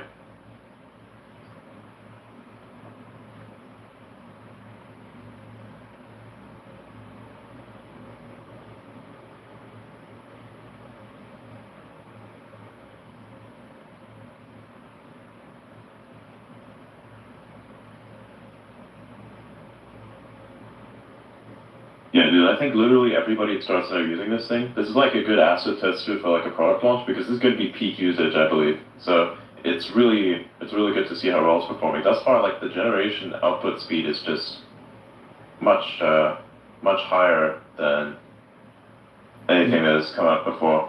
So I tried like compound, commands like generate a cat and then take the same cat and add something to it, but it still doesn't it doesn't have recursion yet. I wonder if you can generate like multiple things or if there's a limit on that. True. That's actually a really good question. Yeah, so there doesn't seem to be any continuity with the character. So I asked her to generate me an image of an old woman eating chocolate chip cookies, and then her drinking an old woman drinking milk with the same old woman. It generated a different old woman. Yeah, no, the linking of so it's like this. When you're having a communication with a grok, it does not stitch together the individual commands most of the time, and especially not with this thing. Like you can tell that they're somehow separated because it's like almost like as if you'd have to keep a record. And sometimes what happens is the entire request sheet is like sent back again. So. Right. Okay, I posted that thing in the Clips channel on Discord. You have a Discord? Yes, I do. We call it Gamer Server. I'll refine it to something else, but yes, I do have a Discord. Is that open or no? It's kind of closed, but if you'd like to join, I'd give it to you. You can hang out in there if you'd like. Yeah, I mean, yeah, it's up to you. So. You're right. Because we play a lot of games in there. Oh yeah, whenever we have time. I'm a pretty much a Nintendo Switch nerd. That's all I play. I've got 3 kids, so we play a lot of Switch. Nice. I wonder, can you upload an image as a reference and say, like, here's my reference image, generate something from this, I wonder? That is a good question, actually. I don't see an upload. No, you can't. You can't. No. It doesn't look like you can, no. Okay. It's fine. Unless you're talking about Flux itself. Are you talking about Flux or Grok specifically? Specifically Grok, yeah. No, it doesn't look like you can, no. Okay, well. I assume you can with Flux.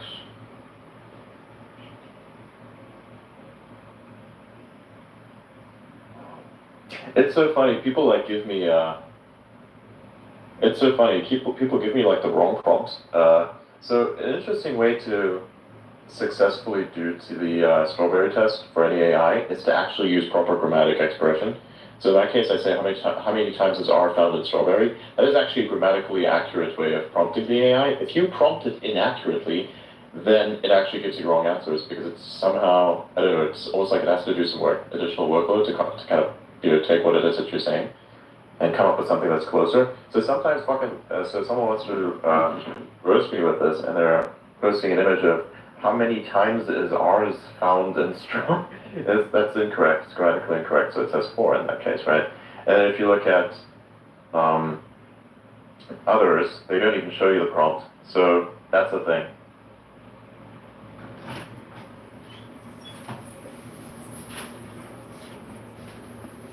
Wow. So if you wanted to,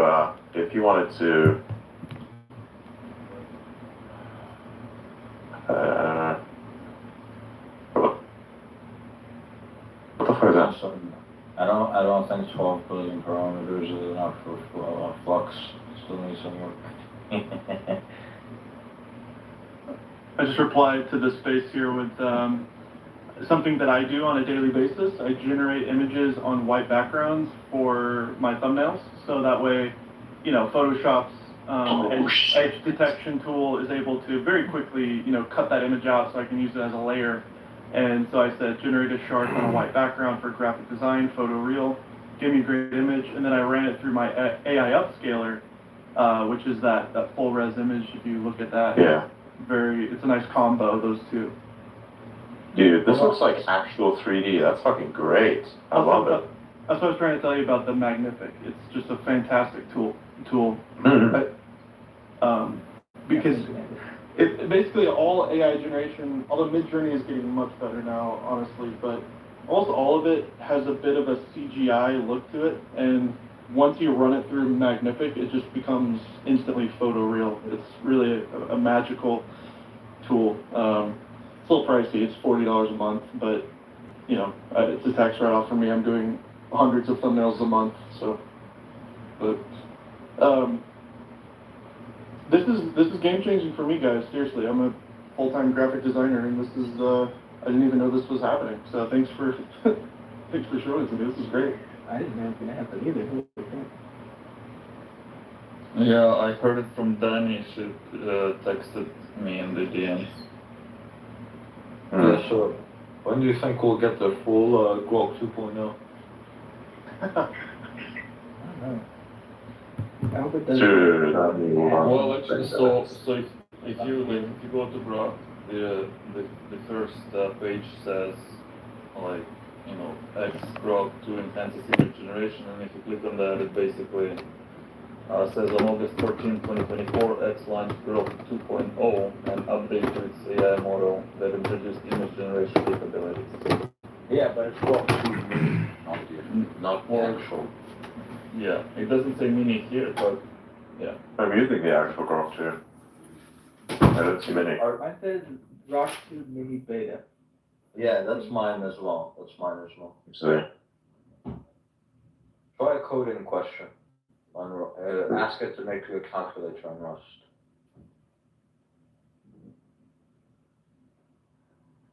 Okay, I'll try it.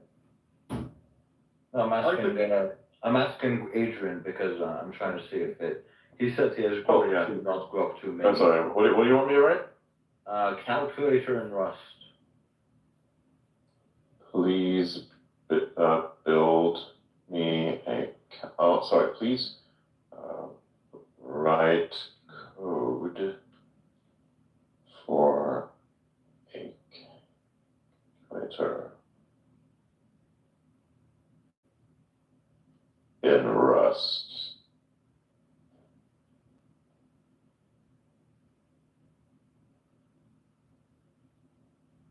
It's writing things.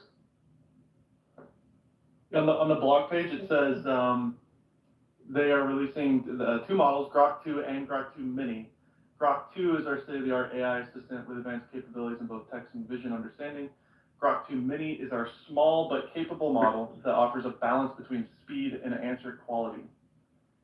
How do I share this?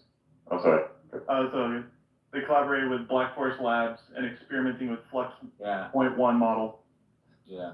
So just copy the Rust code. There should be a copy button. Just send that copy code to me.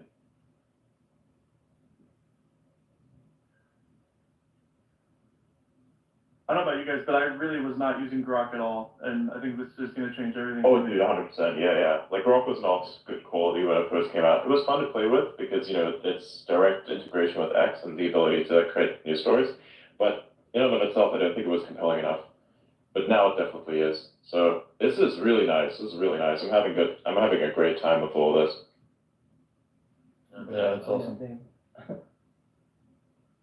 I wonder when we'll get, I guess when we, as in me and Blythe, will get Grok 2 itself, not Mini. Yeah, I wonder. Yeah. There you go. Found it. Fucking wiggle. No, how to here, Grok link there. Okay. Sorry, I'm like straight program here. Yeah. I just like doing many things at the same time. It's probably excelled by the echo. So, what do you think? Does that look good? I gotta look at it. There it is. This would be fun for like a live stream. It's a weird time to do it, right? But Also true, yeah.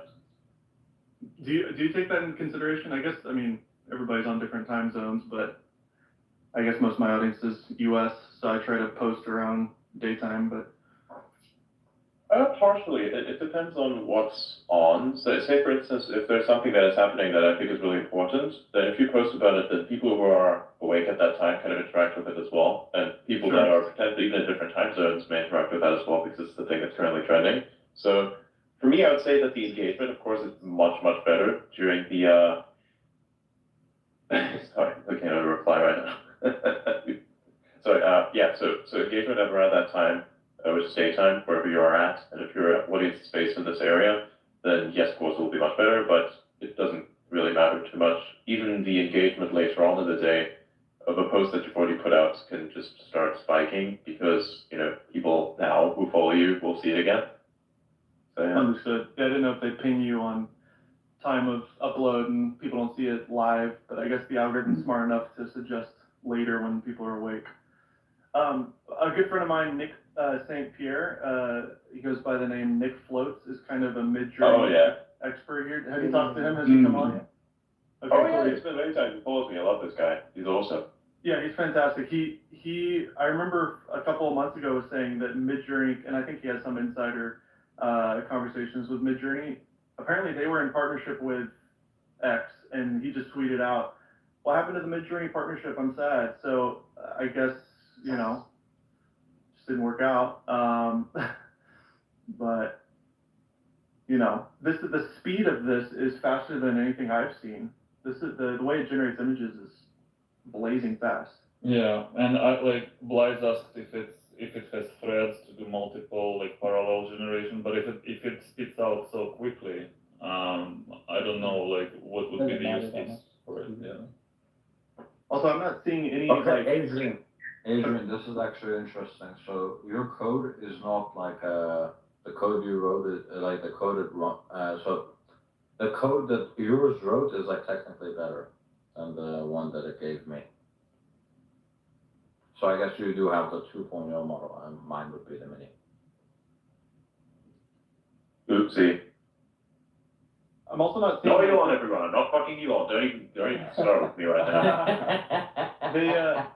They're not keeping track of how many things you're generating either. So is this literally just an unlimited because usually they keep track of GPU usage or you have a limit on how many you can do, and Midjourney is based on how much you use. Yeah, there's So- not really any sort of limit at all, but. So that could be dangerous for bots to like start just really cranking out, all sorts of weird images, I guess. But Yeah, dude, that's only if you like already like gained access to Grok, and that costs you like you have to basically get Premium Plus, and if you start doing bots, then I guess it's like easy to shut that down because you can detect this obviously. So it becomes prohibitively expensive to do actual damage like that, I think. The question is, why does Adrian have Grok 2 and we have Grok 2 Mini? Really cool, I guess. Probably just they liked his answer better on the application. I mean, he has more followers than any of us here, right? So I mean, maybe there's a threshold. I don't know, but could be. Or Elon just wants. Yeah, this could be. Yeah. We're in the early pool, it seems. You just That's what Scoble would always say. I'm no longer the early pool, but you gotta be the cool kids. Fucking some shit like that. Yeah. Dude, I'm loving this. It's so damn good. Cool, yeah. The UI is really clean. I like it. It's nice. Yeah, I like it. Dude, the absolute fucking best. Sorry, Liz, is the, how are we doing all the, In the media channel. On this. Clips comms? Yep. Whack. Ooh, that thing looks so clean. And titties. Okay, so I have a video where we are testing the image generation feature. Oops, sorry. Fucking, I hate the, please stop. Okay, there we go. I can't do anything if I hear myself speak. It's like a DDoS attack on my brain. Same. Oh yeah, same here. So confusing. When you're on the phone and you can hear yourself. Mike said Grok 2.0. Yeah. If it's like somebody else, it's kind of easy to ignore, but if it's like you're like, oh my god, it's a fucking me. You're trying to talk over yourself, you're like, wait, this is wrong. Exactly.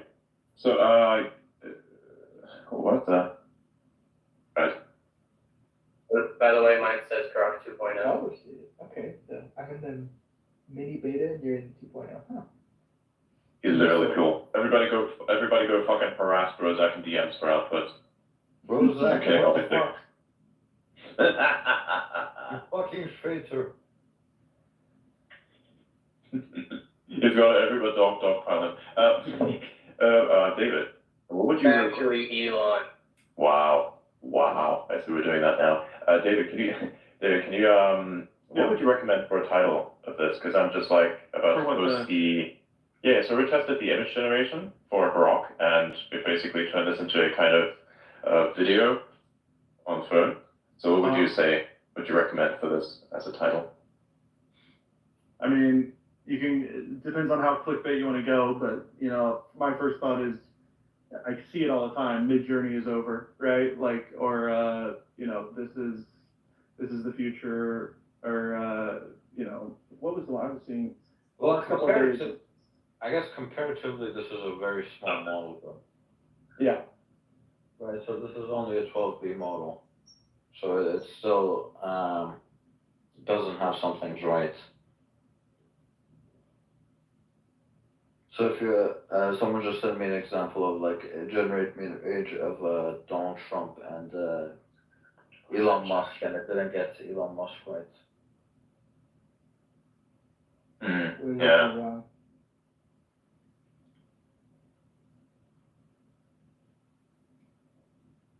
Damn, Blythe, you're fucking efficient as shit in the speed of the turnout on this. Holy fuck. Thanks, man. Lightning speed over here, dude. Okay, so I'm just going to use the titles just saying the basics, testing the Grok 2.0 image generation feature. So I think that's like very nice and simple, sweet. Yeah, Grok now supports image generation, because it is so new. Mm-hmm. Actually, I think other people can then quote post that and add that. I think that would make it better. Mm. So like I always like to start with basic things, so I become the media source for people. So yes. Okay. I'll quote post it. I don't know if you want to add powered by Flux. I don't know, but. there's also, you could do a story on this, the rumors of Midjourney in talks with X, and now it seems that's not the case. That might be an interesting story as well to tell. Mm-hmm. Yeah. Okay, so yes, what else? so basically, Jimmy Bob from XAI tweeted out, there's one singular metric for startups reach escape velocity. Team Saltcom R is absolutely cracked and is moving at a ludicrous speed. So it was so basically this weird ass AI was popping up on LM right? And it turns out it was actually XAI, so Grok 2. And it's on the level of on LM it's on the level of ChatGPT 4.0, Gemini 1.5, GPT 4.0, and Claude 3.5. Okay, post it. Overall. Nice, thank you. And so I sent you that, Adrian.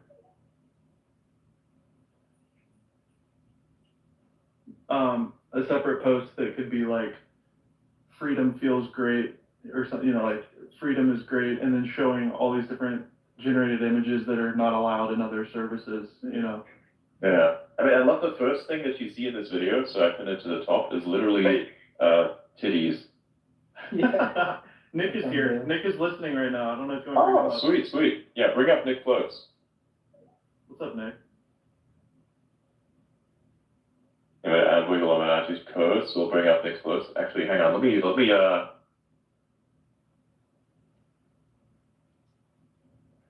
don't see him anywhere. Wiggle, you deal with this? Yeah, I'll find him.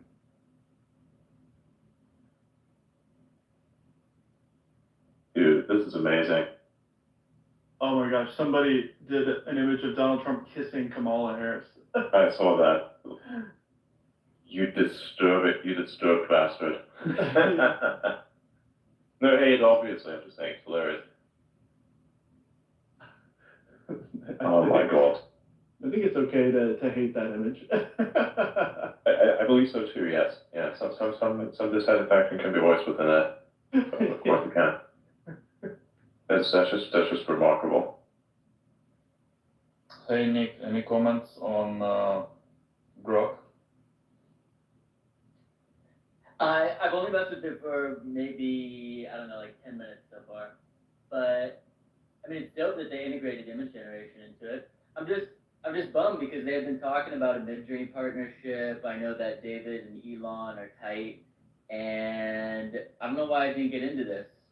Maybe it was just a like speed of implementation type deal, and they just didn't have it all figured out yet.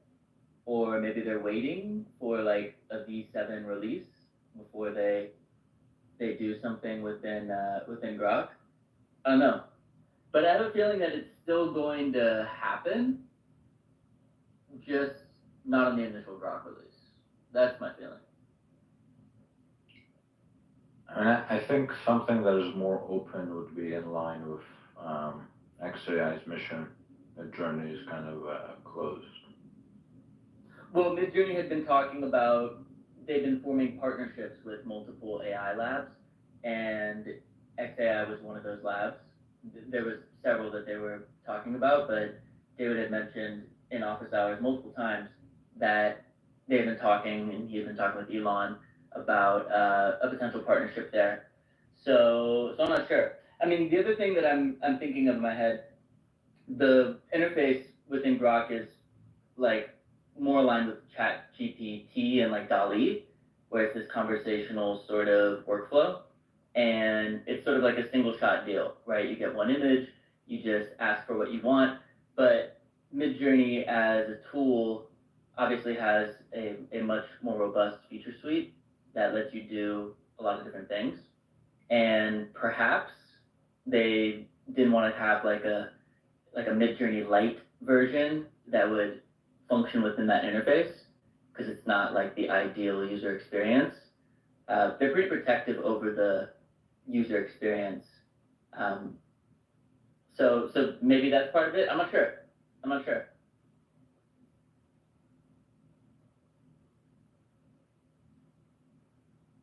Yeah, it is very limited. You can't input anything as a reference. But it is fast. Nick, have you played with it? It's very fast. Yeah, I was generating a few things. It's super fast. It's just a single image too. It's not that much faster. I use Midjourney in turbo mode. So in turbo mode, the images, it generates a grid of 4 in like less than 2 seconds. So it's not that much faster.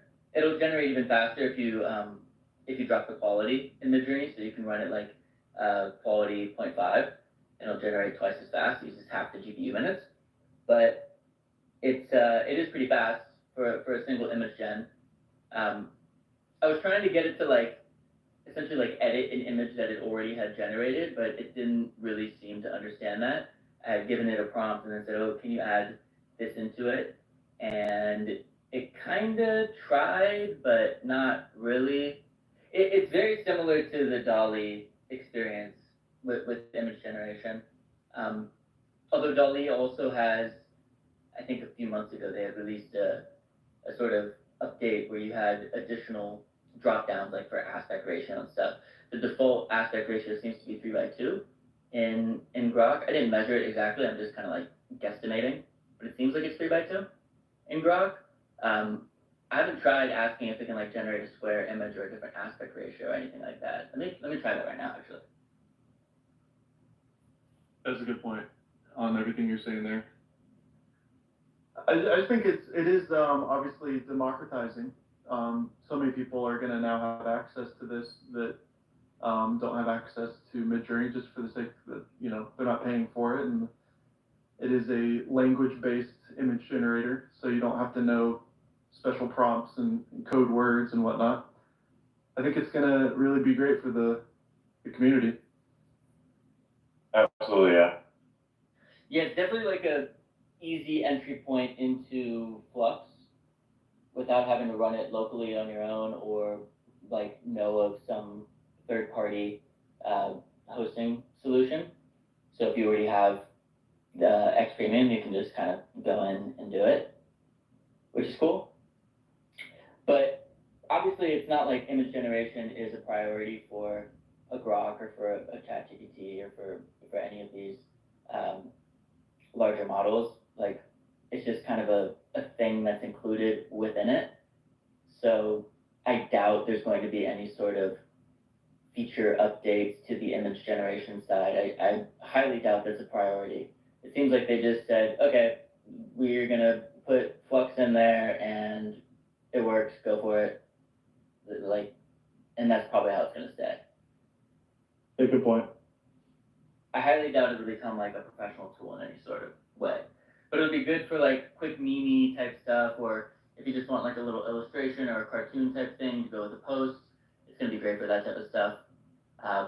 Or just stock photography type stuff that you might put on an article.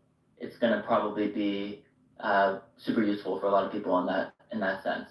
But it's definitely, I highly, highly doubt it's going to become any form of professional image tool with editing features and any sort of robust parameters or unique ways of editing or manipulating an image. I highly doubt it. But maybe eventually they do integrate with Midjourney and they have a more robust sort of feature set. I don't know. I'm hopeful still. I hope. I think it would be sick if they even if they had a variation button or something when they generated an image, or they generated into a grid, and then you have these ability to run variations or upscale. Even something simple like that would make a big difference. Not even saying in painting or remixing or all the different parameters and things that you have within a Midjourney. That would probably be overkill for most people. But just to have options and be able to run variations would be a simple 2-3 button interface that I think would actually make it a lot more fun and interesting. So maybe they do something like that. But I also don't know if that's I haven't messed around with Flux enough to know whether or not those things are possible within the model. I'm pretty sure you just have to like run a new prompt, but you can't run like a variation on an already generated image. Yeah, I mean, maybe someone has built that into like a tool that they have where they've integrated the model, but yeah, it's not something that's like on by default. You know, it's just how many images do you want, how many steps, like levels of inference, and like go for it. I'd say, like you said at the beginning, this is a great version of like the ChatGPT integration of image generation. I find this actually faster and better than chat. So I think in that way, it maybe killed that potentially. Certainly not Midjourney. Yeah, like just look at Nick's content if you haven't already. The level of detail and complexity of that tool is incredible, and that's the Photoshop of this world, you know? Yeah, exactly. Like Midjourney is a full on, like they've done a lot of things to make image generation like really robust. They've created this whole like style space. There's billions and billions of different like style codes that you can add. There's all these different parameters with different values. You can mix and match images, character references, style references. You can run variations or mixing. You know, like it's a very robust tool that has a lot of really unique workflows that you can dig into, and it definitely is the more like professional solution, right? Not to say that someone can't build something like that on top of Flux. I'm sure it's possible. It hasn't been out long enough for somebody to do it. But even within like the Stable Diffusion ecosystem, there are tools like Leonardo is one that started to build out like a more robust feature set for generating images within those models. But yeah, like I don't think like DALL-E. I doubt DALL-E is gonna get an update. Like I don't see why there's any point in like ChatGPT or OpenAI expending resources on an image model when they have voice, when they have like Sora and video. Those seem to be like much higher value for like their audience. So maybe this does sort of cannibalize that DALL-E ecosystem. I honestly like I'm in my own bubble. I don't know how many people are actually using DALL-E on a regular basis, but I doubt it's like growing, right? It doesn't seem to be of any sort of priority. It's just kind of a thing that it can do. It's slow. It's very slow too. Yeah. Yeah, it's nice that this one's fast. I also just tried to have it generate a square image. It doesn't seem like it can, or it's getting very, very confused. So I guess Grok is just doing the default 3x2, or maybe it's 5 or like 5x7. I can't fully tell, but it seems to be like one size fits all. Something that's like ideal for the feed, which makes sense. So it's cool. It's cool. I'm glad that they have image generation at the very least. At least it'll open people's minds to the possibilities of image generation. People who maybe haven't messed with it before, they're gonna get their first little taste of it. Maybe they'll start using it in their posts or like articles or for, you know, blogs or whatever the hell they're using it for. And then they'll get like, you know, they'll get hooked. They'll want to do more with it. And that'll probably naturally lead people into the more robust tools. So we'll see, but I'm still hopeful. I'm still hopeful that Midjourney will have a partnership at some point. It's 4x3. I just checked. It's 4x3. 4x3, yeah, makes sense. It's like the ideal for a feed. It's getting fingers really good. I haven't seen any finger issues. Yeah, Flux is good at the sort of like realism, like iPhone circa 2012 type aesthetic. It does a pretty good job with that. For sure. It's good to talk to you, Nick. Yeah, it's having it. It's been a minute. Have you messed with the ChatGPT, or not ChatGPT, sorry. Have you messed with the Grok stuff outside of the image gen? Have you played around and tested some prompts? What's working? What's not? What's good? Some of us only have access to the mini. Some of us only have access to the actual 2 model. So it's like 2 different models. Oh, I think I'm on the mini.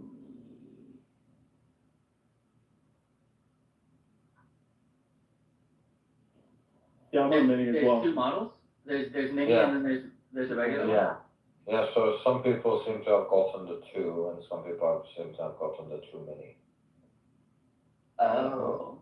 So I tested out the code, and then Adrian sent me like the one from the 2, and it seems like code and on the 2 is better, but it looks like it's still behind Claude. Interesting. I have 2 mini beta. It says on their little blog post, Mini is our small but capable model that offers a balance between speed and answer quality. But Grok 2 is more intuitive, steerable, and versatile across a wide range of tasks. But it's not giving, in the blog, it doesn't say like how you get on one or the other. So I guess we're just beta testing. They're rolling it out, you know. So from what I can see, they outperform. Their own stat is that they outperform Claude on math, but everything else seems to go to Claude.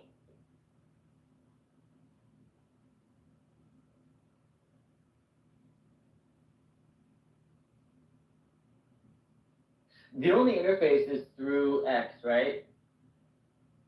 Yep. I mean, I think we can also get like an enterprise API. Oh, got it. I'm just on desktop. I'm not even on my phone. It's nice on desktop. Yeah, it looks like looks great. Yeah, this is so good. I'm really enjoying this. This is awesome. By the way, Adrian, you intended the sound, right, for the clip? Yes. Yeah. I thought that was nice to have a little additional liveliness to it. Yeah. So people watch it. Just checking it. Mm.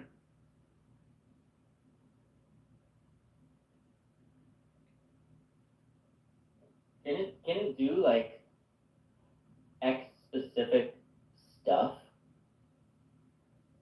Has anybody tested that? Like, make me a list of, you know, the top people talking about Tesla or something, or like, is it good at any of this stuff? Like, can it actually do X specific things?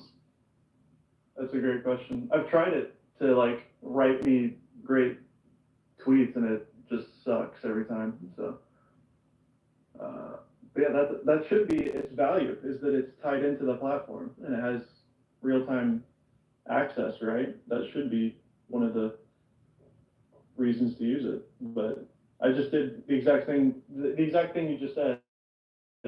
Made the top post on X talking about Tesla, and it's just pulling a couple of random tweets from just the last like 2 years. So I don't know how good that is, but I mean, I don't know. Yeah, I'm testing it now, but I don't know if it's real. Like if it's Yeah, exactly. You would think it'd be a valuable tool as a creator on X. Like it's the best tool you can have to figure out how to make the most effective posts, but I just have not been able to have any success in that. I've developed a couple ChatGPT, things that help me with that are way more effective. Yeah, I asked to give me the list of 5 most interacted accounts that I interact with, and it couldn't do that.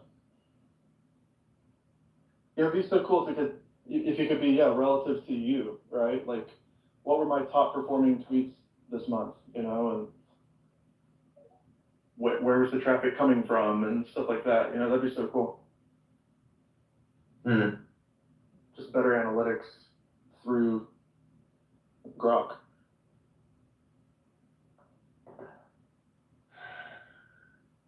Yeah, this is good. Yeah, overall, this is great for the mass public. You know, this is a really great way to dip your toe into it. It's a good gateway too, because like like what you mentioned, it's a good gateway drug. This is only going to get better. That's another thing. It needs to be able to have image input. I use ChatGPT all the time for like the other day I bought a card game at Goodwill, and I was worried that all the cards were missing. So I just spread all the cards on the table. There's supposed to be 52 of them. I just took a picture. I said, how many cards are on the table? And it was able to tell me, you have 52 cards. You know, it's like stuff like that is so useful. It'd be great if I could have image input.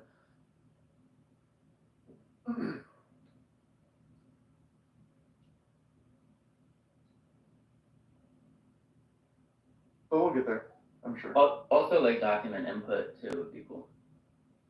Totally.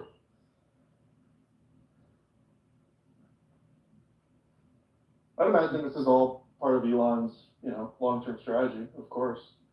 He's openly said he's behind on everything, and he's very humble in his conversations about it with Jordan Peterson in that conversation. He's like, yeah, we're advancing it, but by the time we advance it, OpenAI is going to be ahead of us, and so will Midjourney. So, like, he's pretty honest about the fact that it's hard to keep up, but it's impressive. This isn't the model that you said they were training on like their new GPU cluster, right? Is this that model, or is that something that's still in training? I don't know the answer to that specifically. I do know he kept saying, you know, Grok 2 is significantly faster and more efficient. So, but Grok 3 is going to be the like next level mind-blowing thing. So maybe that's what you're talking about. But does anybody else know? Meme generation looks really interesting. Like, it gets what a visual of a meme is, but I feel like the way that you need to prompt it is a little ambiguous. So hang on. Yeah, I think it's good for templates, and then you would replace the text yourself, which is a good starting point.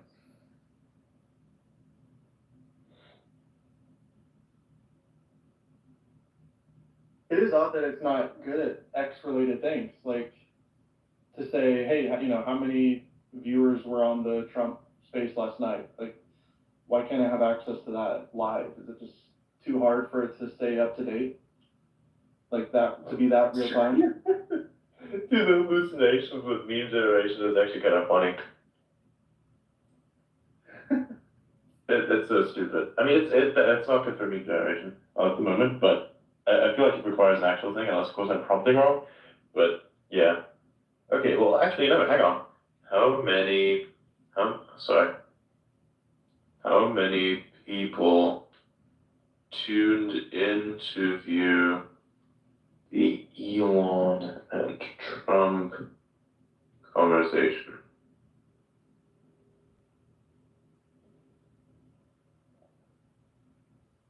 Great job, everybody. I'm looking through all the replies to this space. There's a lot of great stuff you guys are doing here. Dude.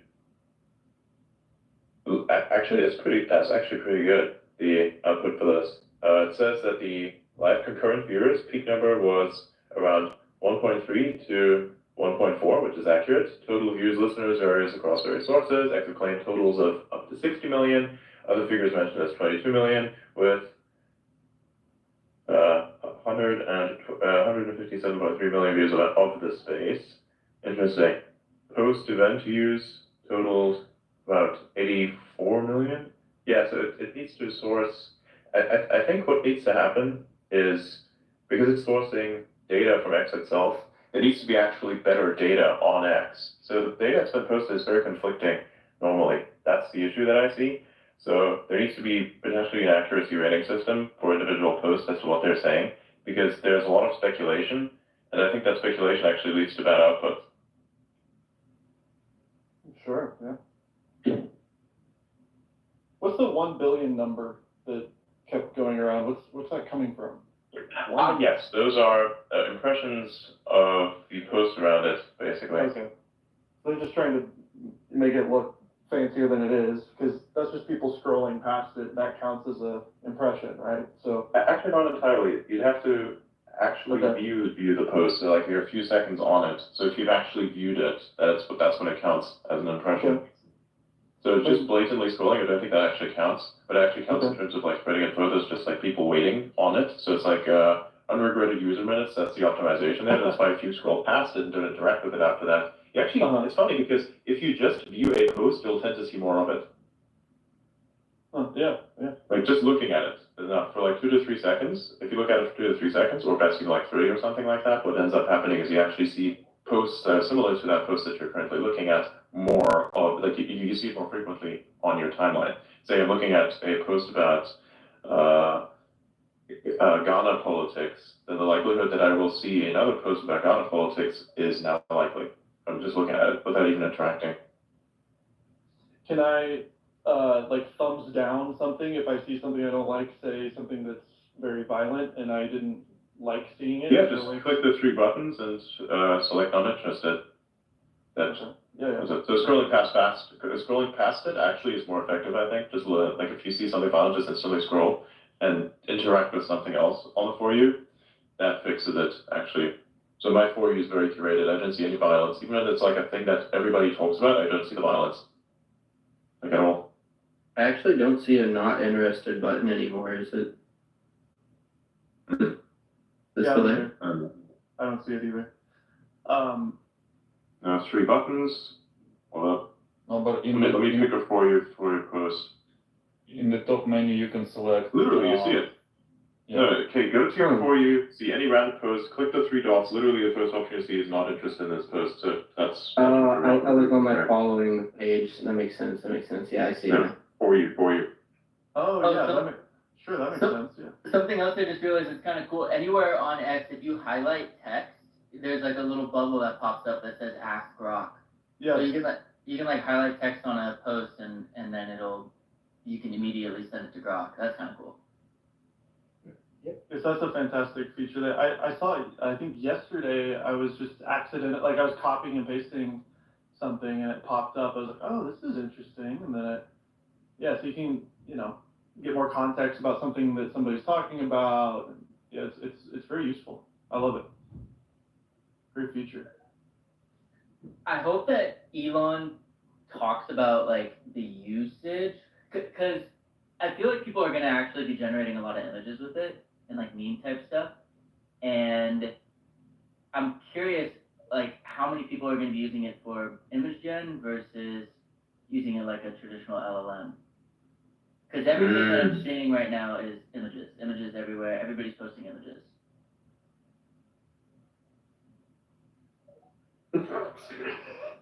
Someone said me like an image generation would be a fucking is this the Giga Chat? What the actual fuck? Wow. Was it on point though?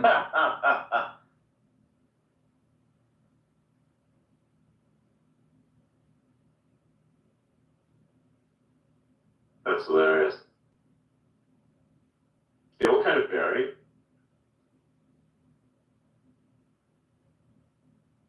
But I generated a Biden meme, and it actually kind of almost makes sense. It hella makes sense. That's exactly how Biden speaks. I just did a Taylor Swift with a MAGA hat, and it works pretty good. Wiggles already. Oh my god, please do it. Oh, that's really good.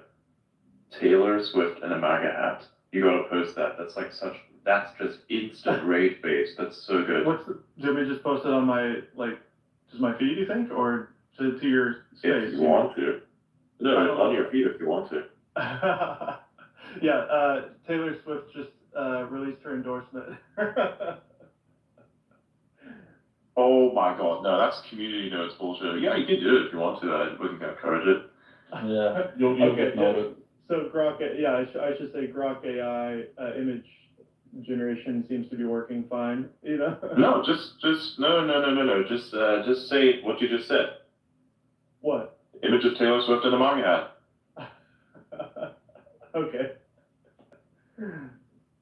I'm surprised that they don't have like a tag on the images saying that it was like made in Grok. Yeah, you're right. That's actually good. Free promotion. True. It's just, I think it would be kind of, I wonder if they metadata though. I'm gonna look at the metadata. Ooh, good point.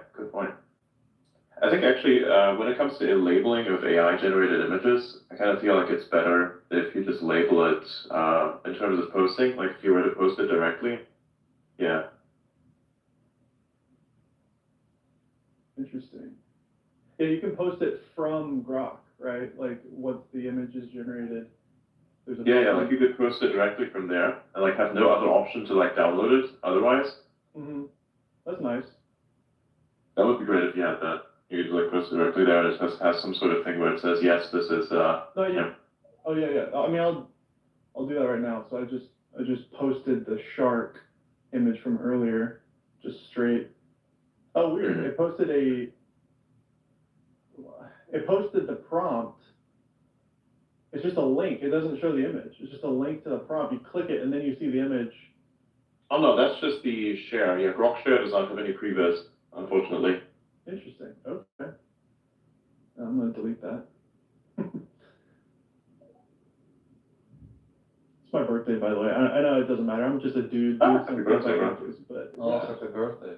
34 years old, baby. Let's go. Happy motherfucking birthday. This is a celebration space. Appreciate it, guys. Yeah, sure. No, anytime. We're having fun here. Thanks for letting us know. Yeah, truly. I would say birthdays are for girls, but I'm happy to. You go. Here you go. Does somebody recorded their screen of the? Oh wow! Yeah, he just. This is great. There's multiple things at the same time. There's even an Ask Grok button now, which you can clearly see in this video that I've pinned at the top. Yeah. Nice. This is good. This is really good.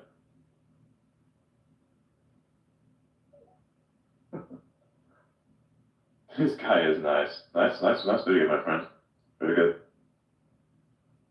Wait, where's the Ask Grok button? Hey, can you see it on mobile? On desktop. It's only on desktop.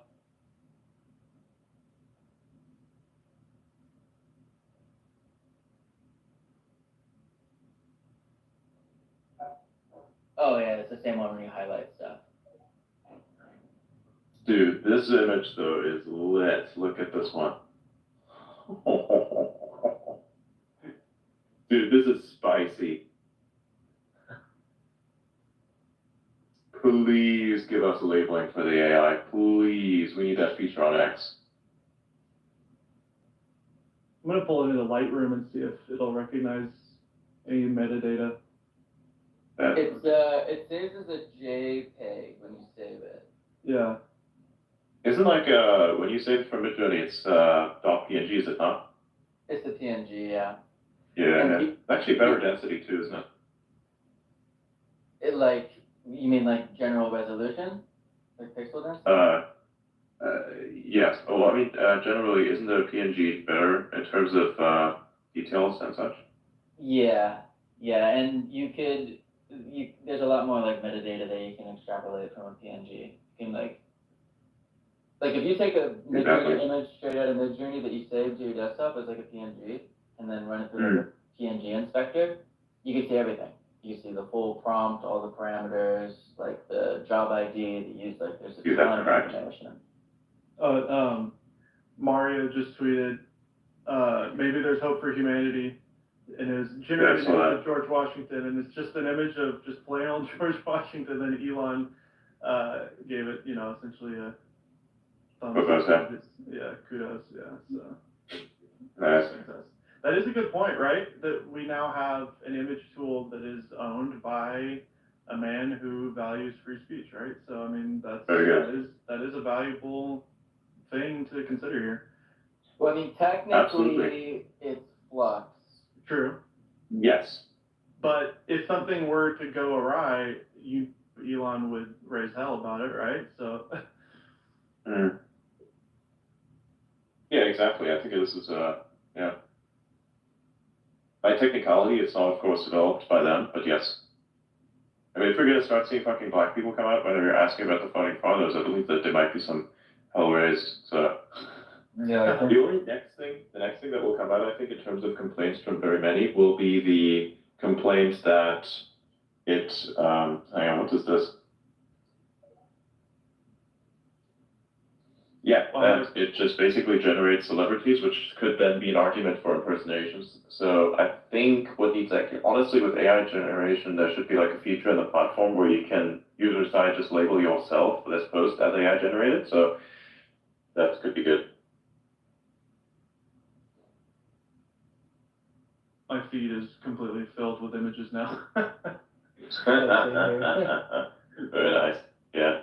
All of us crazy. It's lazy. funny though, because like if you even go through Yeah. all the comments on here, like there's a very particular aesthetic that is consistent no matter what you're generating. Anybody else noticing that? Yeah. Ask if we could potentially use a different style on it. Here, let me try and do a little. I saw one that had that really good like 90s like digicam style, Nick, you know, the one that's like a kind of crappy like, you know, point and shoot camera aesthetic. I saw that. That looked pretty good. Fucking flying pigs. Oh my god. People come up with all kinds of things here. Yeah, somebody's like generated an emo MySpace profile picture from 2006 and it looks super authentic. Wow. That is nice. Oh, you know what's cool is I can highlight, they shared their prompt. I can highlight it, and then the Ask Grok thing comes up. I just click one button, and then I'm able to then pop over and do my own version. That's cool. Hey guys. Yeah. We're gonna have a space again tomorrow at I think about 9 p.m. Eastern. Do we want to kind of you know, just I always miss the space every single day at 9 p.m. That's when it starts. If you guys have time, do you want to like turn that into a Grok 2.0 analysis type deal? So we like look at what it is, kind of pour over it, examine it and such. What do you guys think? Do you want to do a bit of a breakdown space so everybody knows how to use it and you know, weaknesses and such? Kind of like establish an essay for that, because everyone's going to be posting everything across the timeline. So I think we need a little bit of order. So do you want to pour in together into one space, everyone? Yeah, man, that sounds good. Yeah, absolutely. Big David? Yeah, I mean, I'd love to. It's my birthday. We're going to Irish Pub, so we'll see what time. I'm on Central Time, so if you're, I'll have my notifications on, so I'll pop in if I can. Awesome. Yeah, thanks for having me. It was a pleasure to meet you and all the other people here. Thank you for having me. Yeah, likewise. Come anytime. Will do. Good to talk to you, Nick, too. It's been a while. Thanks, David. Yeah, happy birthday, bro. Thanks, buddy. Happy birthday. Thanks, guys. Yeah, it's nice. Very social. I'm loving this. Oh my god, the entire feed is just turning to Grok 2.0. Yeah. It's got that CGI aesthetic, Nick, that you're saying. That very plasticky, kind of early Mid-Journey look, for sure. Yeah, it's just like I'm trying to push it into like an interesting direction. It has a very particular look and feel to it. I've been running it through Magnific, and that really sweetens it up for sure. Yeah, well, because there's not a lot of like you can only get so far with words when you're prompting. Yeah. And this is kind of like the magic of Midjourney, is this like whole idea of style space and the ability to apply styles from any image, blend styles, and like personalization stuff. So you can take things in really interesting aesthetic directions. And there's kind of like this infinite aesthetic space to explore. But when you're just working with words, you're kind of just limited to whatever the model's interpretation of those tokens are. And you don't have a lot of diversity. So even if you just kind of like inject it with a bunch of like cinematic, moody lighting and like atmospheric terminology, it still has like a look to it, like a flux sort of look to it, which makes sense. Yeah. Dude, the fingers are so good. Like, I know we've been like saying this multiple times. Yeah, they really But are. the fingers are really good. I'm really impressed with the fingers, for sure.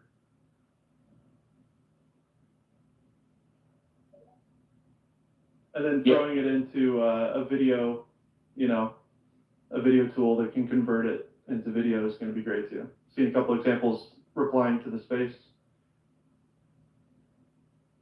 Oh dang, Bone GPT. You have a great Taylor Swift one. Holy cow, that's really good. Make America Great Again. They're the one I just posted top, yeah. Awesome stuff. We have some really good people in the audience here. You guys are epic. Okay, dude. Honest question. So, how interesting is like the meme generation? Like, how long is it interesting for? Because I have a feeling like it gets oversaturated and it gets old rather quickly. Like, there's always like a lower tier of imagery that's always going to be relevant and useful. Like, I guess you can always make a topical meme. But in terms of like the stock photo sort of aesthetic, like how long do people run with that? Yeah. I mean, right now the problem is the meme generation thing is not really working. Like, you ask generate a meme, I mean, it kind of works, but also does not. So no, it actually doesn't work at all. The meme generation does not work at all. I can't think of any way to make it work. Maybe somebody comes up with the next level prompt of doing so, but I can't make it work. But well, you can also like you can take that Taylor Swift wearing a MAGA hat image. Like, I could consider that, I do think there's value in, like, for 20 years now, memes came from real, authentic, hilarious moments, right? I think there is a level of just humanness to a real moment that becomes a meme, So maybe that's the disconnect that we feel when we see an AI meme is like, okay, yeah, that's a funny thing, but like, I'd rather somebody draw by hand a cartoon, that cartoon of the Grim Reaper going through each door and murdering each door. Like, somebody drew that, that was a piece of art that somebody made. So it does have this level of humanness to it. But maybe I'm being way too philosophical here, but No, it makes sense. No, I mean, I agree with that, because I've been asking myself this question a lot with all the like TED Talk image that was going around of the woman that was generated in Flux, like standing on the TED Talk stage, that like blew up everywhere, and then people were making it move and like Gen 3 and everything.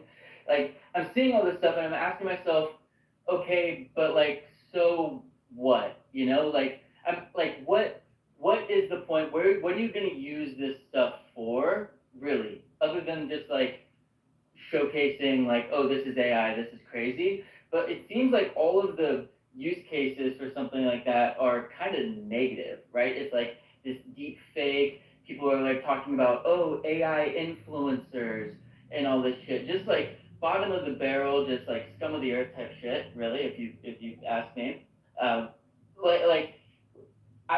don't understand I haven't fully wrapped my head around why it's useful beyond just the fact that it can be done and it's cool, but like, really, what is it useful for? Do you get what I'm saying? You're explaining Hollywood and CGI. Like, there was such a period of time where like any movie could be made because computer graphics got to a point where you could do anything, and there was a bunch of crap movies that were made, and people lost sight of storytelling and heart and empathy and all that. And I think we're maybe coming back around to it with, I mean, if you've seen Godzilla -1, like, that movie was made with such a small budget, and the storytelling is excellent, and the visual effects are amazing. But you don't think about the visual effects. It's just an amazing story. So until real artists start using these tools and thinking creatively how these tools can impact their storytelling, And still, again, keeping that human interaction. You're right. It's just like, cool, okay, you can do that. That's nice. Now what? You know. Well, it's also because there's this tendency whenever there's a new medium that emerges to recreate the medium that came before it as like an initial starting point before you actually figure out what the medium itself is good for, right? So it's like when TV comes out, we're just putting like radio shows on the television. Like we hadn't figured out the format yet. When we started like recording video, we're just recording like theater performances, right? Like we always kind of start there, and it seems like with Midjourney, they're honestly pushing it forward as like a new medium, right? They're creating like this style space. They're creating all these new ways of exploring aesthetics and blending aesthetics, and you could do things in there that you just like can't do with any other tool, which is what makes it so interesting. But with this kind of stuff, it feels like it's back to like, oh, we've created a model that essentially does what your iPhone can do when it takes a picture, right? And then we're all like marveling and ogling at that. But it's like the stuff that you might do with that seems to be negative. It goes like in this kind of deepfake territory, or it seems to be just kind of like non-existent, right? It's just like a cheaper way of taking a photo of a person that doesn't exist. So like that's where I kind of get caught up, which is with like the emergence of these new models and these new image generation things. It's like, how are they actually pushing forward the medium? How are they actually transforming imagery and aesthetics in a way that is unique and different than what we already have access to? And it doesn't seem like anybody that's building an additional model is really exploring or thinking of how to do that. I think like ControlNet and like some of the features within ControlNet are pretty interesting and probably one of the better things to emerge out of like the Stable Diffusion ecosystem. And like IP adapters and LoRa's, which is kind of like style transfer type stuff, is pretty interesting too. But beyond that, if we're just kind of looking at like what Flux is within like Grok, it's just like a little camera, right, / Illustrator, but there's no depth or complexity to it, which is fine, but it's like it can only serve a certain purpose. I don't know. I'm curious if like anybody has thoughts as to like what we would do with like a tool in this current state beyond just kind of like shit posts and make deep fakes of celebrities, you know? I mean, it's just another AI generator, you know, I guess. Like, I'm already paying for X premium, so I could, in theory, if it's good enough for me, cancel other memberships. So there is a practical cost savings aspect to that if you're already paying for this, you know? There is that. But, yeah, I don't know. You're right, though. Apple's about to do their own generative AI built into iMessage. With their next phone and next software release. So that's going to, again, open a whole new, you know, my mom will have access to it, you know? So this is just becoming a ubiquitous thing that is probably going to, it might become the next, like, version of emoji or something. Like, people just use it to convey a thought or an idea. I don't know. But there is just this kind of plastic, false, synthetic feeling about every image that I'm seeing. You know, it's just synthetic. It's hollow, I guess you could say. It has big stock image vibes for sure, and just like the lighting, coloring, and everything. But to give credit to where it's due, Nick. Again, if you guys have not checked out Nick Float's account, look at what's happening right now on Midjourney. I am just so blown away with the realism, with the beauty of it. It certainly doesn't have that feeling, though it is still AI, so there still is kind of a little bit of a disconnect and a synthetic feeling, but dadgum, man, it's getting so good now. And Nick's account is a must follow if you're not following him yet. Thank you. Well, like, this is what's so fascinating about Midjourney to me is the fact that you can push a concept in sort of like infinite aesthetic directions, right? You have this sort of infinite style space, this playground, where you can take a very simple idea and imagine it across all these different varieties of looks and feels, and then you can kind of get somewhere and then blend that with something else, or you can, remix subject matter into it and like insert things, and you can start to do really interesting stuff that you just traditionally couldn't do. Like there's no other tool out there that would enable you to do what it does. It just doesn't exist. And so that's interesting. That's fascinating, right? That's why you can like get lost in it and spend hours just generating and playing with images. You can't do that with this stuff yet. And there seems to be like tiers as to like what people are going to use like image generators for. And like at a low level, there's things like, stock photography and like headers for blog posts and shit like that, and like deep fakes or like emojis, right?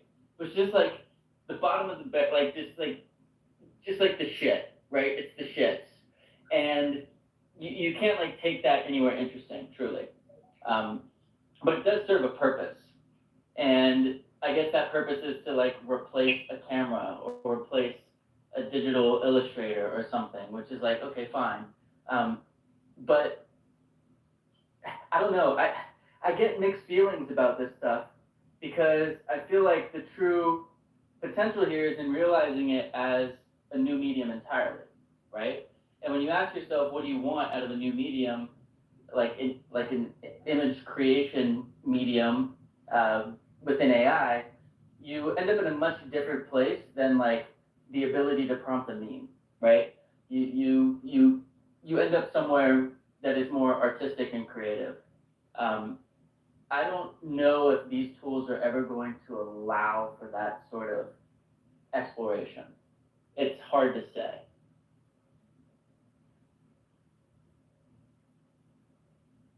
We're still so early, man.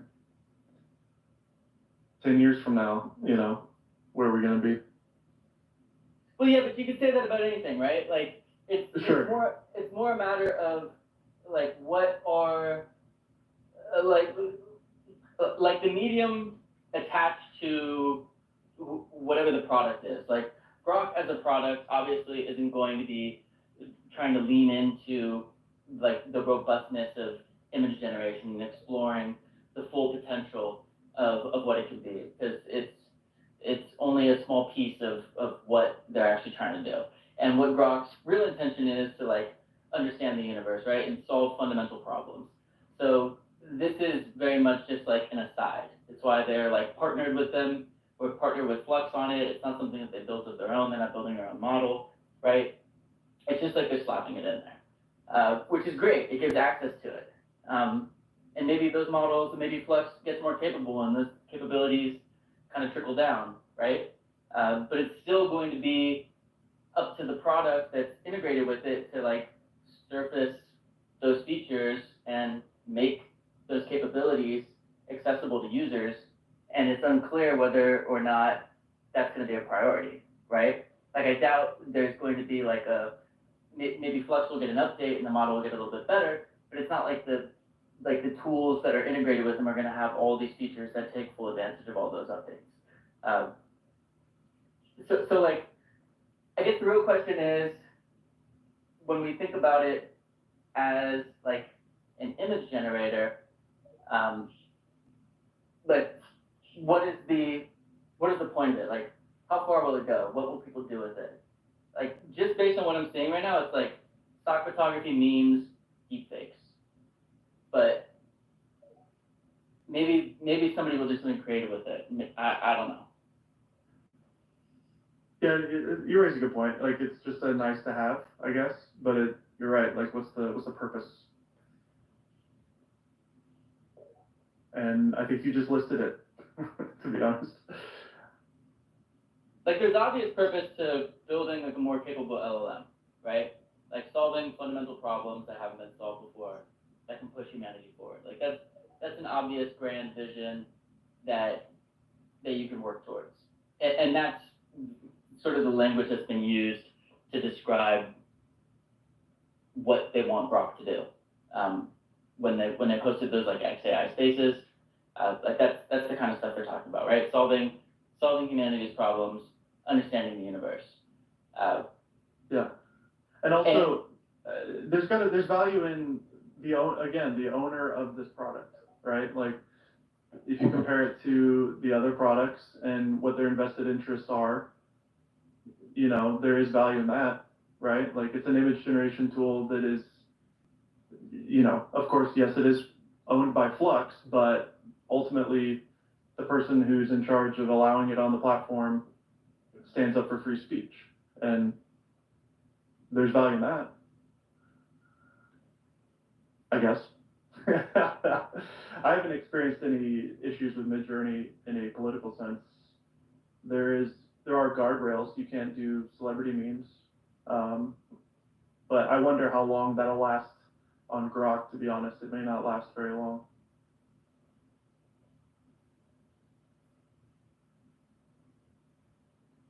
So. Joel, what's up? Oh, hey guys.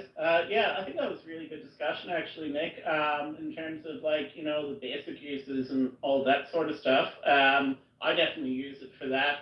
I use ChatGPT. I use Unstability AI when I want to get uncensored. That's sort of medium level good, I guess. It's okay. And I also use other programs as well, but I think this one is super handy for the average punter. If you're on Twitter or X and you've got access to this, you can just, you know, when you're fucking around with your blog posts or whatever, you can just go in here and grab whatever you need and come back into Grok. So that's a lot easier than going into a whole different program. Having said that, yeah, the aesthetic. You can play around with the aesthetic. I'm playing around with the aesthetic right now, and I have actually switched it from like a photorealistic aesthetic to like a pixel art aesthetic, so that it is possible to like use different filters and so on and so forth if you get detailed with the prompts. I am experimenting with some modern art styles as well, so I'll let you know how I go with that, but just doing it now with some different prompts. So I know that there was a program I was using that could do pretty good, like modern art styles, like Picasso and stuff like that. So I'll see if it can match that. But yeah, I mean, as for, you know, the cheap and nasty variety of it, yeah, it is kind of, I mean, most people will just use it for you know, random crap, which to be fair, I do as well. But yeah. So I'll let you know how it goes. Yeah, let me know. I'm curious because it should pick up things like pixel art or illustration, right? Or charcoal sketch or like specific mediums. Probably even if you mentioned particular artists, like you said Picasso or Van Gogh or something, it should be able to pull that stuff. Because all of it is based on whatever is in the training data, right? So if the tokens match up to something, and it probably has a whole list of artists and like specific mediums that it could probably do. But the question is like the aesthetic diversity within those mediums. Like well, that's right. The fine tuning is to be fair, there was one that I was using where you could put like different camera filters, like you could get really super specific with it. I can't remember if that was Unstability or that might have just been Stability AI actually.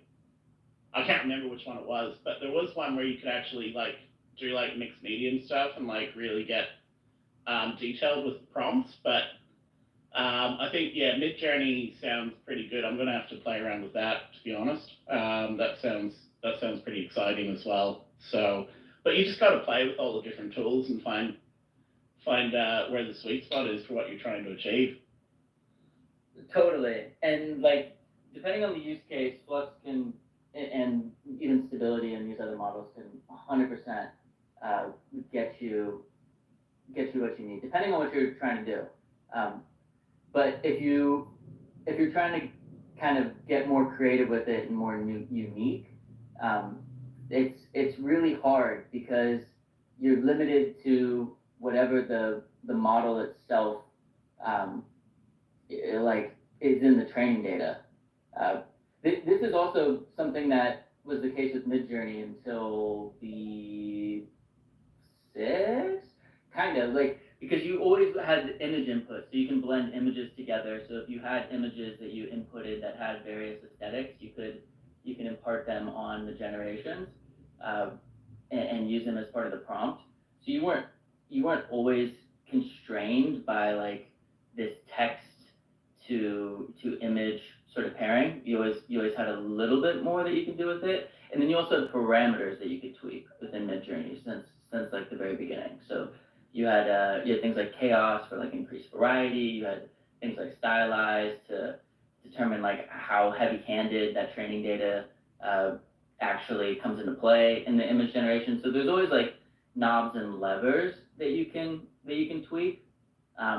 And without those, that you end up in a very stale aesthetic, right? You end up with that sort of universal stock photography. Yeah. Which I kind of it was really cool the first time, but now your eyes get tired. Your eyes get tired of seeing that. You really want to muck around with it. No, I really appreciate that.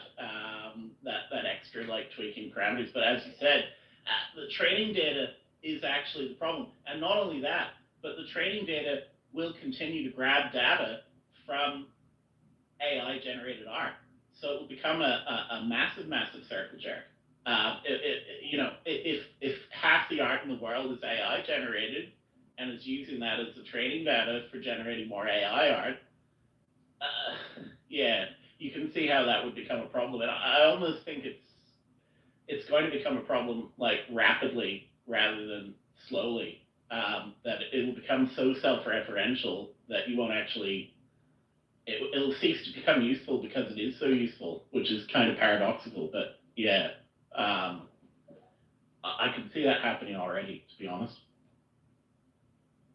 It also already is happening. These models use Midjourney images in their training data. Right. But it also that misses the whole point because the training data isn't what makes Midjourney special. It's the stuff that they're doing outside of it. And so if you're just kind of using the Midjourney output to train these other models, then sure, you can get closer to Midjourney type aesthetics, but you're not actually figuring out how to make it do what Midjourney does, if that makes sense. I don't know. I get bored of this sort of universally stock photo and lack of diversity in outputs. I get bored of it pretty quickly, personally. Now that this is going to be all over X and everybody has access to it through Grok, I'm curious how quickly other people get bored of it. Well, it's like AI writing. The first time you use it, you're like, oh yeah, okay. Well, I mean, it's got some problems, but maybe it'll generate me some lists and this sort of thing. And then you try and make a whole article out of AI generated bits, and to be honest, nobody reads it because they all know that you can sort of tell that it's an LLM article, even though you're not entirely sure, but you sort of see some signs and you're like, oh, I've seen those words in that order before, and it starts to, and then eventually you're like, oh, yep, that was an LLM thing. Yeah, I don't care about that. I'm not going to read it. So I think, again, with writing, I think it is actually super useful if you want to use it as a research tool, like if you want to get specific lists or references, or if you want to use it as a research tool, I think it's super useful. AI, in fact, I can't see why anyone would be able to. Eventually, you won't be able to actually research properly without it. I think it's a great enhancement. In terms of actually writing for you, nah, definitely not. It's not convincing. Actually, I think no AI is convincing in terms of writing stuff for you. I just use everything as a data analysis tool. And so I still have yet to test this on Grok to see like how well it actually does with that. Because I like to extract data out of things, such as news articles that are usually full of garbage.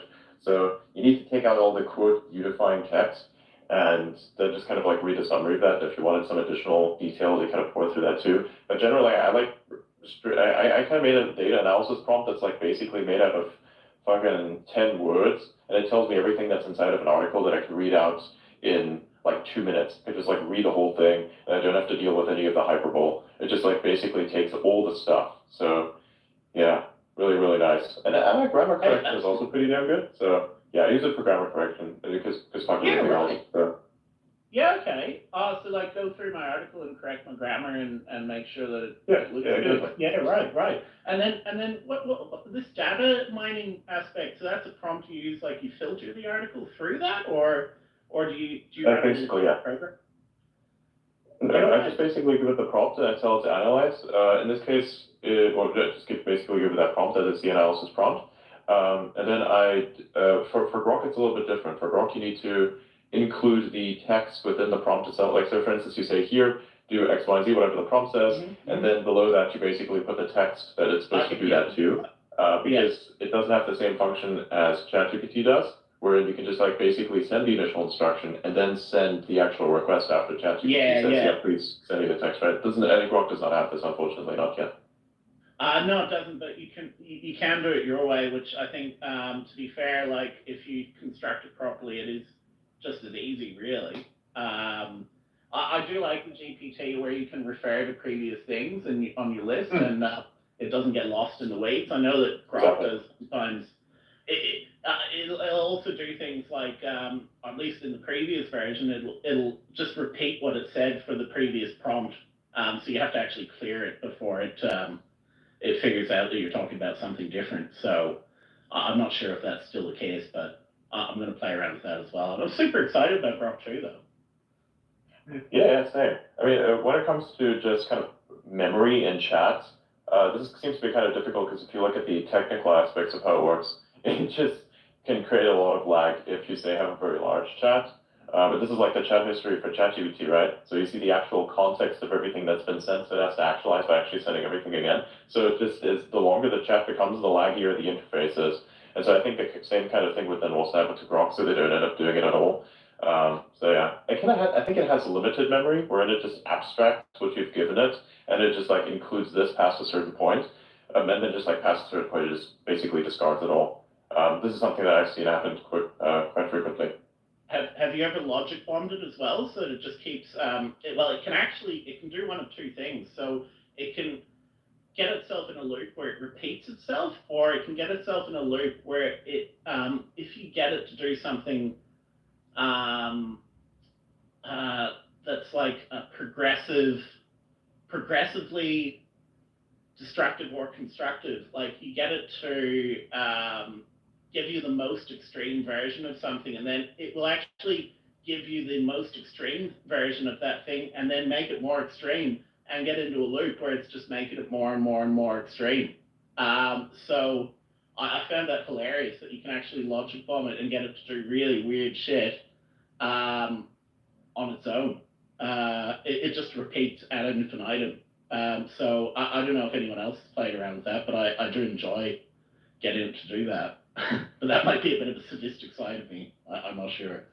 That's actually kind of funny, because I think what you're doing there is there's a function on top of these, input takers. So basically for ChatGPT, for instance, it works this way. And I've actually gotten ChatGPT to admit this to me, which is funny because you can actually prompt it to kind of go in a recursive loop and prompt itself, which effectively it actually always does with all of your inputs. So if you give it a question, what it then does is it takes a question and then just analyze, just kind of like gets the data and then reprompts itself to essentially filter what it has given. So the actual jailbreaking aspect is to confuse it out of actually doing the step. So that's like how most jailbreaks actually work. So this thing is something you can actually then also kind of reverse engineer by making it just prompt itself and outputting constantly. So that's kind of a logic bomb if you think of it that way.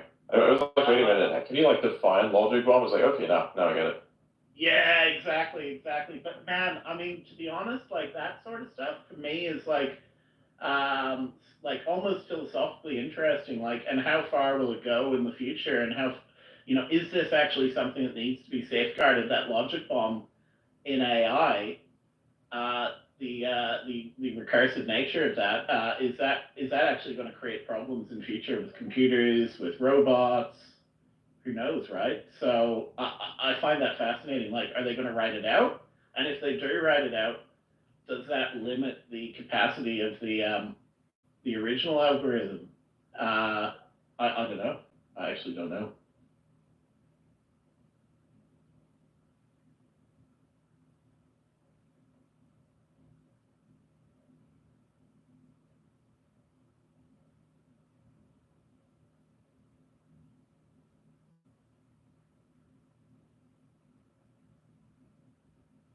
Sorry to write a comment there. Yeah, 100%. Yeah. Yeah, The no. image generation thing is really cool because I actually thought they were going to do a direct partnership with Midjourney because that was kind of like dropped in the past at some point. That was going to be a thing. So I wonder how close this is to David Holtz in a sense. So I wonder because those two kind of interact often. So yeah. I'd assume that potentially David Holtz had a little bit of a hand in this. So yeah. Do you think that because it doesn't have obviously video capacity yet, neither to be fair does DALL-E or GPT-4 or quite a lot of the programs, but do you think that's something that will come in a future version? For Midjourney, yeah, they're working on a for Midjourney, model. Yeah, but in the context of Grok, I don't think so. Not yet. Okay. But that will come like much later because you need something that's like on top of that takes this. So yeah, I mean, who has the best image generation model? Probably none of them are open source in terms of weights at least. Yeah, fair enough. No, that's fine. I'm happy with just seeing it evolve and grow, and I love having it on the same app. I think that everything app concept, I'm actually for that. I think that could be really cool. Yeah, absolutely. I would take it. Oh, you go ahead. Oh no, go, because I'm about to fucking rant for a second. Cool. Yeah, I think for Midjourney video generation, that should be very interesting. And I still also remember the one time where they dropped that 3D. That would be a thing in the future as well, where you have actual 3D environments. That is something that I'm actually looking at. So video generation is kind of cool, and it's nice for cinema and everything. But to generate actual 3D environments, especially with the same quality and lighting and such that usually Midjourney comes with, is insane, especially for game design and potentially even just movies in general. Because I feel like the major aspect for movie creation, especially around CGI, is creating that type of environment in which then you say place any types of characters, right? Let's say, for instance, you have this thing what is the organization that does this? I forgot what they do, but they have this thing that's called the media. CBS, yes. CBS has this thing that's called the volume. What it is basically a real set, a practical set, or just a real set, which is surrounded by a bunch of OLED screens. So what happens is you get realistic lighting. So you have the actual 3D environment that is then tied to the movement and display of this environment is tied to how the camera moves. And that is how all of their movies actually look so good. So if you see like the latest seasons coming out, like for Star Wars, Star Trek, all of those from them, actually the lighting looks really fucking good. That is because the lighting is actually real. And the set is also actually real. But you still have to generate a 3D environment. So imagine what that could be like for just generating 3D environments. That whole process would then be made much more inexpensive in a sense, right? Because generating 3D assets is a fucking pain in the ass. But there you go. There. Okay, so let me give you the alpha on all the stuff Midjourney related to the 3D and the video stuff, because so people who are unaware of who I am, I attend every single Midjourney office hours every Wednesday. I have for over a year. I always get on stage, I always ask questions and have conversations with David, the CEO, and so I know a lot about this. So here's the first thing: 3D is going to come before video when it comes to Midjourney. But when we think 3D, you have to sort of disregard what you think of 3D today. So they're not going to be outputting, model like 3D models. It's not going to be, polygons and meshes. It's going to be more akin to like a light field or like a Gaussian splat or something. But they're actually developing their own 3D file type, their own format. When when we think about what Midjourney is going to be and what their vision has been since day one, is a real-time interactive 3D sandbox. Meaning you're going to be able to step into Midjourney, and just like you're imagining images, you're going to imagine entire spaces, entire worlds. And you can be in there collaborating with somebody, and those worlds are going to be personalized to you. You're going to be able to, maybe make games in there. Maybe you'll be able to like shoot movies, but it's going to be a new medium entirely. So it's not going to be like a method of generating assets for like traditional 3D development. That's not what they're planning to do. It's not what they're going to support. The reason why 3D is actually going to come before video is because the early stage of 3D is actually much more easily accomplished than like consistent, really high quality video. So what the initial 3D is going to be like is going to be like an upscale to 3D. So you're going to generate an image, and then you're going to be able to upscale to 3D, and then you're going to be able to move around that image, sort of reorient the camera, reorient yourself within the scene, push in, push out, get like a low angle, high angle, all within like that scene. So that's going to be sort of like the first iteration of the 3D. Now that's not going to be interactive, right? So the whole plan is they have kind of like this 3-stage plan. 1 is kind of get the 3D model out, 2 is to get the video model out, and then 3 is to get the real-time model out, meaning like I can draw a brush stroke and that is translated in real time to Midjourney, or I'm just prompting it and in real time I'm getting those changes. It could also mean that like I can maybe take an image and like say I have a person in that image, maybe I can like highlight that person, essentially like segment them, drag them to another place in the scene, and the scene dynamically adjusts lighting and everything, and shadows and materials and textures. It all adjusts based on like me moving it in real time, right? So those are the kind of things that we're going to be able to see initially with the 3D, is sort of like jumping into our image. I don't know if you guys ever watch Blue's Clues, or if this is like a super American, like millennial thing of mine, but it's like Blue's Skidoo. We can do when he jumps into the painting. That's probably what it's going to be like to initially start. Now on the video front, they're hesitant to release a video thing because there's some like fundamental problems with video generation and consistency that have like yet to be solved, and they don't want to put out anything that is like equal to or at the same level as the existing models. And if you used any of these models, they kind of suck for the most part. And interestingly enough, the thing that they're most commonly used for is image to video, and what people are doing is they're inputting Midjourney images into these video models to make them move. So Midjourney is still a huge part of like the Gen 3, of like the Kika of these video model workflows, because people are using them as like the driving images, Luma, Dream Machine, etc. So we're going to see 3D before we see video, and what the eventual vision is the 3D sandbox, the interactive 3D sandbox. And the closest thing that I think exists that you can probably look up and get a comparison of what this might look like is a thing called Dreams. And Dreams was a program. It was kind of like a game, but it was like its own little sandbox. It was released for PlayStation, and the team behind Media Molecule, who developed Dreams, is actually the people heading up the 3D side of Midjourney. So it's going to look a lot more dynamic, and it's going to be a lot more like this sort of light field sandbox. It's not going to be polygons and meshes and everything. But yeah, we're kind of at a stage right now when we think about image generation. There's kind of a phase.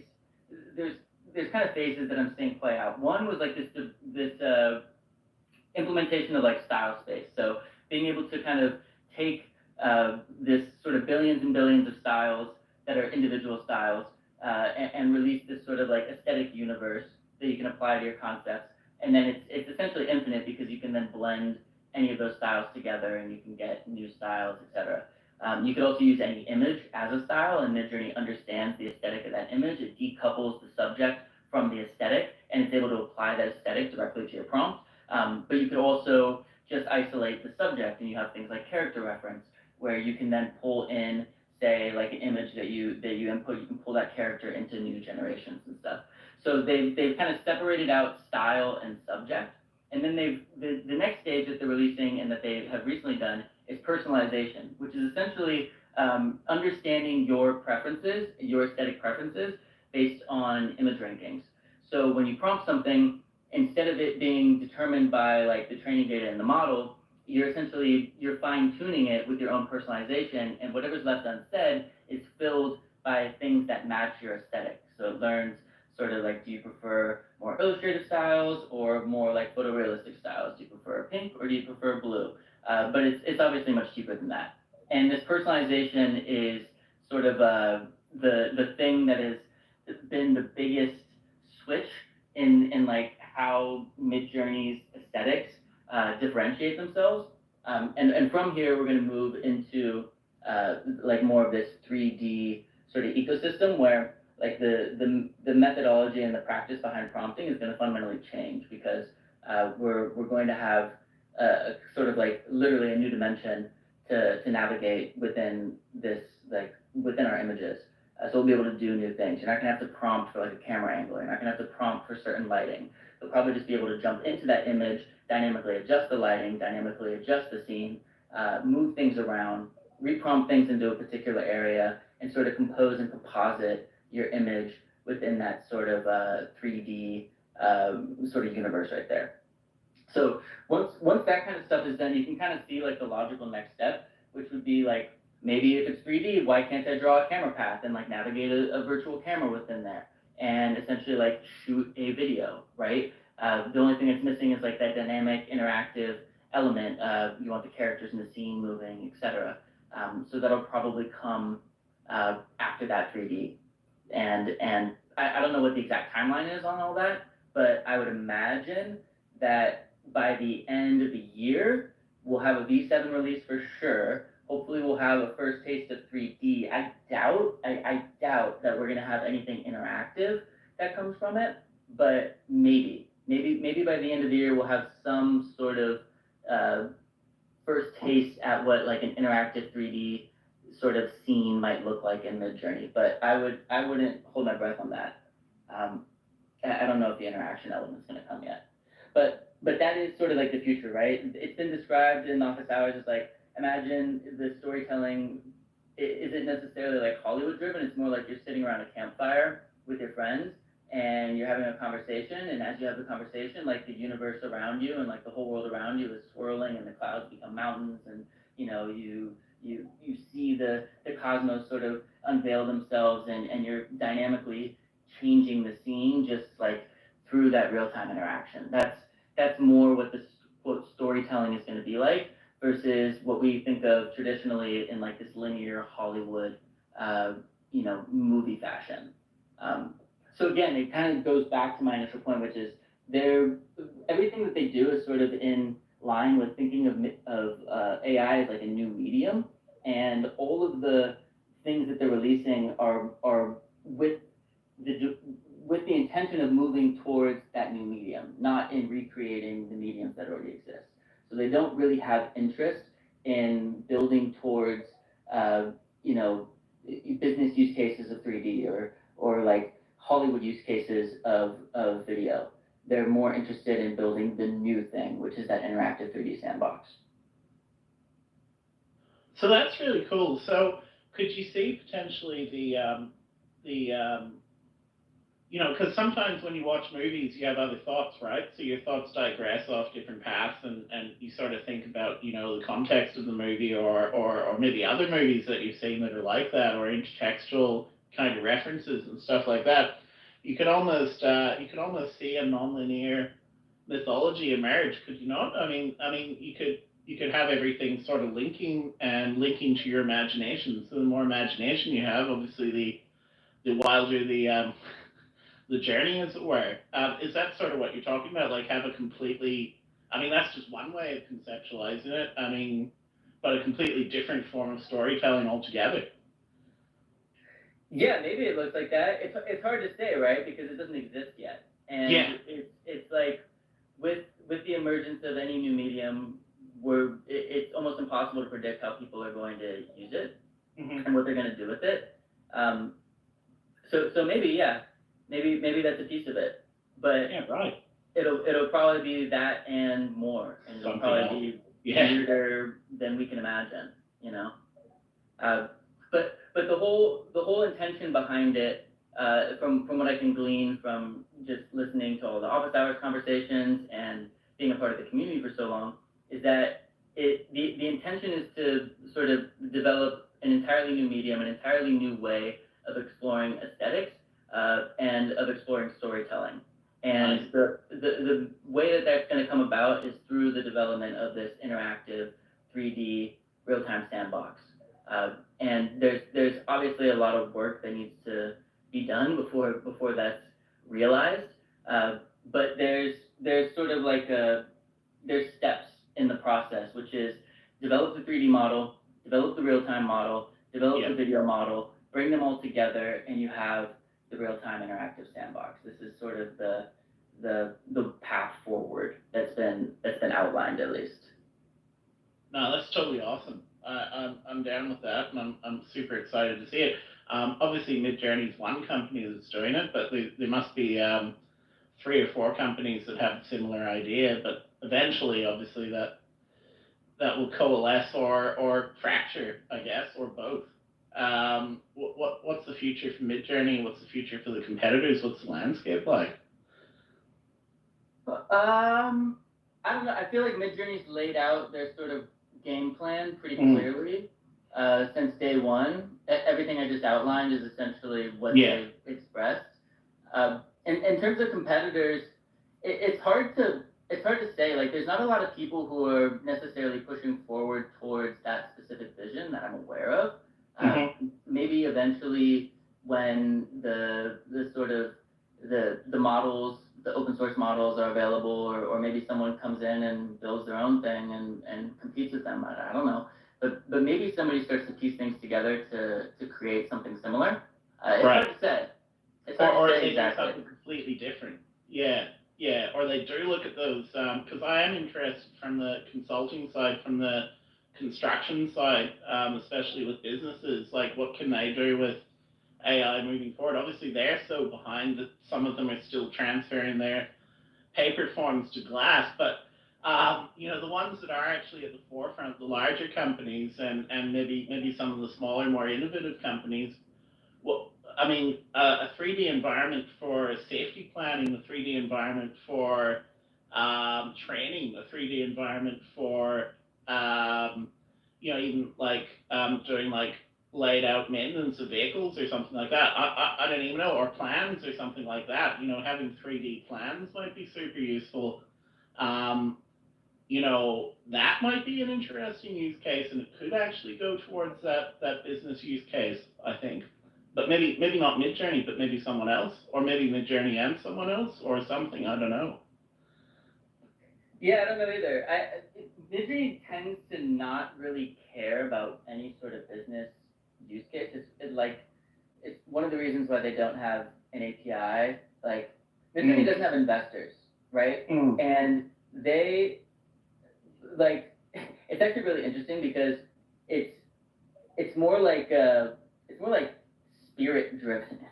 It's as weird as that sounds, but it's more like, does this align with like what I spiritually am interested in doing? Tends to be a lot of what decides the direction. It's like, does David, Midjourney CEO, spiritually align with this sort of direction? And when it comes to business use cases, he tends to shy away from them. And maybe that's opportunity for other people, right? And I'm sure there's going to be plenty of people who are building those types of solutions, but I don't know if it's going to be Midjourney necessarily. Even on the video front, like Runway and like even Luma, Kika. Oh yeah. They're essentially sort of like building something that feeds into Hollywood and that feeds into the current way of producing like film and clips, and that also doesn't necessarily align with the ethos of what Midjourney is doing, based on what I can understand. So Midjourney is kind of the purest, kind of the Steve Jobs of its time. Like, we've got a mission, we're going to hit that mission, and screw the consequences. Sort of thing. Sure, yeah. Yeah. Sure, I guess you can say that. It's just like, it's not necessarily driven from like how do I make the most money standpoint. Yeah. And there's no investors, so they don't have like any sort of outside pressure that's pushing them in any one direction. They're just kind of doing what they want to do, and they are moving towards the vision of the open 3D interactive sandbox, and they're going to do what it takes to get there. And kind of everything else doesn't necessarily matter. Yeah. It's like the holodeck of the future. Yeah, exactly. Star Trek the holodeck. Yeah. I want the fucking holodeck. We all want the holodeck.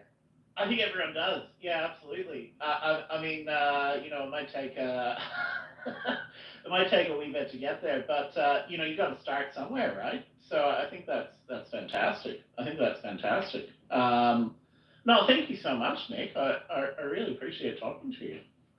With you. Yeah, you got it, man. No, cheers.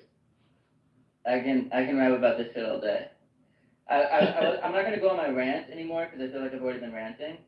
But the sum of my rant was essentially, I actually think that the Grok image thing is bad.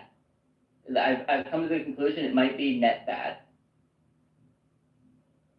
Well, that's interesting. Is that because it's just squeezing that particular aesthetic in there, or is that because everyone's going to see it and think that's the limit of what AI can do, or is that, what's the problem here? Because I'd love to hear this, Ram. I think Adrian wanted to hear it too. Sure.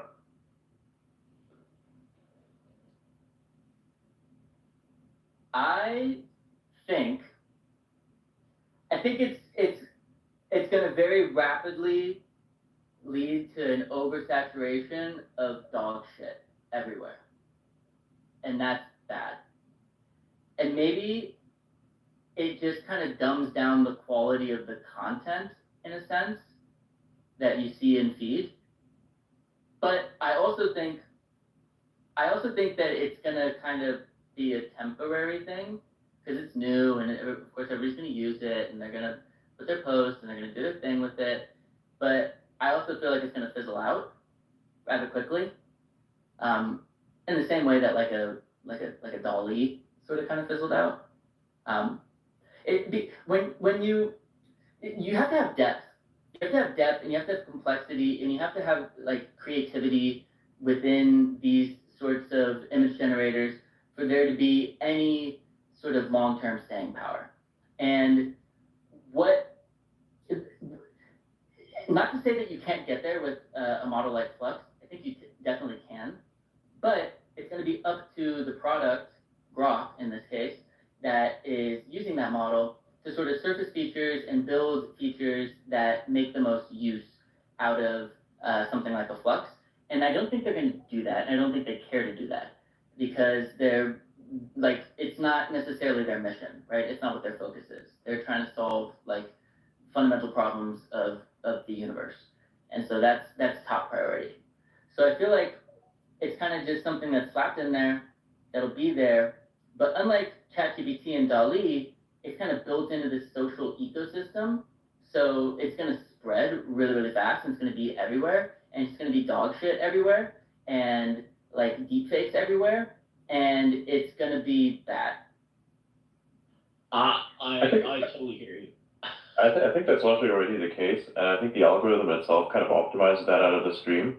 But actually, the thing is this: I think it won't be dog shit. I think it will be fuck shit. And here's why. So imagine, for instance, you have the infinite memeability of an interaction such as, Elon with Trump. Now you can have memes about that. Most of those memes are going to be AI generated. Of course, the AI generated images of this already float around because people have used software that has similar capability to just basically deepfake celebrities, but you're also going to have that in different configurations. So I'd say rather, first, of course, there's going to be the initial hype that I think will die down to essentially what I think is about 10 to 20% of the original hype that we're seeing right now, which is still rising.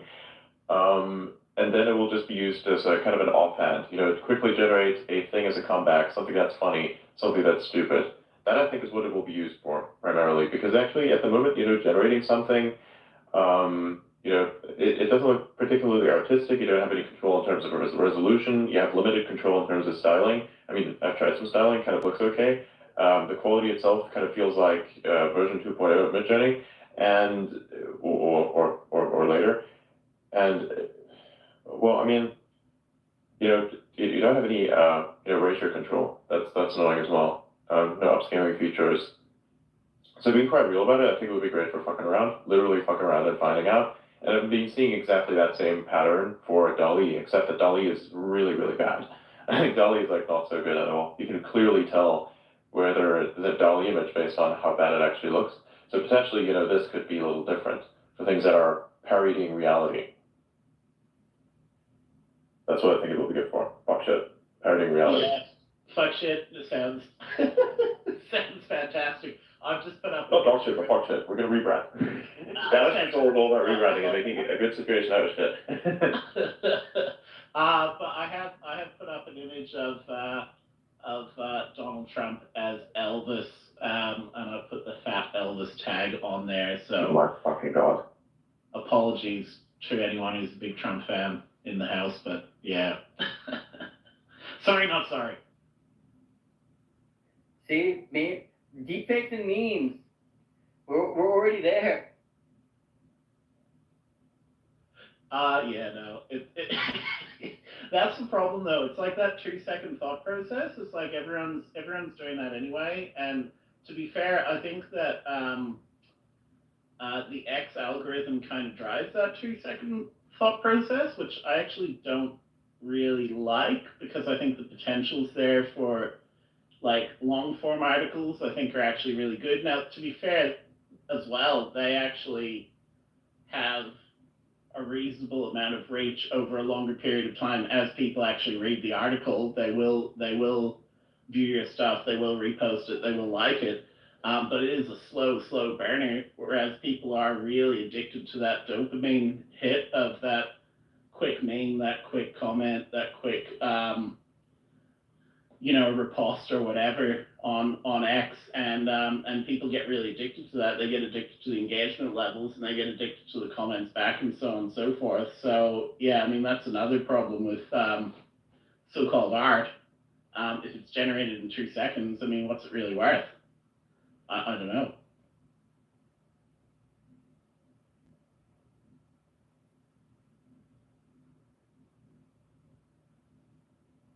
Being a space killer there. No. I was talking earlier too. I mean, I think for me it just comes back to, again, the guy in charge, Elon Musk, and then also the lack of limitations. You can do celebrities and all that, but I mean, yeah, we're going around in a circle here, because you're right. Meaningless, CGI looking, fake, hollow, AI images. But for me as a graphic designer, full time, I use AI tools to create objects that I then place into thumbnails that I designed for creators and stuff. And I did a couple experiments already with like generating just things that I would normally generate, like I need a pencil, or I need a shark on a white background, and it just generates it really quick. Looks fine, good enough for a small little YouTube thumbnail, gets the job done, and I don't have to pay for Midjourney. So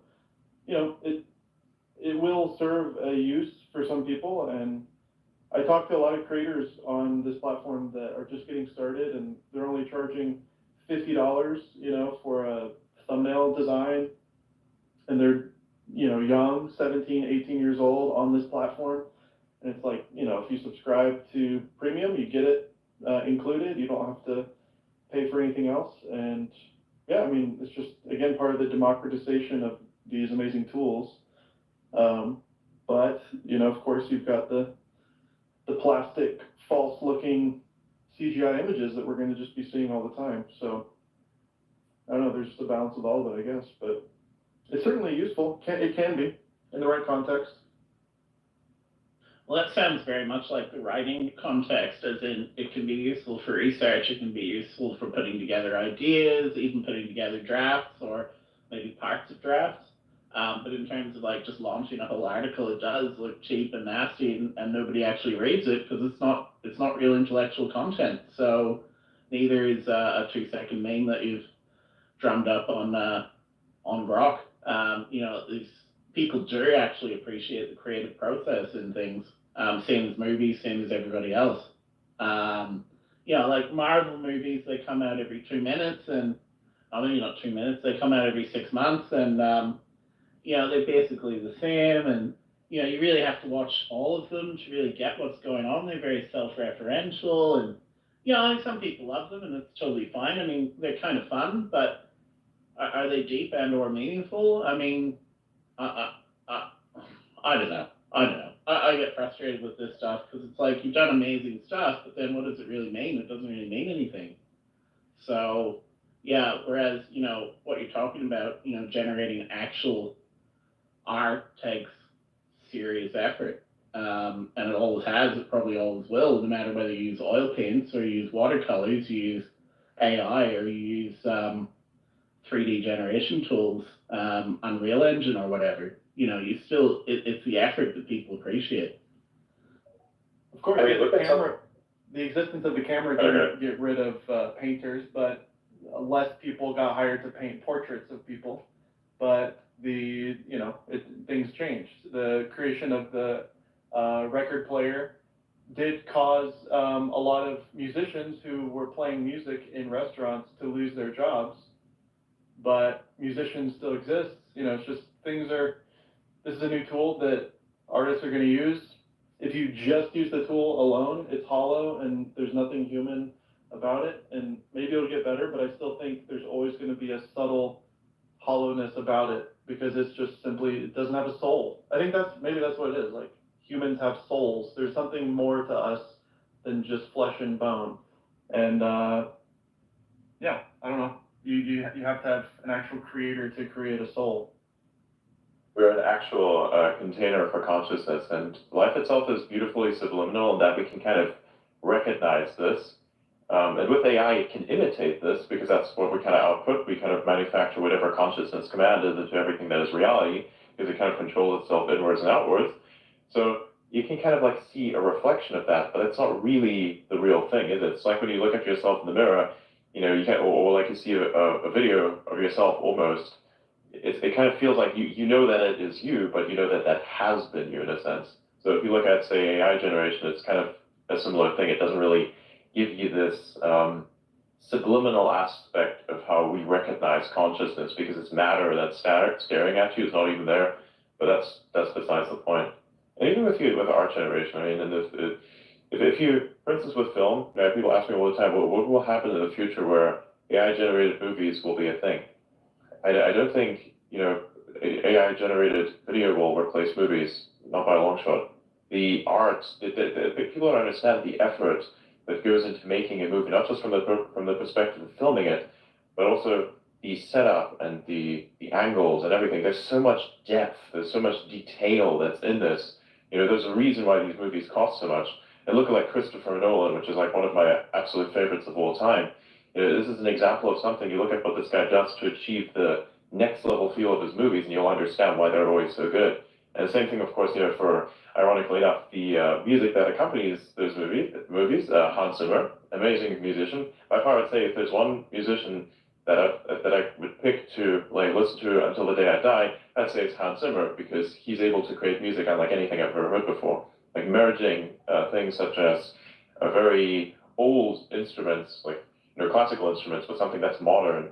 Like, just look at the video from what he played live at The Hague. There's the theme song for Electro, for The Amazing Spider-Man that he made. They performed it live there. You see a mixture of all kinds of instruments, both classical and electronic, playing in a way that's like magic. And you need someone like that musician in the modern age, so you can have someone like what is essentially Christopher Nolan to kind of use these tools like AI to kind of make that process better. But to say that they'll be entirely AI generated, I kind of believe that that's not the case. Parts of it will. Like, for instance, what I've kind of put forth as a hypothesis could happen for, generating the environment of a set so that it looks more realistic. And that process itself is easier because well, you kind of want to divert your resources into the human aspect of the film because that's where the real money is at, because that's where the soul is. Yeah, wow. Absolutely. And Hans Zimmer is absolutely amazing. I love his work on The Crown as well. He did it, I think he did the first season. I'm not sure if he's still doing it, but the theme music on that was absolutely brilliant. And yeah, you're absolutely right. Combining the old music and the new music and the old filmmaking techniques and the new filmmaking techniques is exactly where it's at. Excellent taste, Adrian, I've got to admit. Oh, thank you. Yeah, I think I actually have this somewhere. Hang on, let me find the. I have a community where I kind of like post a lot of off-topic stuff, but also stuff that's productive. We have all kinds of interesting people in there. People who do the video clipping of the spaces and whatever and whatnot, as well as people who do optimization for industry. So, the assembly lines. Like I post something frequently. Ken Fox, many of them know there. Just go to the trending and you'll understand. Let me find it. Is it still there?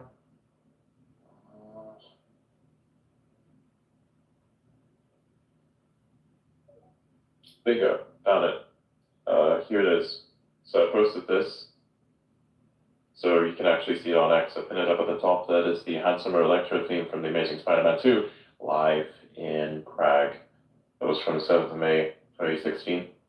And this is my favorite. This is my absolute fucking favorite of all time. I think that's so cool. All this weird stuff that's working together, even for the actual whispers that you hear, which are these, in universe, canonically, these are the conflicting thoughts of the brain of the Electro character, kind of like that's being actual humans, multiple humans reading the script is fucking just the absolute best. It's one of my favorite illustrations for how something that is, you could call archaic, classical instruments, working together hand in hand without any kind of, without any kind of taking away from the beauty of these instruments with modern instruments, which is really cool.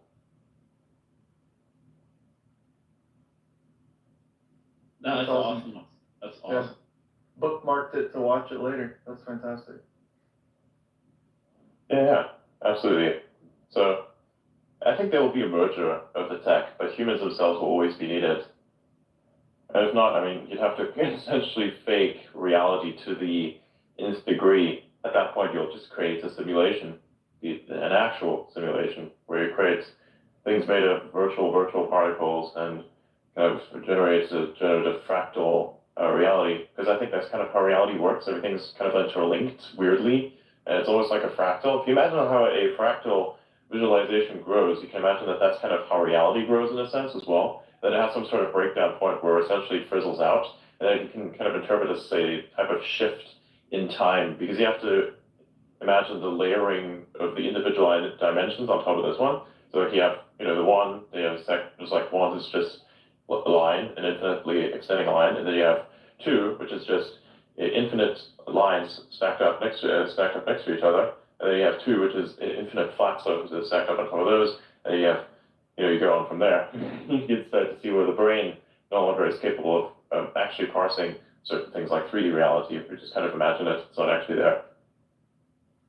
Like for us, technically, because we're just imagining 3D reality, which is just a 2D representation. So it's like what we're parsing is a reflection, which is then put into our brain via 2D receptors, two 2D receptors, that is then through our ability to kind of like move through the 3D space via the fourth dimension is kind of like the thing that then creates 3D reality. So if you want to create a simulation, it's actually not that difficult in that sense, but it requires a fuck ton of compute and much more effective utilization of compute that we currently have with the fucking shitty ass software that we're developing.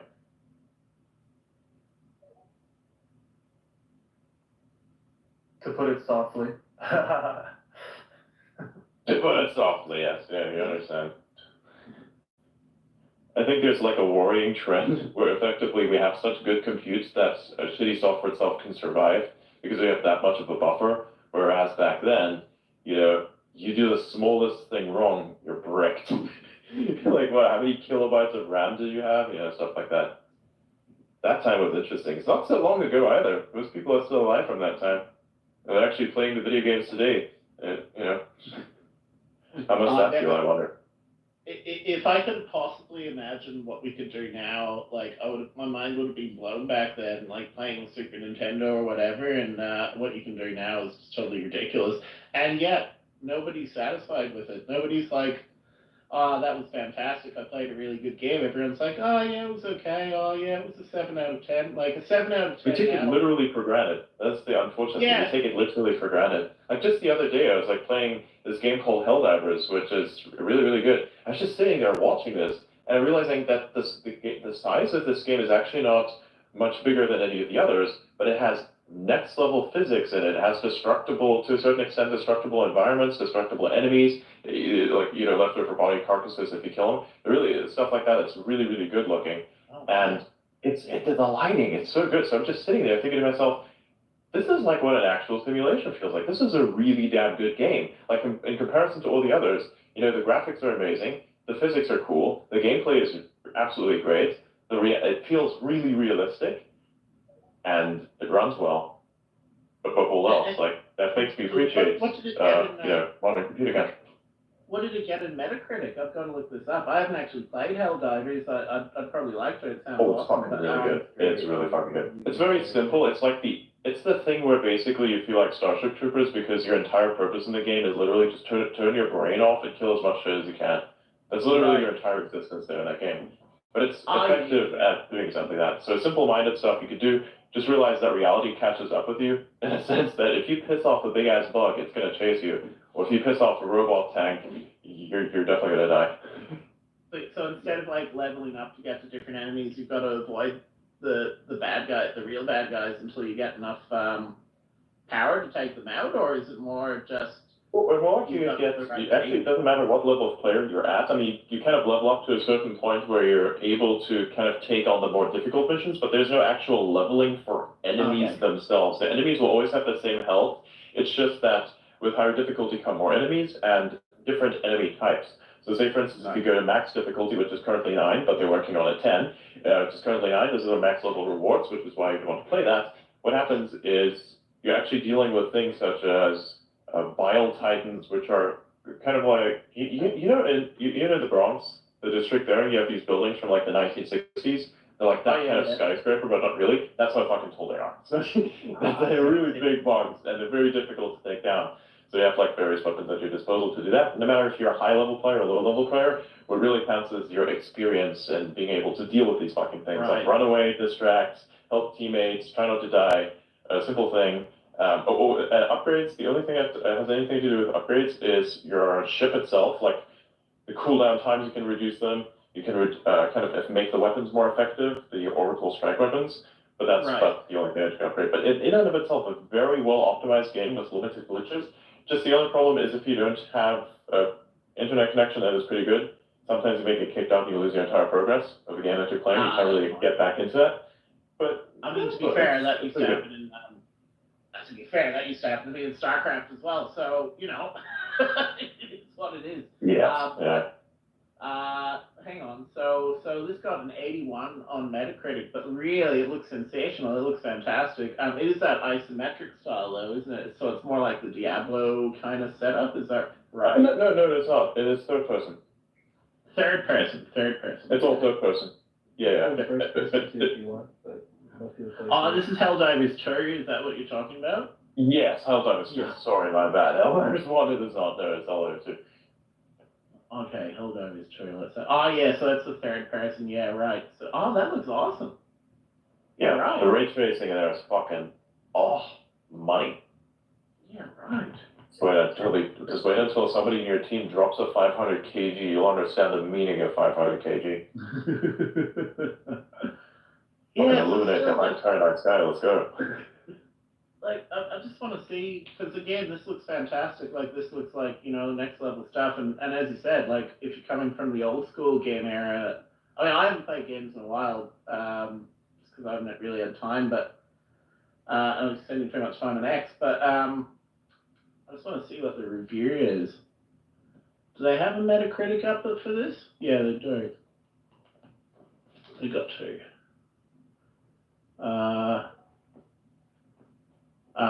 No, that's not 2, that's 1. Oh Yeah. So it's just like me saying there's like a lot of advanced. It's like we have a lot of advanced computing. You can make do with it all kinds of cool things. And in this case, one of those examples is Helldivers, for instance, is a game which uses, I think, the compute better than most games do. The size is acceptable. The updates are not so big. So I was actually surprised at the quality of the game for its size and the lack of bugs in the game as well. Ironically, lack of bugs in terms of software, but there's just the most we can find actual bugs, so there's a little bit of difference there, you know.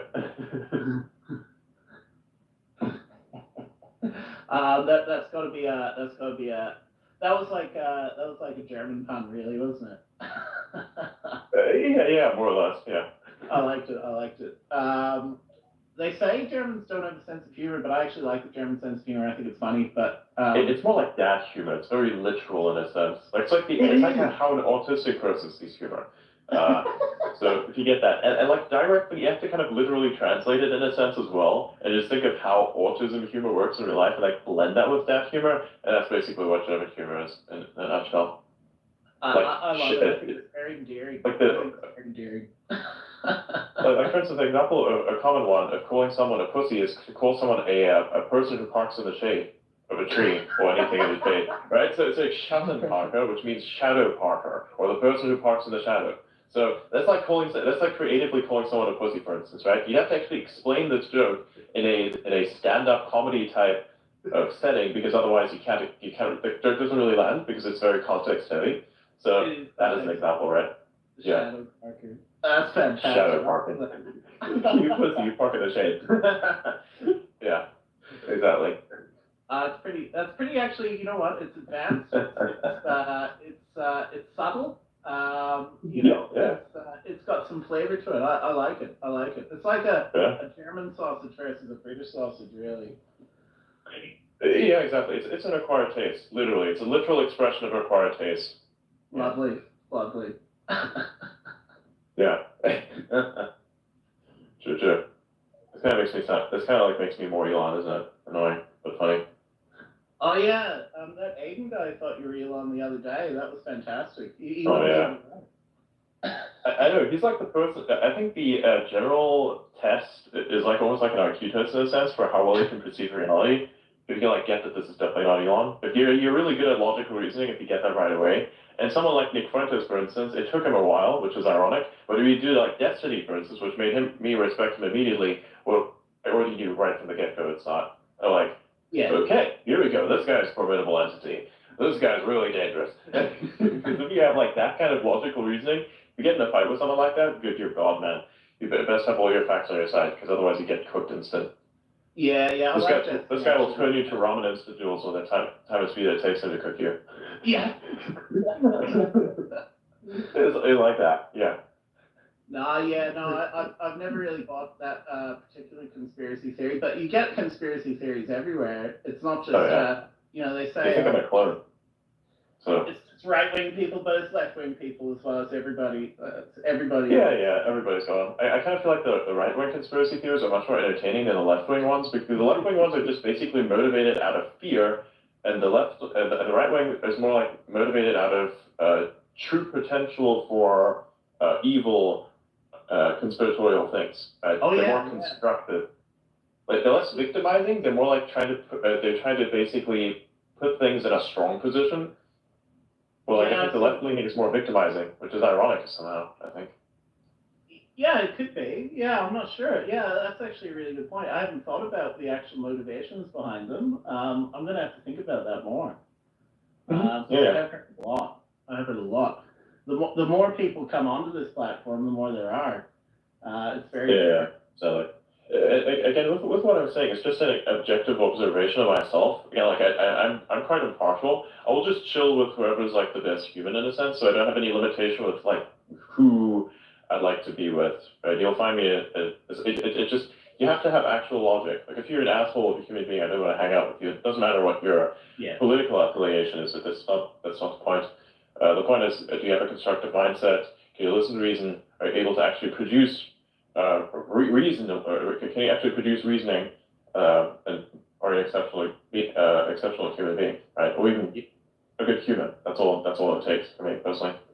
And to be honest, if everyone could have friends like that, they'd be better off because you define yourself by the people you're around. Yeah.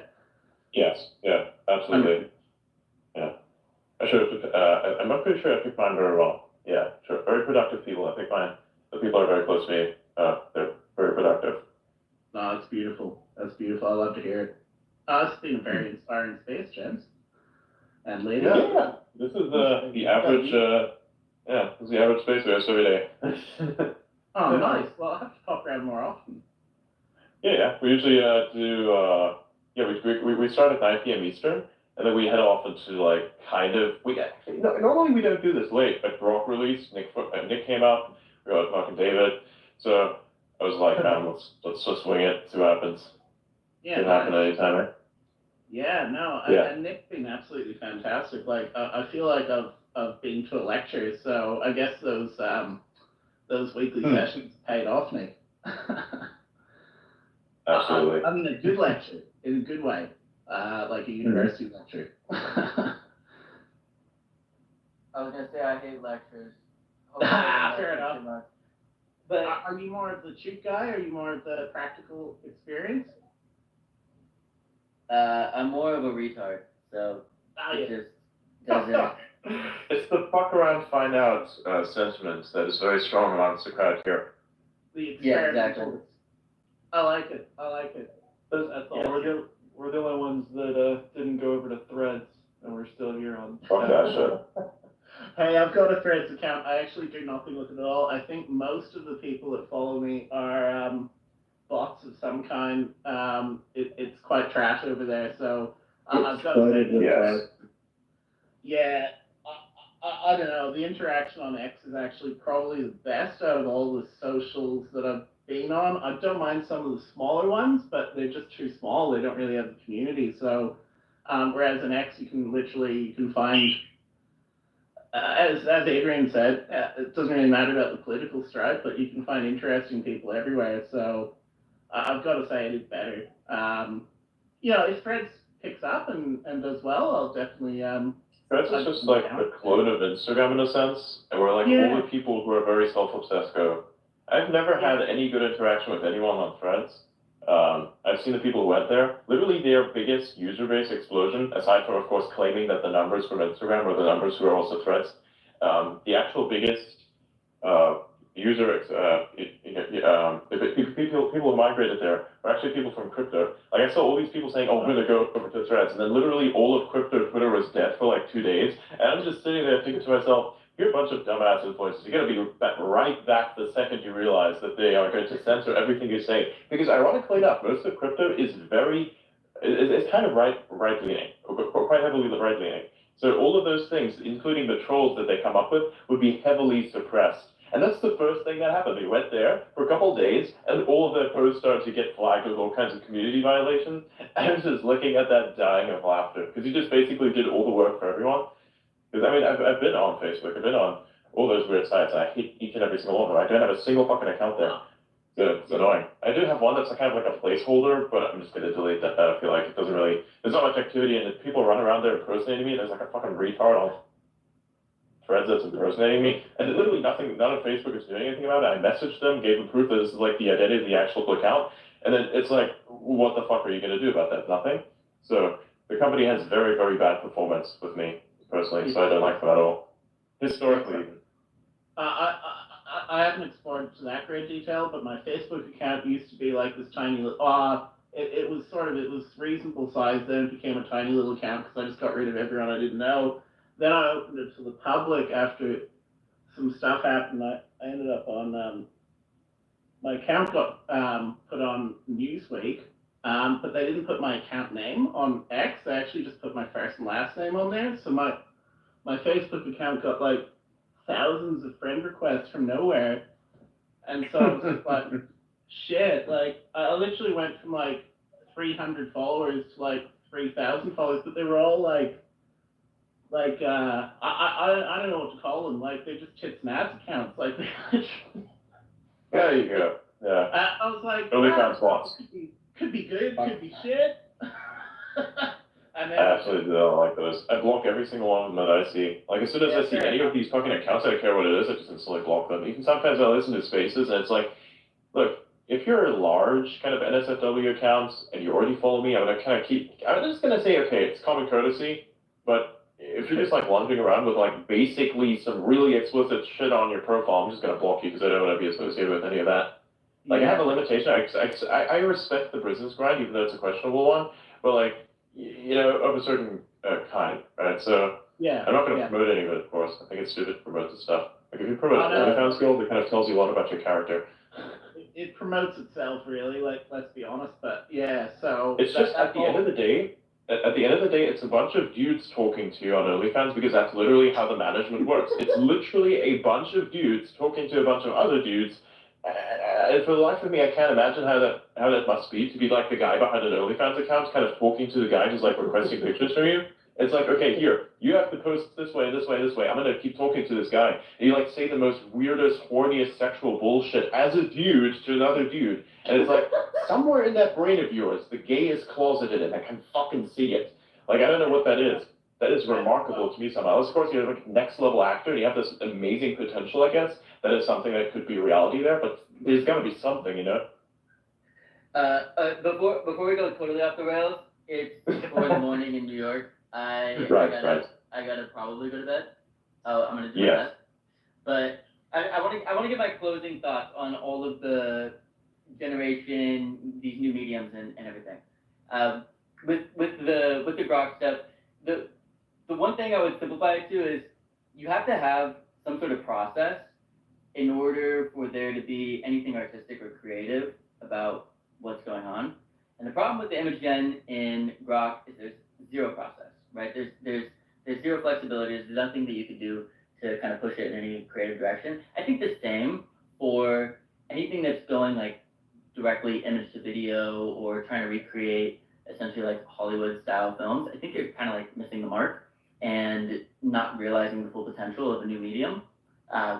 And I'm going to be very curious to kind of check back in here and see what the temperature is on all of this image gen stuff on X in like even like a week, man. Like I feel like I give it a week to totally fizzle out before it becomes annoying and we all just start blocking the people who are spamming all the Grok shit all the time.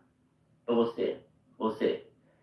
Adrian, I always love getting on space with you. David, it's been nice to be up here with you. Joel, nice to meet you. Everybody. But go to sleep. I gotta crash out, baby. Thanks for all your great input, dude. You had so much value to add to this conversation. So thank you. Yeah, I'm. Anytime, Adrian, anytime you do like an AI or like a creative AI sort of thing, I'm always down to jump up if you send me an invite because I can talk about this shit all day long. Certainly, yeah. I mean, look, if the discussion for Grok extends into tomorrow, I think we'll just kind of make that again. The space is always like a moldable format, so what I go for is just call it the conversation, and whoever joins up and kind of like dominates the topic is just basically what it turns into. Like today with this one, right? You joined into the conversation, and then we turn it into something else. So yeah, Grok 2. What time do you do it tomorrow? What time are you going to do it tomorrow?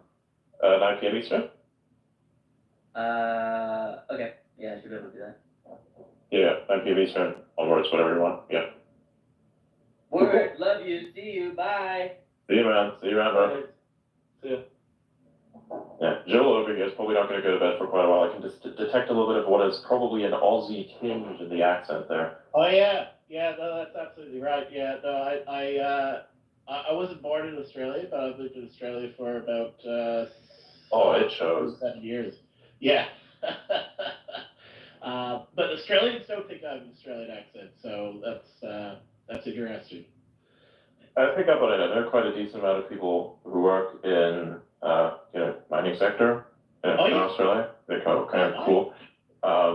So yeah, I get that. I recognize certain words that they use. It's much like a Canadian or like somebody who lives in Canada for quite a while. They have like certain things that they say where you can like instantly tell. They say it all sounds the same, but I think like Canadian is the most subtle of them all, depending of course on which region of Canada you're from. They give you more extreme examples.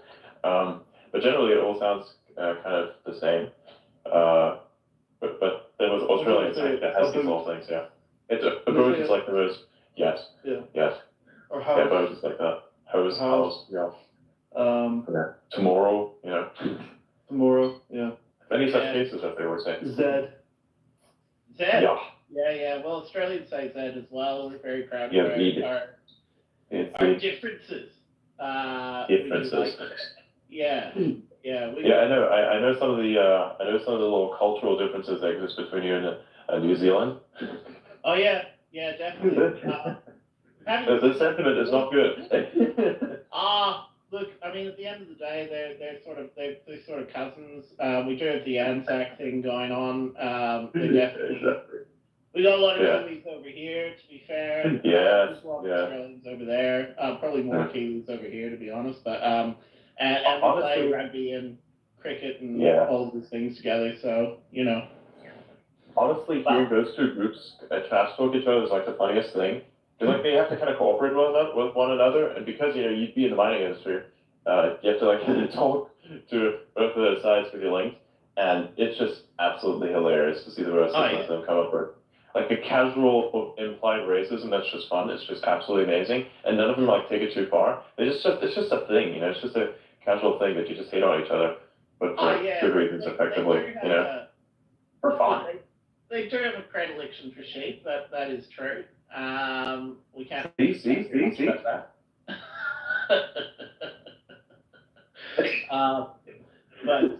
Nah, they're all right. We love the Kiwis. Yeah, they're called Kiwis. Yeah. Like the fruit. Yeah.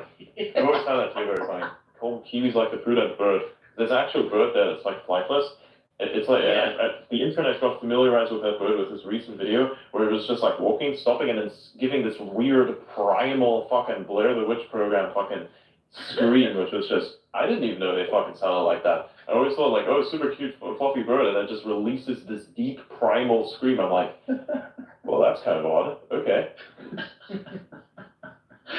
They definitely sound louder than they look, that's for sure. But they're very cute. Look, New Zealand's a beautiful place.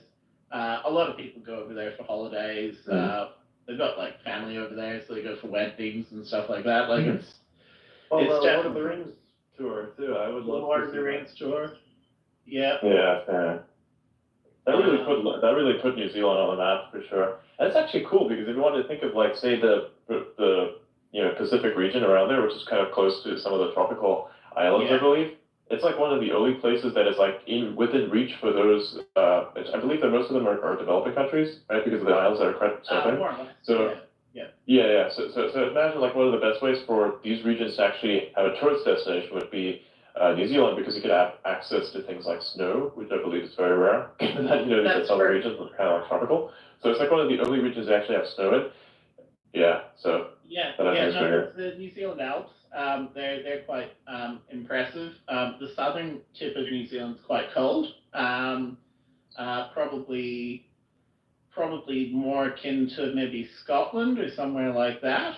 So the further south you go in the southern hemisphere, obviously the colder it gets. So, I spent a lot of time in Tasmania last year. That got quite cold in the winter. There's definitely some mountains and stuff that you can go up there in the snow as well. And in northern Victoria, which is the state that I live in at the moment, you can go up the mountains as well in winter, which is now. So if you come over in June, July, August, then there is some snow to be had here. The tropical islands and stuff like that are.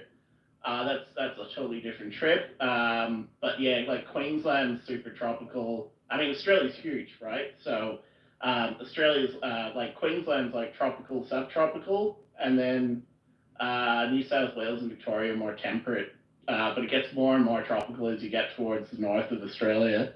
But yeah, the islands, like you've got like Fiji, you've got like New Caledonia, you've got Vanuatu and all of those places. And yeah, I mean, that's pretty nice, but we also spend a lot of international aid, which I actually think is a good thing. We keep the Chinese away that way, and we actually do a lot of trade with them as well. I heard. A lot of Fijians and stuff like that coming over to Australia. Yeah. I believe there might be. I believe the result of that might be some sort of brain drain. I'd imagine, because that seems to be the common thing. I actually did a lot of research into the geopolitical structure as to how it kind of like works in the South Pacific, given that that's like something where China has interest in. Because China itself is a developing superpower in this region in many different ways, and their way of kind of they basically are taking I think similar approach as Japan once did to basically conquer and conquer land, is they basically go to a place and somehow replace it, but in this sense they are earning political favors by just rendering aid, right? Yeah, that's right. Like they're next level at doing anything. Like I'm pretty sure many people have seen the air bases that exist on top of the reefs. The U.S. and various other countries have these weird policies that they follow to make sure that the environment isn't damaged in any way, and that even extends into fucking war. And it's like, dude, you gonna win the war or you want to lose the war? China looks at that and says, oh yeah, we're gonna fucking win it. Fuck the reef. We're gonna build something on top of it. We're gonna fucking build an airstrip on top of a reef. Let's go. Yeah. You can see it from the satellite imagery. It's absolutely crazy. So yeah, the geopolitical situation that's building up there is wild. That's why actually you'd have places like America kind of wanting to have a hand in this, and also Australia as well, which I believe is trying to render aid to some of the regions, but they're not doing it as effectively as far as I've heard. Like the contributions are largely more of an inferred verbal one as opposed to the actual one. So it's like political favor is kind of gained, but it's like gained in a weird way, I believe, right? Because I'm not seeing any funding going there. It's a bit of back and forth with some of these countries. I mean, we shot ourselves in the foot by spying on East Timor back in the day. So some of these countries don't necessarily trust us. But at the end of the day, like I see them as part of the region. Like they're definitely important. Like we should be going out there, and I know the foreign minister has been going out there and repairing some of the damage that was done over the last government. So that is good. But at the same time, yeah, I mean China, you can't compete with that kind of resource. I mean they're even doing it in Australia. I mean they've got a lot of deals going on in Australia. And they definitely have a massive influence on our political sphere. There's no question of that. Like you can't beat about the bush. They're definitely like a huge trading partner of Australia, and the relationship is important to us. So, but it's just managing that relationship and making it an appropriate one, not an inappropriate one. Not trying to, rat fuck us, as one of our previous prime ministers actually said.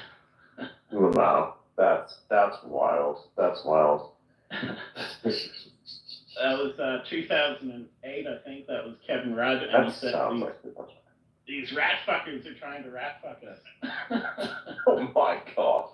Yeah, there's a lot of good moments that come out of that. Sometimes watch some clips from the British and Australian parliaments respectively, because the stuff that they say, like the personal insults, they're next level. You go to like American parliaments, which is like, or the House, just having a hearing, and you listen to how they insult each other, it's just kind of playground bullshit. Man.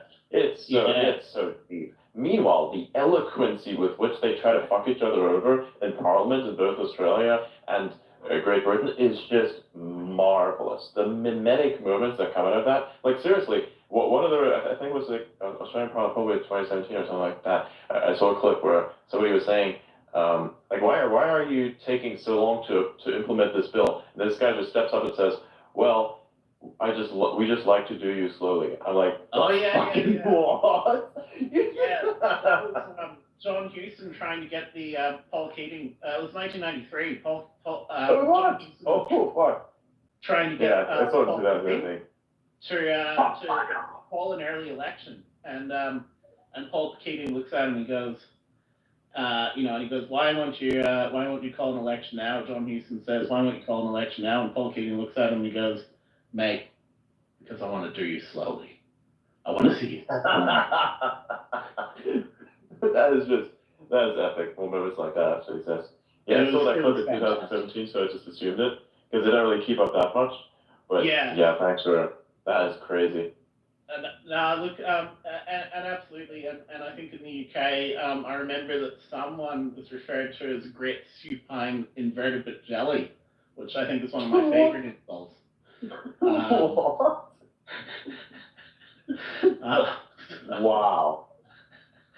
So I don't mind it. And obviously, if you're keen on Canadian politics, they have a similar setup, but they're a little bit more polite in Canada, unless you're playing hockey, which they don't do in Parliament. But definitely the UK and the Australians will give you a good show for sure. But I find the Americans are very frustrating because they take this congressional decorum into spaces, and what they do is they all say these things like land my plane when they stop speaking, or equal time. They've got to have equal time. So someone talks for fucking 5 minutes, which is the length of the Bible in real life. They don't understand. It's the length of the Bible. It's a long time. 5 minutes is terrible, right? And then the other guy has to speak for 5 minutes, and then it goes on and on and on. So I find spaces etiquette with the Americans very frustrating. Let's just say that. Fascinating. There's actually a problem in this, and the reason why it exists is where you have like multiple points chained together too much. That is the issue with the elaborative aspect. Usually what you have to do is have a dynamic conversation, which is like turn-based gameplay, where you make one point, the other person just tries to rebut that point, and then makes their own point next. So it's like you get the one turn that you get is made out of, it's like chess effectively, but it's a two-parter. So it's like you rebut or you discuss the initial point, and you make your point based on the point that the other guy just made, and then you can actually have a full-on discussion, and you can even request a reset and say like, okay, can we potentially like shift it into something else, or we kind of want to continue with the same talking point?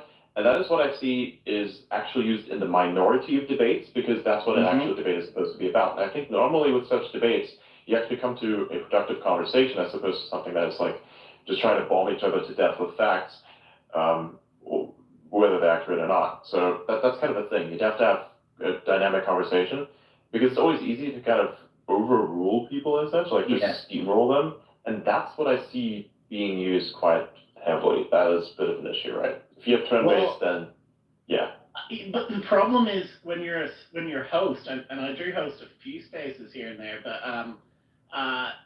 you have to steamroll people, because otherwise they'll just well, it's what he said. It's the Gish Gallop. That's what they call it, the Gish Gallop. It's like, I'm gonna introduce like 20 different points, and if one of them doesn't land, then I'll just argue on the other one, right? And then if one of those doesn't land, just argue on the other one. It's terrible, right? So as a host, you've got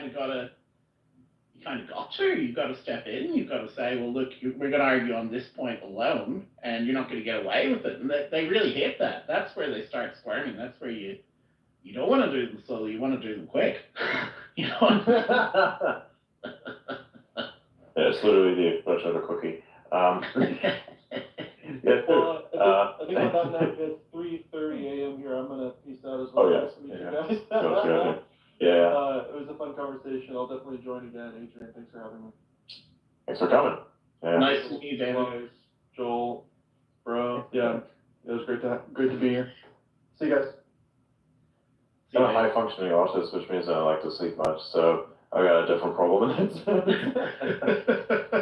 So for me, I keep going on and on. I don't actually have like a decrease in terms of energy. Like literally just yesterday, I only slept for like an hour. So. All right.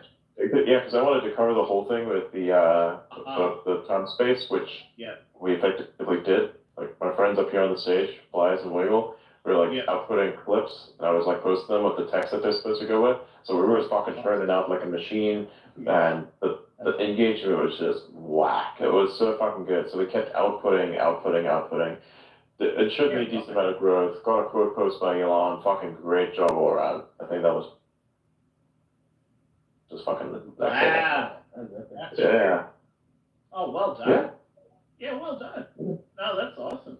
Yeah, I dropped into that, but I wasn't that. Oh, look, it's all right. Like, I mean, Elon can have a conversation with whoever he wants. Like, that's totally fine. But I definitely thought that there could have been more pushback in the actual conversation, as it were. I thought Trump got away with a lot. So I'd be interested to see if Elon changes his style. I would actually like to see, since Trump's done this, I would actually like to see Kamala come on as well. I think that would be super interesting. Ideally, in future, they'd be able to do presidential debates on X, I think that would be really good. But I don't know if anyone's going to be up for it anytime soon. Sure. Yeah. Well, I mean, it was an interesting I think day. largely. Come again? It was an interesting day, though. So well done, well done. Yeah. I mean, personally, I think for the interview itself, not an interview, sorry, the conversation, that's how a conversation is supposed to be. You have the decorum of being supportive of the person and try to at least get down to what this person is as an actual person. So I think a lot of demand for pushback is just a demand for drama. So I think once in a while I kind of like lend a little bit of, lend a bit of leeway to the person to just adapt and just kind of float around. So that's kind of what I saw there, which I really appreciated in that conversation. Personally, I enjoyed listening to it. Actually, I would say the gold that came out of Donald Trump, but mainly also Elon, was much more than out of the interviews that we usually see. The traditional interviews, yeah. No, look, that's fair. What do you reckon, Blaze Dog? Yeah, I just think there's like tons of great insights in there and tons of material, obviously, for clipping. We got tons of clips yesterday. It was a great nice. Oh, very cool, very cool. Yeah, no, look, I see what you mean. I mean, even, you know, if I was going to make a comparison, it's a harsh comparison, but like if I was going to make a comparison to Frost Nixon, not the movie, but the actual interviews, it was definitely, you know, it was definitely a conversation. A lot, I mean, obviously they were more extensive and had a more formal aspect to them, but I mean, they were significant conversations, and it's not always necessary to push back. You're absolutely right. Like you can sometimes get a lot more out of the conversation by not pushing back. Exactly. Yeah. Because you have to be kind of in a productive setting in order to, you know, get the gold out of everything. Yeah. So Yeah, absolutely. Absolutely. No, it was definitely good listening. Like, again, you know, regardless of your political view, it was probably good listening. Like, I did enjoy it. The glitches at the start were a little bit annoying. I thought it would have been better if they could have, you know, like with Trump, you know, he loves his soul music and stuff like that. It would have been good if he put on some decent music, because that elevator music definitely did my head in after a while. That's actually the default that comes with Spaces. It is. So yeah, that's the default that comes with Spaces. This X side has been like that since Twitter. So yeah, that's the default that always played in Spaces and still plays to this day. Yeah. I know some people actually play on a different device. They play music on there, and I have experimented with that myself. But I know Trump was probably not going to do that. But no. At that long waiting time, you know, a bit of a playlist would be nice. Or maybe integrate with Spotify. There you go. You could. I think that's what X Music is for. So they definitely have the music handle. So I think in the future that could be something that they might do. At the moment, it's just basically, At the moment, it's just basically them endorsing new artists, and that's it. There's nothing else beyond that. Yeah, okay. That's still pretty cool. It's just business. It's just business that they're doing. Just business. Yeah. Like an actual music label. Yeah. Yeah. But these fuckers over here be posting the 2011 tsunami. What the hell kind of engagement farm are you on, bro? Fucking remember Japan? Remember Japan 2011? The big ass fucking thing? Yeah. Dude, that was crazy. I was watching that in real time back then. I was like, what the fuck is this? That was definitely extreme. Well, what are they posting it now for, though? It's like 13 years later. Engagement, man. Engagement. People forget all kinds of things. Expert memory hole. I'm gonna have to think about this one. People forget all kinds of things. I'm gonna take that on board. I mean, my dude, are we gonna forget? You know PewDiePie, right? Yeah. Remember when he said the N-word on stream? Oh yeah. how many people do you think actually still remember that? You know? How many people actually still know what fucking what a PewDiePie is? Yeah, right. It's gonna get worse and worse and worse. You know? Yeah, right. So you could recycle content endlessly for shock value. That's what they all do. Because I've seen a lot of memes recur over time. Memes are a different thing, but like reposting that content without saying the actual historical context of what it is, it's just wow. Yeah, right. There's something to that. I mean, yeah, I don't know if I want to do that, but yeah, there's something to that. Yeah.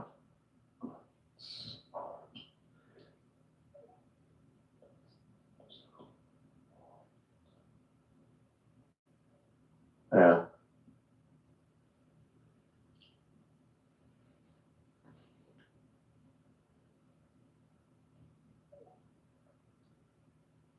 It's beautiful. Yeah. Sorry, I do a lot of DMing and such while I'm doing this. No, it's crazy. We're still doing like crazy hours here, so yeah.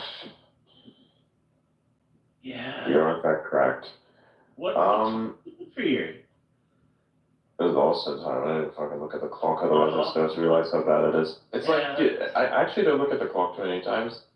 I just basically kind of look at what time it feels like and just drift off.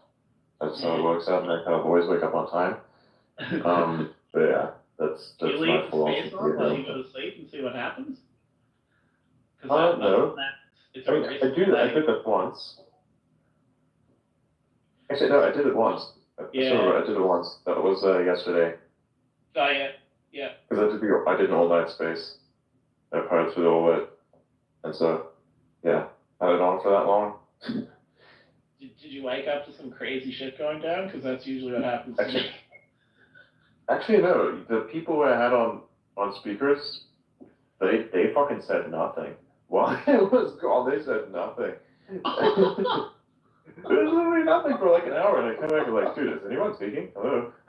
So it was like just doing the thing, hosting, and like, dude, you guys, I have to go to bed. I'm super tired right now. And I just said, okay, cool. Because Wiggle actually came back, and he was all energy, right? So I was gone, hour, come back, and I'm like, just back in my usual energy. Hey guys, what's happening? What's going on? It's just dead silence. How long has it been silent for? It turns out it's been silent for the entire time I was gone. So I realized that I have to actually be actively there, otherwise just shit goes batshit. I still remember though, we did do a 42-hour-long space this one time. We were covering the OpenAI drama, the launch of the first it was not the first Starship launch, it was the second. Oh yeah. Was it the second or was it the third? Was it the third? I think it was actually 3. 3. Yeah, 3. What was 2? No, 2. It was actually 2. Sorry, it was the second launch of Starship, I believe, because the first one was the one that actually did. Actually no. Yes, it is the second. Ironically enough, it was the fucking second launch because the first launch I also did a space on, which was my first fucking space. I did the first space when IFT1 was happening, and I was fucking sick at the time too. I had like COVID, and I did a space because I promised people I'd do a space back then. I was like a small account, like 100 followers, nothing, and I did a space back then while IFT1 was happening. And I was sick as shit. Wow. So yeah, and then ironically enough, we did IFT2, which was then less than a year later, much more coverage, covering the OpenAI drama with the rocket launch and the OpenAI drama again after that.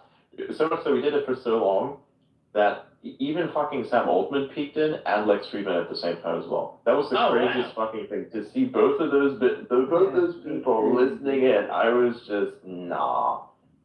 Wow, that would be intense. That would be extremely. It was.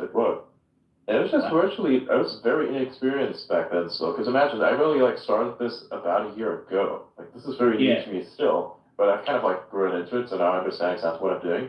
But before, it's like, how do you deal with this? It's the first time you had this kind of, show, and you have fucking Lex Friedman, and you got Sam Altman. What the fuck do you say? Like, of course you've spoken to Elon and such, but what the fuck do you say? To those people, especially given that, with Sam Altman, you don't actually have a very positive sentiment towards the guy, though you can applaud his products, right? As a human being, I find him somehow quite questionable.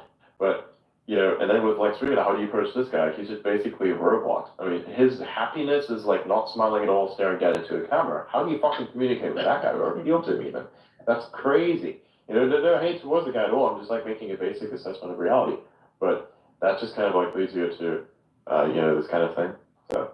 Yeah, fair enough. No, it's actually 42 hours, that was crazy.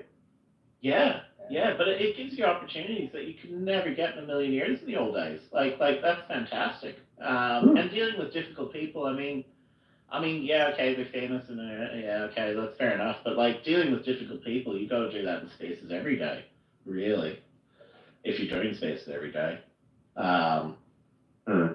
yeah, like I'm not sure that there's probably like a difference between dealing with your Sam Altmans and your Lex Friedmans, but like there's a lot of interesting / weird / problematic individuals on spaces for sure,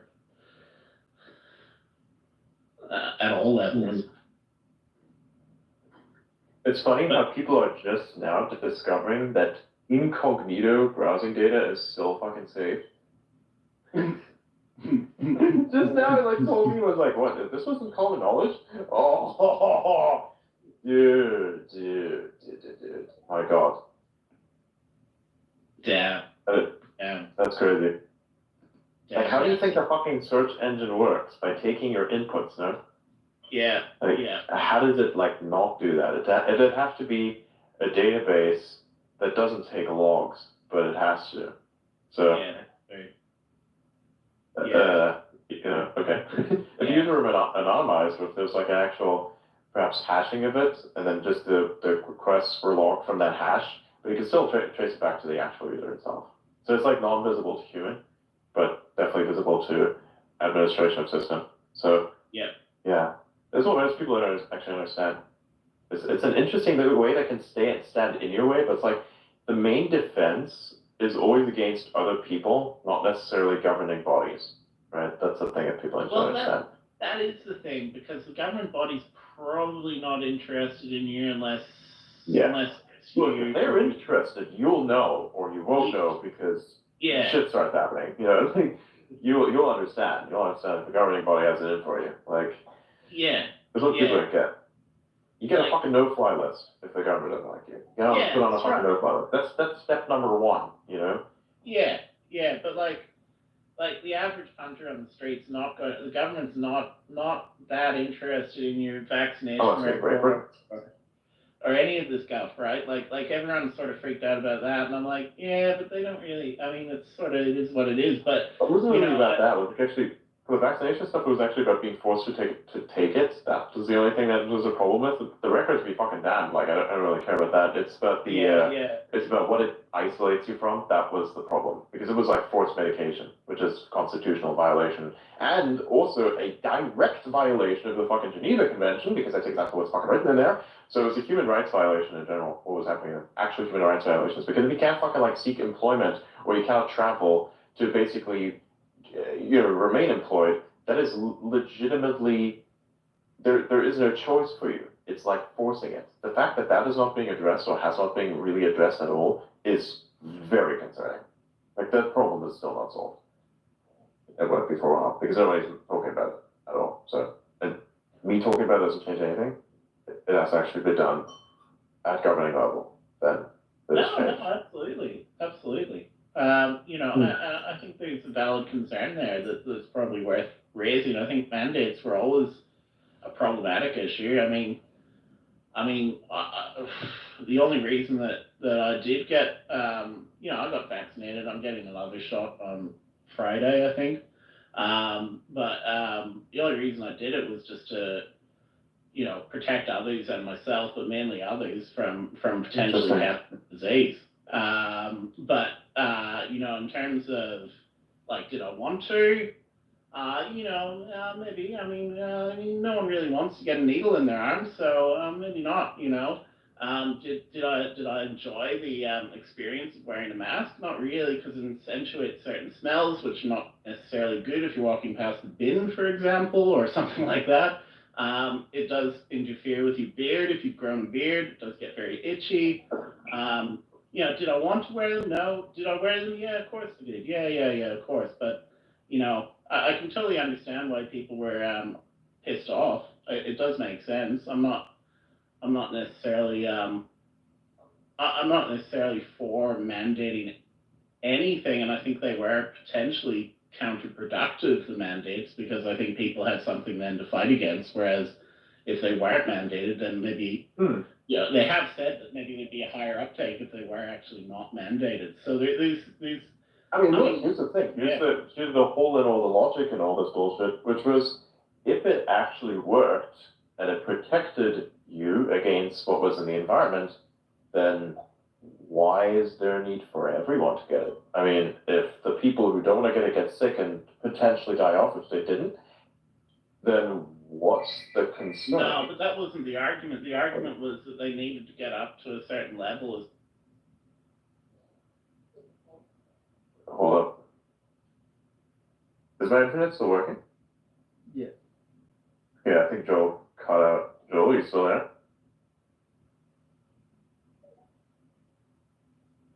Fuck, the CIA gone. I'm just kidding.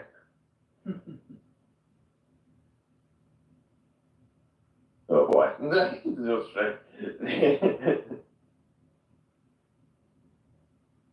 okay, that connection's probably not there anymore.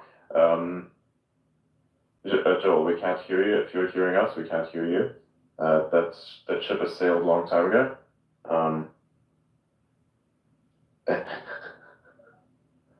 Cool.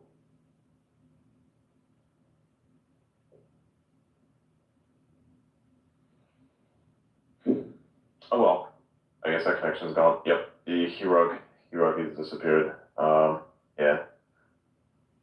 But man, basic thing, like, why was everybody so concerned about that? Get to a certain level or whatever or whatnot. If it really was protecting you, then why? Like, what was the mask for? What was all that? Like, if you really were, harboring any kind of contempt for the people who aren't taking it, weren't they going to die already? I mean, and also, why aren't they all dead? Like, most of the people have not been vaccinated or didn't have any health issues prior to getting the sickness itself. The survival rate of those guys somehow, isn't it like higher than the people who take the vaccine? Anyway, it's still interesting, a friendly statistic. I think people should keep in their pocket somewhere. Kind of weird. Also, wait a minute, why was the if you look at the UN powers, you got to look at it. I highly recommend that everybody reads what the UN is outputting, especially when it comes to fucking 2030 sustainability goals. I mention what the 2030 sustainability goals are, and literally nobody knows what that is. They draw blank. I'm like, do you not want to know the actual policy makers that are bringing it forward? Do you not read what they output? You read everything else. You read the fucking conspiracy theories. You buy the fucking science. You literally buy the fucking magazine, which is the buying of the psyop in a fucking physical sense. Why don't you just read the guiding and force factor that is those people? They publish everything that they do, which is an interesting learning experience, because then you know where things go, and nobody cares. It's literally all the documentation is there for you, fucking edited perfectly, given with graphics and everything. A fucking 5-year-old can get through this. Me with autism is the best thing if I was a child reading this shit. That's the first thing I looked at. I was like, cool, this is such well-illustrated graphics. It's almost like they want everybody to fucking know this at a certain time, and there it is. The information's right there. So, read all that. Also, I kind of, to that same extent, what happened to all of the cases of, the normal seasonal flu? Why were they so low while the COVID was high? And also, why is the flu technically, which also was discovered back then, supposed to isolate this particular type of virus, and coronavirus? It's almost like they're one and the same fucking thing. My God! People don't know how to read data. They don't know how to interpret anything. It's disappointing as fuck. Well, the majority does, which is why there was such a damage.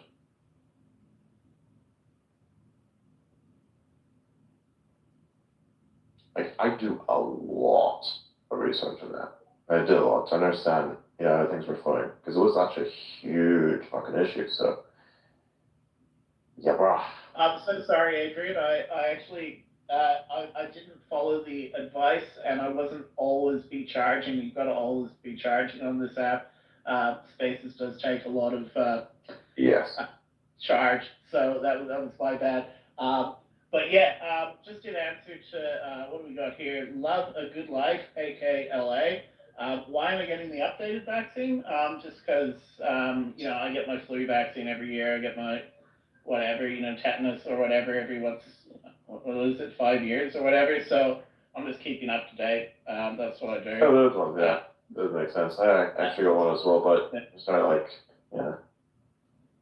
It's just I fundamentally disagree with the functionality of the COVID vaccine. I think they actually did more damage than good. And I mean, it was clear. You can look at when you look at the description of the medication itself, it was clearly stated in the beginning that you wouldn't get an infection, which to me was when I said that's wrong, because the actual function of it was you get the mRNA shots, the signaling to the muscle fibers is to produce the spike protein, which then induces an immune response from the body, which is like interpreted as the attack, such that it's almost like a warm-up to a workout, because that's what it is, right? You are intentionally infecting yourself with a somewhat harmless aspect of the virus, such that you're essentially prepared for the actual virus itself. So at no part of the actual technology itself is it literally a function that it prevents the infection, because the protection of it is an infection itself. That's the first thing where I said, something doesn't add up, right? That's the first thing. And then they said it doesn't spread the way, that there's like herd immunity, then they said that natural immunity isn't working, even though biologically speaking, if you know anything about virology, that is completely fundamentally wrong. So that's why I said, man, I'm not taking that shit. No, that's totally fair enough. I totally understand why people didn't want to. I respect it. I'm not of that point of view. I think, look, it does have some protective aspects. It certainly does have some. Literally, one of the people who took the Pfizer crop died. I lost one of my friends. That? So, yeah, literally one of those people died. That I knew personally from that. Okay, After I took it. all right. Well, people can die for all kinds of reasons. Did they exactly? They were a healthy person. They exercised well. There was absolutely nothing wrong with that body at all. And then right after they took that, blood clots, brain dead. Maybe. I don't know about that guy. Nobody I know. Nobody I know. One of my favorite people. I know a lot of people, but nobody I know. But these things do happen. Like there is. Seriously, like in all seriousness, any medication you take does have side effects and does have a chance. 25-year-old individual, healthiest motherfucker I knew, healthier than me, and takes that shot and instantly dies. Crazy. 20 years ago, like I had a friend who died because they had a condition that they hadn't fully disclosed or whatever, and they ended up dying at 20. I think it was 21, 22. But they didn't have any conditions of any kind. It was like the healthiest guy that you could imagine. You don't know that. Zero. Yes, I do. I knew that guy very well. He was the very literal expression of a health freak. He would measure everything, get blood tests done regularly. He was like taking a very interesting diet at the time, and had been doing that for years, and worked out daily. Very basically the epitome of what health looks like. Very well optimized, very well disciplined in that regard. And right after that, it was a day. Took a day. Look, man, I saw him literally the day before. And he was ran around. He was healthy. He went for a jog. Takes a shot. Next day he's dead. I've had 8 shots and I'm still kicking, and I'm not. Well, yeah, of course, they're different biology, but a lot of those people died, and there was a cardiac occurrence. All of the same symptoms, all had the same one, taking everything across the same type of medication, the same company differences. Like I mean, look at the statistics. It's a very low. Yeah, look at the statistics of the death amongst the people who died from the actual disease itself are lower than the people who died from the vaccine. So yeah, it's kind of weird. And of course, that is excluding all the junk data that was introduced by the people who are basically faking the statistics, and are faking it by the way. It's like literally a guy apparently died from COVID, even though he died from a gunshot. That was an actual statistic that was included. And the reason why I know this is because I knew the person who actually worked there was explaining how the data gathering process actually worked. Wherein anyone who was supposedly identified with as having the COVID, who were infected with COVID, was instantly counted as a COVID death, even though they didn't die of COVID there. It was just that COVID was found on them. In this context, this is especially important because the PCR test that they were using, they ran it above the threshold of what is actually identified as the thing that was, like, literally the creator of the PCR test literally stated this as an actual thing to be done in this way. Otherwise, you literally find everything in everything. So if you run a test just enough times, you will find everything in everything. And beyond a certain threshold of running a test, it actually then becomes an inaccurate test. And guess what? All of those tests were pushed way beyond the actual threshold. So they were invalid. And look, the person who actually worked on the creation of the mRNA vaccine was the person who also said it didn't work. Like, look, you can listen to the actual experts, or you can listen to the people who role-played as experts. Like, I had a literal fucking gastroenterologist tell me how virology works. I'm like, you're a fucking gastroenterologist who's telling people how to take a vaccine that is like correlated with a specialization in virology, and you're saying you should listen to the fucking experts and the specialists, especially the people who are specializing in virology, and you're not a virologist, you're a fucking gastroenterologist telling us how exactly virology works. So do you go to a virologist every time you get the flu? Come again? Do you go to a virologist every time you get the flu? No, I don't go anywhere. I fucking eat well, play a bunch of video games, and take fucking medication to reduce the fever out there. I don't give a shit. If you get a scrape and you're worried about getting tetanus, do you go to a virologist then, or do you just go to a GP and get yourself checked out? I don't do either. Disinfect, self-treat most of the time. I've had wounds that are insane. And if it's like, for instance, an infection, and I've had a few of those waterborne infections from like a river or something, where like your foot starts to swell up, you go to your fucking doctor, you get 2 injections of penicillin, you're done. Yeah. Infection gone. So what's the particular higher standard that you're applying to the mRNA? One is proven in science, and the other one is not. That's the problem. What about you don't need to go to a virologist to understand this stuff. You can listen to the virologist explaining to you how exactly all of it works, right? Because they're the ones who normally dictate how practice is supposed to work around this thing. But the people who did not design the medication, did not understand the medication, did not have any background on how to actually apply and or understand anything associated with the creation of the medication, were the one who were lecturing people on how it all works. All which, of course, now turned out to be untrue. It's being released. I mean, so, you can it's share there. You can believe whatever you want to believe. I don't really care. At the end of the day. I will believe whatever I want. At the end of the day, I as a person have had literally every single fucking variant of the virus and have 0 complications with my health. There you go. Well done. How old? 0. Yeah, like late 20s. Yeah. Okay. Well, I mean, when and this does not just extend to young people. This does not just extend to young people. Some of my coworkers are like in their 50s, and same issue, same thing, just annoying. One of the later variants, I think it was version 4. They call it versions because I thought it was so stupid to call them different things. They called version 4. That one just kind of had the issue where it messed with your sense of hunger and your fucking libido and shit. It was really annoying. It was just annoying more than it was actual like defect. It's just you felt sleepy sometimes. Afterwards, after it's like on, you kind of felt sleepy sometimes for no reason. You felt not hungry. Either you knew you had to eat, and you just had to kind of like willpower through that. And you couldn't really like get it up in some situations, which was kind of annoying for me. People for their biology, though. I did have COVID a while back, probably 2 years ago, and it was dog shit. Like I felt dog shit. It was like a flu. Like it was bad. But I mean, that's because it is a flu.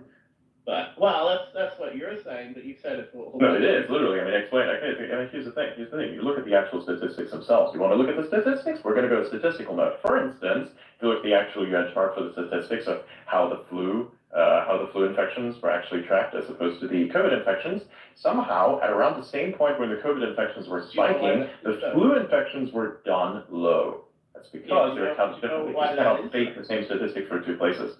Yeah, That's it. you know why that is though? That's because For people the reason I just explained. they were wearing masks and they were staying No. away from other people. They Okay, so explain to me how that somehow load, but the same, but literally you don't understand how the actual virus itself works, because basically the coronavirus is a broad term general definition of what a flu virus is, because a flu virus is literally on the atomic level exactly the same thing.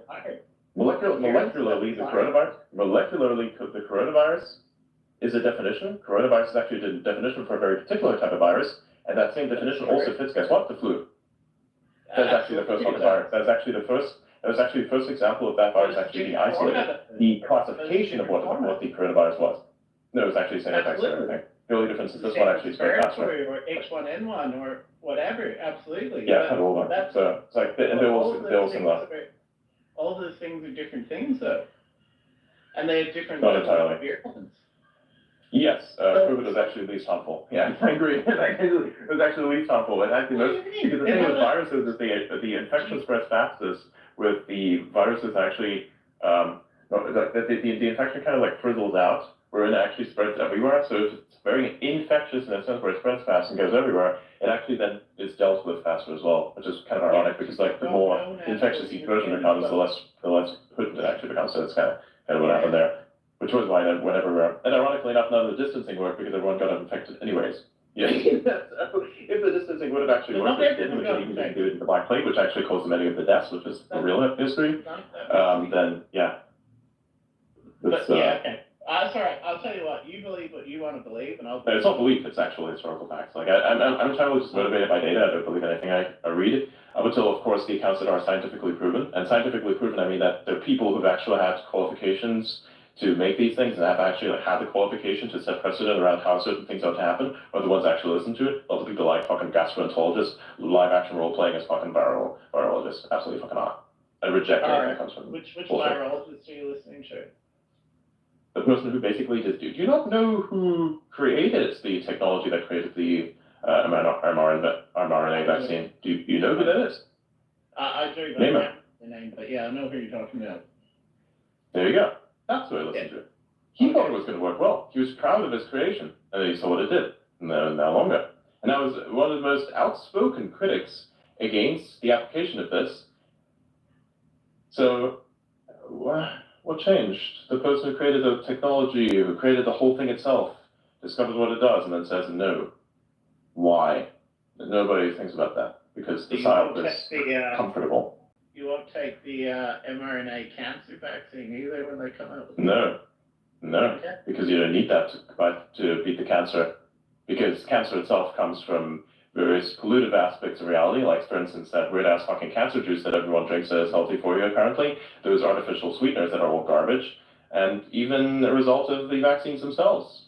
So you do whatever you want. You can like buy the cure to the disease that you infected yourself with.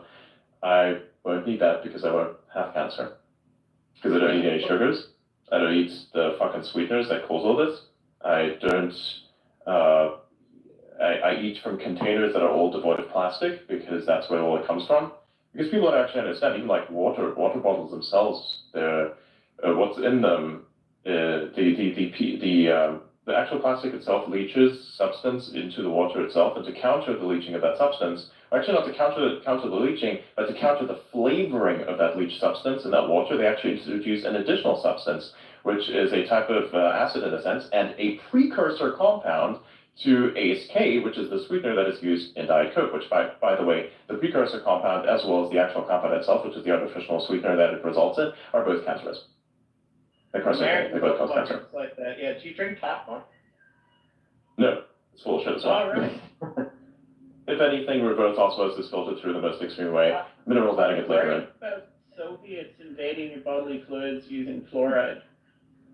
No, there are other things in the water that are disturbing because the treatment that is used on, say, water, for instance, like, say, aluminium flocculation causes dementia. So I'd rather not like that. I also don't want to be suffering from any neurological diseases at the hands of that. So you can, like, do whatever you want. You should actually check into what exactly is found inside of even Australian tap water. You'd be fucking surprised. There's like entire medical studies around this and what it does to the body. So that was one of the reasons why I started to say, probably, limit the water itself, like to kind of filter it out massively, either filtration or just straight up My personal favorite is distillation. Get rid of most stuff. Filter it through. They did in the, fuck all that. in the early modern times, in like the 17th century. You could just drink beer instead. Yeah, die faster, sure. That's another thing. I mean, look, yeah, that's where scabies came from.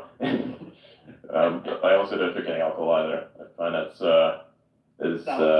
poison when you think an about issue. it. Yeah, literally. You consume that. That's literally what it does, but Yep. yeah. It's disgusting. I hate it. And it makes you literally retarded because that's the exact thing that it does, right? It just inhibits and it inhibits just inhibits the dendrites, the communication between neurons in your brain. So like that's why I feel fucked up when you have next level headache in the morning. So yeah, because your brain's trying to like pump it all out, so the blood pressure increases, that then forces itself against your skull, and then of course after that is finished, and of course, all that has been washed out, then you have dehydration, which again causes further headaches because actually the brain itself, like kind of fixing your skull, kind of pulls against the skull itself as opposed to pushing against it. And that causes further pain and headaches. That's why you get headaches when you get dehydrated. So that's correct. And the tannins in red wine also do a bit of damage to you as well. What about red meat? Do you eat red meat? Fucking tons of it. Okay. What about veggies? Veggies, they account for like maybe 1% or 5% of my diet. Don't eat them as much. I only like eat certain things, sometimes like fruits in between because they're like pleasurable to eat. And also like for the vitamin C, that's something. There's a lot of generally sugary things I don't enjoy. Yeah, right. What do you cook meat or do you leave it raw? No, I cook it. Rare, of course, so that none of it's like complete. It's just good from a bacteriological perspective to kind of cook things in this way. You can eat it raw as well if you like have a trusted source. I mean, the fucking Italians have been doing it for centuries. The literal thing about this Spanish food, carpaccio, it's very delicious. I eat it a lot. I have an Italian friend who makes it for me frequently. He's a good man. Carpaccio. Yeah, there you go. So that's an example of like the only time I eat raw meat. And of course, fish, sushi. That's like your other types of raw meat that I eat. Very, very healthy for you. I mean, I wouldn't be having that if I was worried about that sort of thing. No, again, trusted source and fresh fish. I feel like eating it straight from the fucking cache. Like, you got it 5 minutes later, there you go, it's your food. But I mean, the mercury levels in the fish, that can be a problem. That depends on where you get it from. That's another thing. That's true. So, and of course, limiting your intake of one particular thing, like you could literally get fucking arsenic poisoning if you eat too many cans of like sardines or mackerel or whatever that fish was. So like if you overeat in any particular direction, and of course, for beef it's the same thing. There are other issues, not just bacteriological. That's actually the smallest aspect of that, and probably not even the most important. The most important is actually where you source it from, because like the growth hormones and shit actually have a huge impact. Say for instance, that's also why a lot of people in the US are super, super big. It's because actually like impacted by the growth hormone we eat early on. Oh yeah. Why is everything big in Texas? Why are the humans big in Texas? Why are the fucking cows big in Texas? The cows are big in Texas because they get the fucking growth hormones. People eat this shit like crazy, so they get growth hormones, antibiotics and shit like that. It's just how super bugs or super diseases get created. It's not the high fructose corn syrup that's making everyone too big? That makes everyone fat, but the thing that makes everyone huge, as in big people, not big people as in third dimension, but yeah, that's a different one, I'm talking about actual growth hormone, makes your bones bigger and all kinds of shit. Like, I'm always wondering, like, why does the fucking 16-year-old look like a 20 or 30-year-old? What the fuck's going on here? So, yeah. I'm always like, what the fuck is this shit? Like, how are you so big? What's going on? And you start reading and all that. It's like, what the fuck is this? The Dutch are the tallest people in the world, though, statistically speaking. Oh, I know. That's why it's surprising how some people who are statistically not supposed to fit in that level are so fucking big in some areas. I'm like, what the fuck is this? That's how that is explained. It's not what's in the water, it's what's in your fucking food. Jesus Christ, have you taken a look at it recently? Ooh.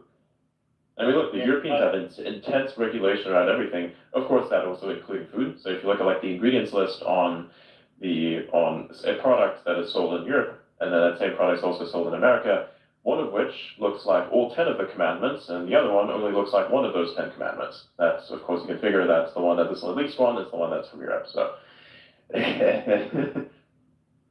Like a fucking 2-pager essay for what ingredients in your shit. Imported European food? No, the same regulations that are passed around, say, food should also be passed in the US. Then all is fixed.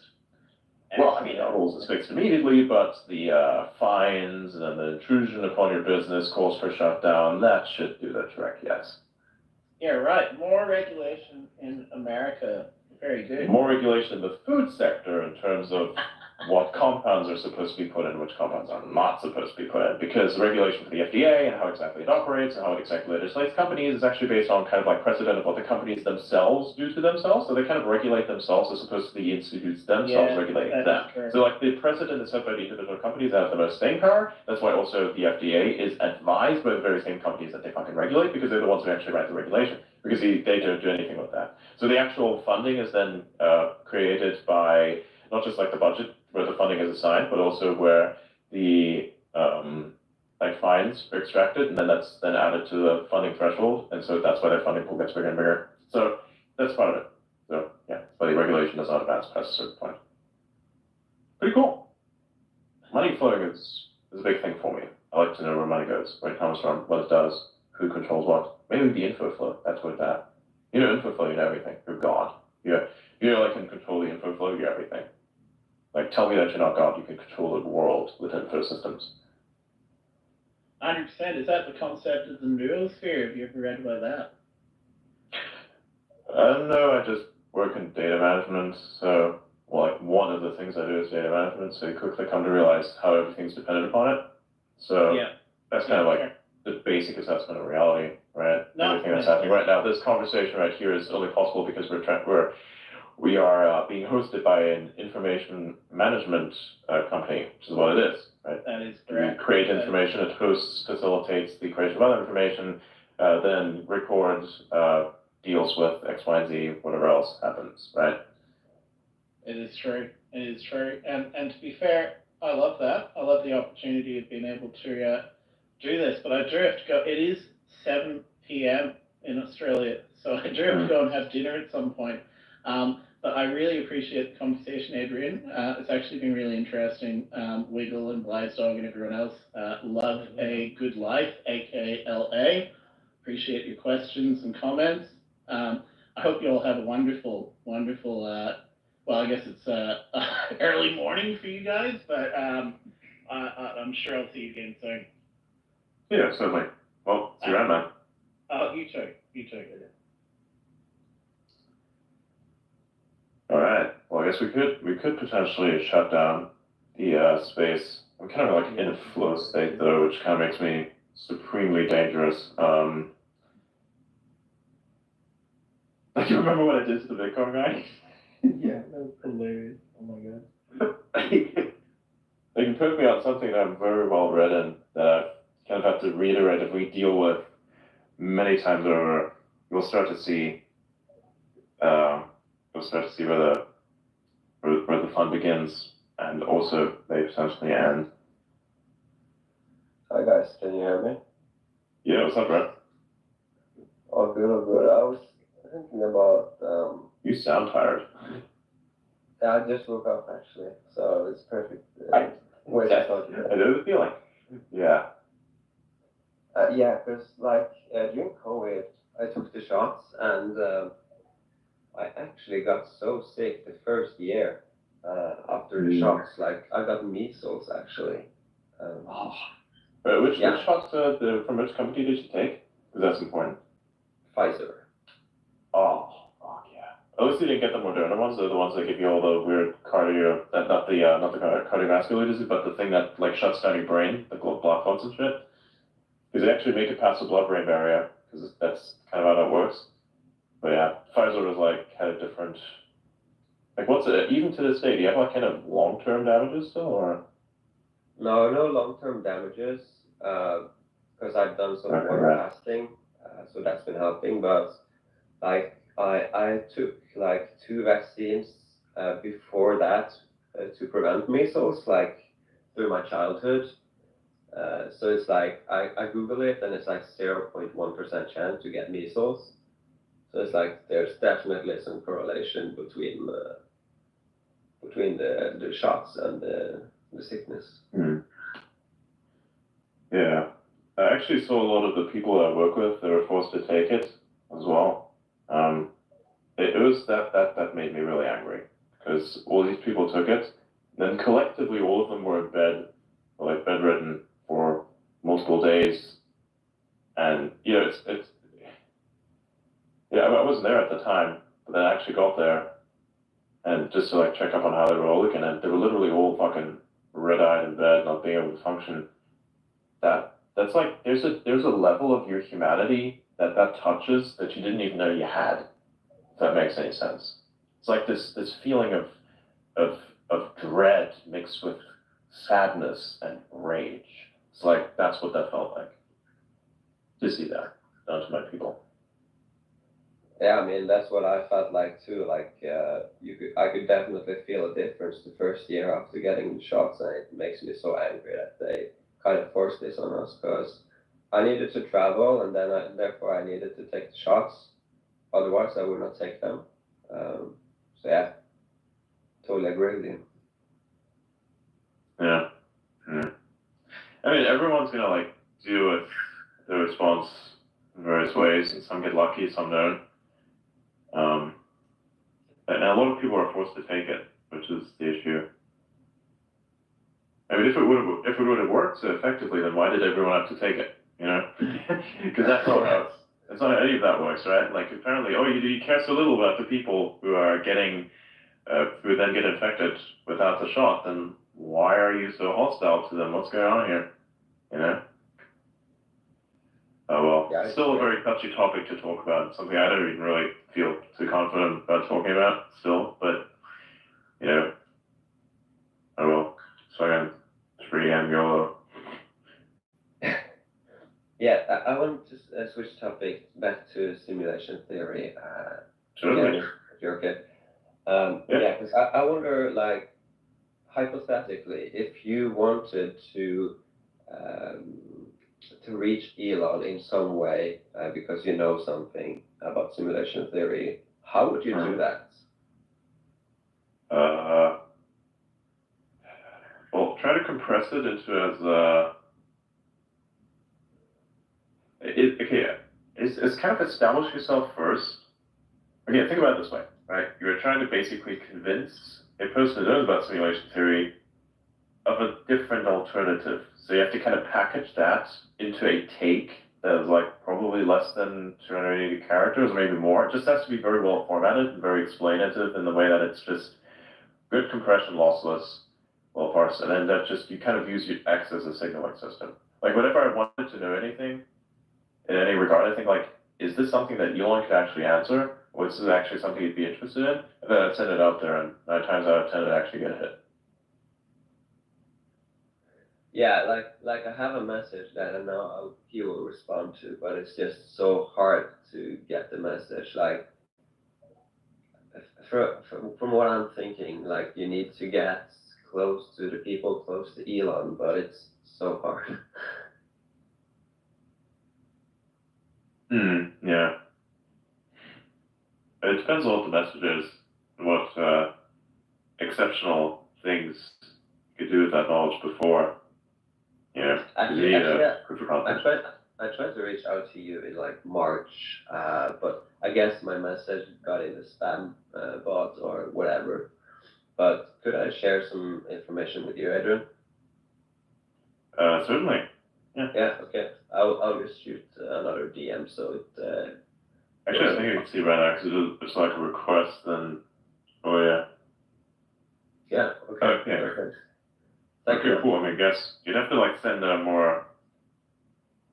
Actually, do you want to jump on a private call with me sometime? To talk more about it? Yeah. Perfect. All right. Thank you so much. Yeah. We'll see how that works out. Yeah. Look at this. Everybody's like engagement farming with Grok. It's the funniest thing ever.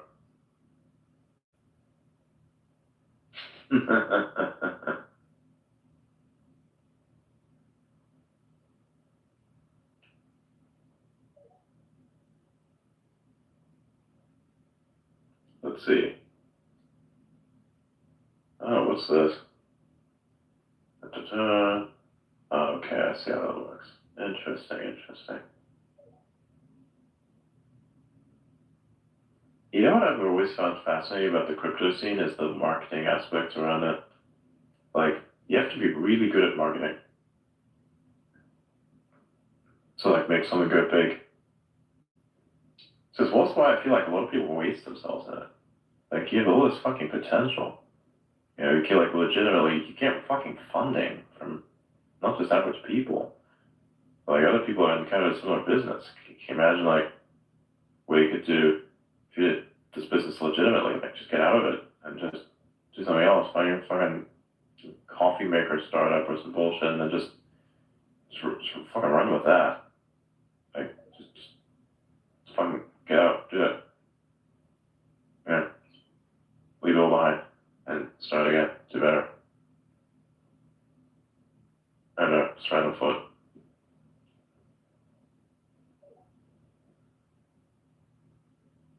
I suppose like New York has, or potentially has some merit in it, but yeah. So it's always going to be difficult. God. It's been one of those days again. I don't think I'm like ever going to catch a break.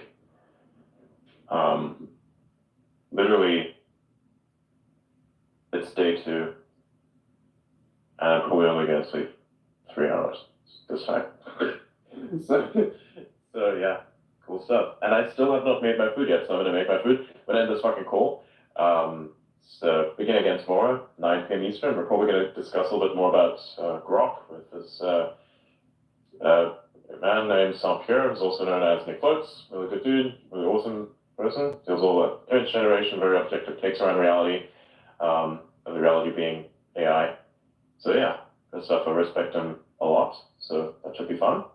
And yeah, the space itself is called The Conversation. We shifted from the information space, trying to get into the conversation, because I feel like the specificity is just right. Because imagine like you're in the speakers and you're in the listener section, you get pulled up to speaker, and you just hear the words "Welcome to the conversation." You know, it's like you're in a conversation, and now you've been welcomed into another conversation. Like it's just crazy. Yeah. Nice meta. Perfect. The conversation. Yeah. Also interviews. My interviews always just be conversations now as well. Because I feel like it works. Because it's kind of what it feels like. Actual conversation. Oh yeah. Speaking of, Saturday, 7 p.m. Eastern, got a fucking thing coming up with Alex Stein 99, who's like probably the biggest IRL troll you can imagine.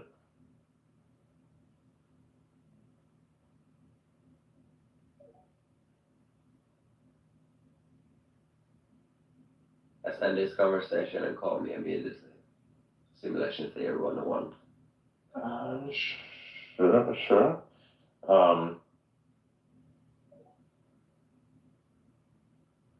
The fuck is this? Sean Eagle. Well? Alright. See ya. You sure? So, what the fuck is this? 2028. There's a Grok share now. What did this guy do?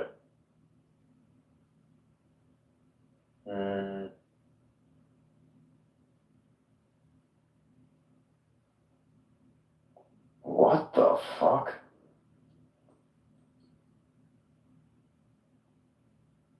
Oh, dude, that's peak.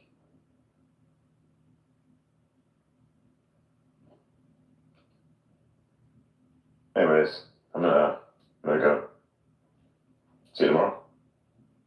Good night, good night.